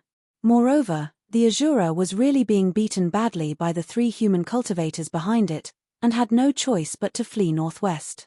Seeing that the Azura was finally fleeing in the direction the three people wanted it to go, Qing Li Laozu and the others no longer rushed to chase it. Instead, they followed the Azura from afar, and the distance between them gradually widened. At this time, Mara's team, which had been driven by Sang Yu and the other 20 people, also began to flee northwest. Convinced that they had shaken off the human cultivators, the Azura finally headed in the direction of the Supreme Mystery Sect's camp. By the time Lu Ping and the others met up again, they were already quite a distance away from Mara's army, but Lu Ping could still vaguely sense some of the general movements of Mara's army. Senior, it seems that Mara's army is also consciously being driven in the direction of their retreat. Qing Li Laozu smiled. This battle is the beginning of the human race's all-out encirclement of Mara's army. Although Qing Li Laozu's words were vague, Lu Ping understood what he meant. All-out encirclement of Mara's army, which meant that this should be the joint plan of all the Pure Yang Laozus. Lu Ping silently calculated the direction in which Mara's army was fleeing, and said in disbelief, Ziyang Palace? Qing Li Laozu was clearly not surprised that Lu Ping could guess that it was Ziyang Palace based on the direction Mara's army was moving in. He smiled and said, "We're almost at the Supreme Mystery Sect's camp." As they spoke, Cao Jianping and Yin Tianchu had already returned. Clearly, the two of them had done a good job as scavengers. By the time everyone arrived near the Supreme Mystery Sect's camp, the violent spiritual energy turbulence indicated that the Supreme Mystery Sect's camp was already in the middle of a fierce battle. Everyone concealed themselves and approached the Supreme Mystery Sect's camp. At this time, the hillside where the Supreme Mystery Sect was located was already in the middle of a chaotic battle. The sudden appearance of this Mara army was about 2,000 strong, led by an Azura and 4 or 5 Jade Mara. If it was in the past, as long as the Supreme Mystery Sect made preparations in advance, this Mara army would not pose too much of a threat to the Supreme Mystery Sect's camp. However, at this time, because their old enemy, the Tianxian sect, had counterattacked Mara's army, half of the Supreme Mystery Sect cultivators in the camp had left, and the remaining half had not been able to discover the arrival of Mara's army in time because Yin Tianchu and Cao Jianping had cleaned up the area in advance. The Supreme Mystery Sect cultivators, who were unprepared for the sudden appearance of Mara's army, immediately fell into chaos. The Azura, who had previously been bullied by Lu Ping and the others, showed great power this time. When they attacked the Supreme Mystery Sect's camp, they severely injured a great human practitioner in one fell swoop. After that, they consecutively killed a mid-Dharma adept and an early Dharma adept. Sang Yu and the other Spirit Beast Tamer sect cultivators would not participate in this battle, but the Tianxian sect and Zhenling did not have such concerns. The Supreme Mystery Sect had already formed a deadly feud with them, so they did not hesitate to beat them when they were down. At this time, there were 3 great practitioners guarding the Supreme Mystery Sect's camp. 2 of them were seriously injured, and the other was also slightly injured. These 2 were none other than the famous wind and rain dual whips of the Supreme Mystery Sect, Han Wuya and Hua Wuyin. Since the battle at Zhenling's camp, Hua Wuyin had been personally destroyed by Lu Ping, and he had lost 70 to 80% of his strength. Han Wuya, on the other hand, had been injured by Qingli Laozu's second-level spirit treasure during the surprise attack on the Tianxian sect's secret camp. At this time, the two of them were working together with an old man to resist the attack of the Asura. However, because the strength of the two of them had been greatly reduced, the Asura was also barely able to resist. Apart from this Asura blocking the three great cultivators at the camp, the rest of the Mara's team had rushed into the camp and caused great casualties to the Supreme Mystery Sect cultivators, but with the efforts of the Supreme Mystery Sect cultivators, the situation was gradually turning for the better. More and more Mara were being killed. If it were not for Lu Ping and the others, the Supreme Mystery Sect would have paid a great price, but in the end, they would still be able to repel the attack of Mara. Unfortunately, all of this was man-made. Old Ghost Beecham, HMPH. Qingli Laozu glanced at the old man and held the spirit-fixing bottle in his hand.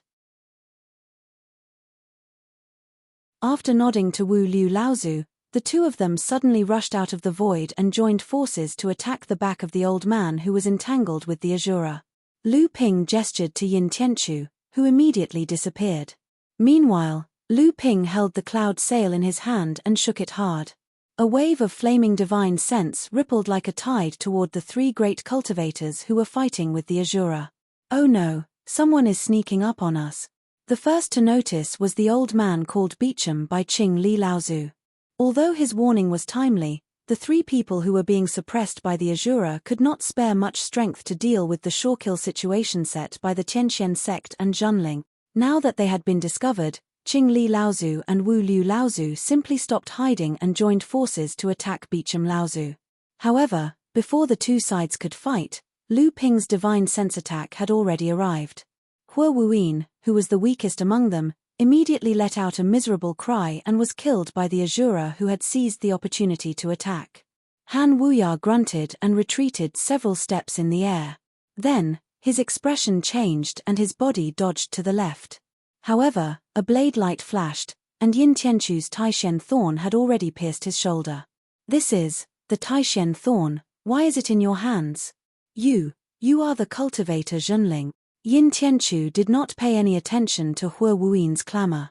After his attack missed, he immediately flew away.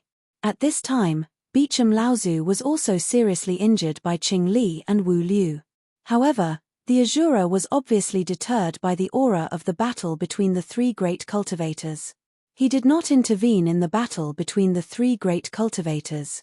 Instead, he turned around and rushed toward Han Wuya, whose shoulder had been pierced by Yin Tianchu.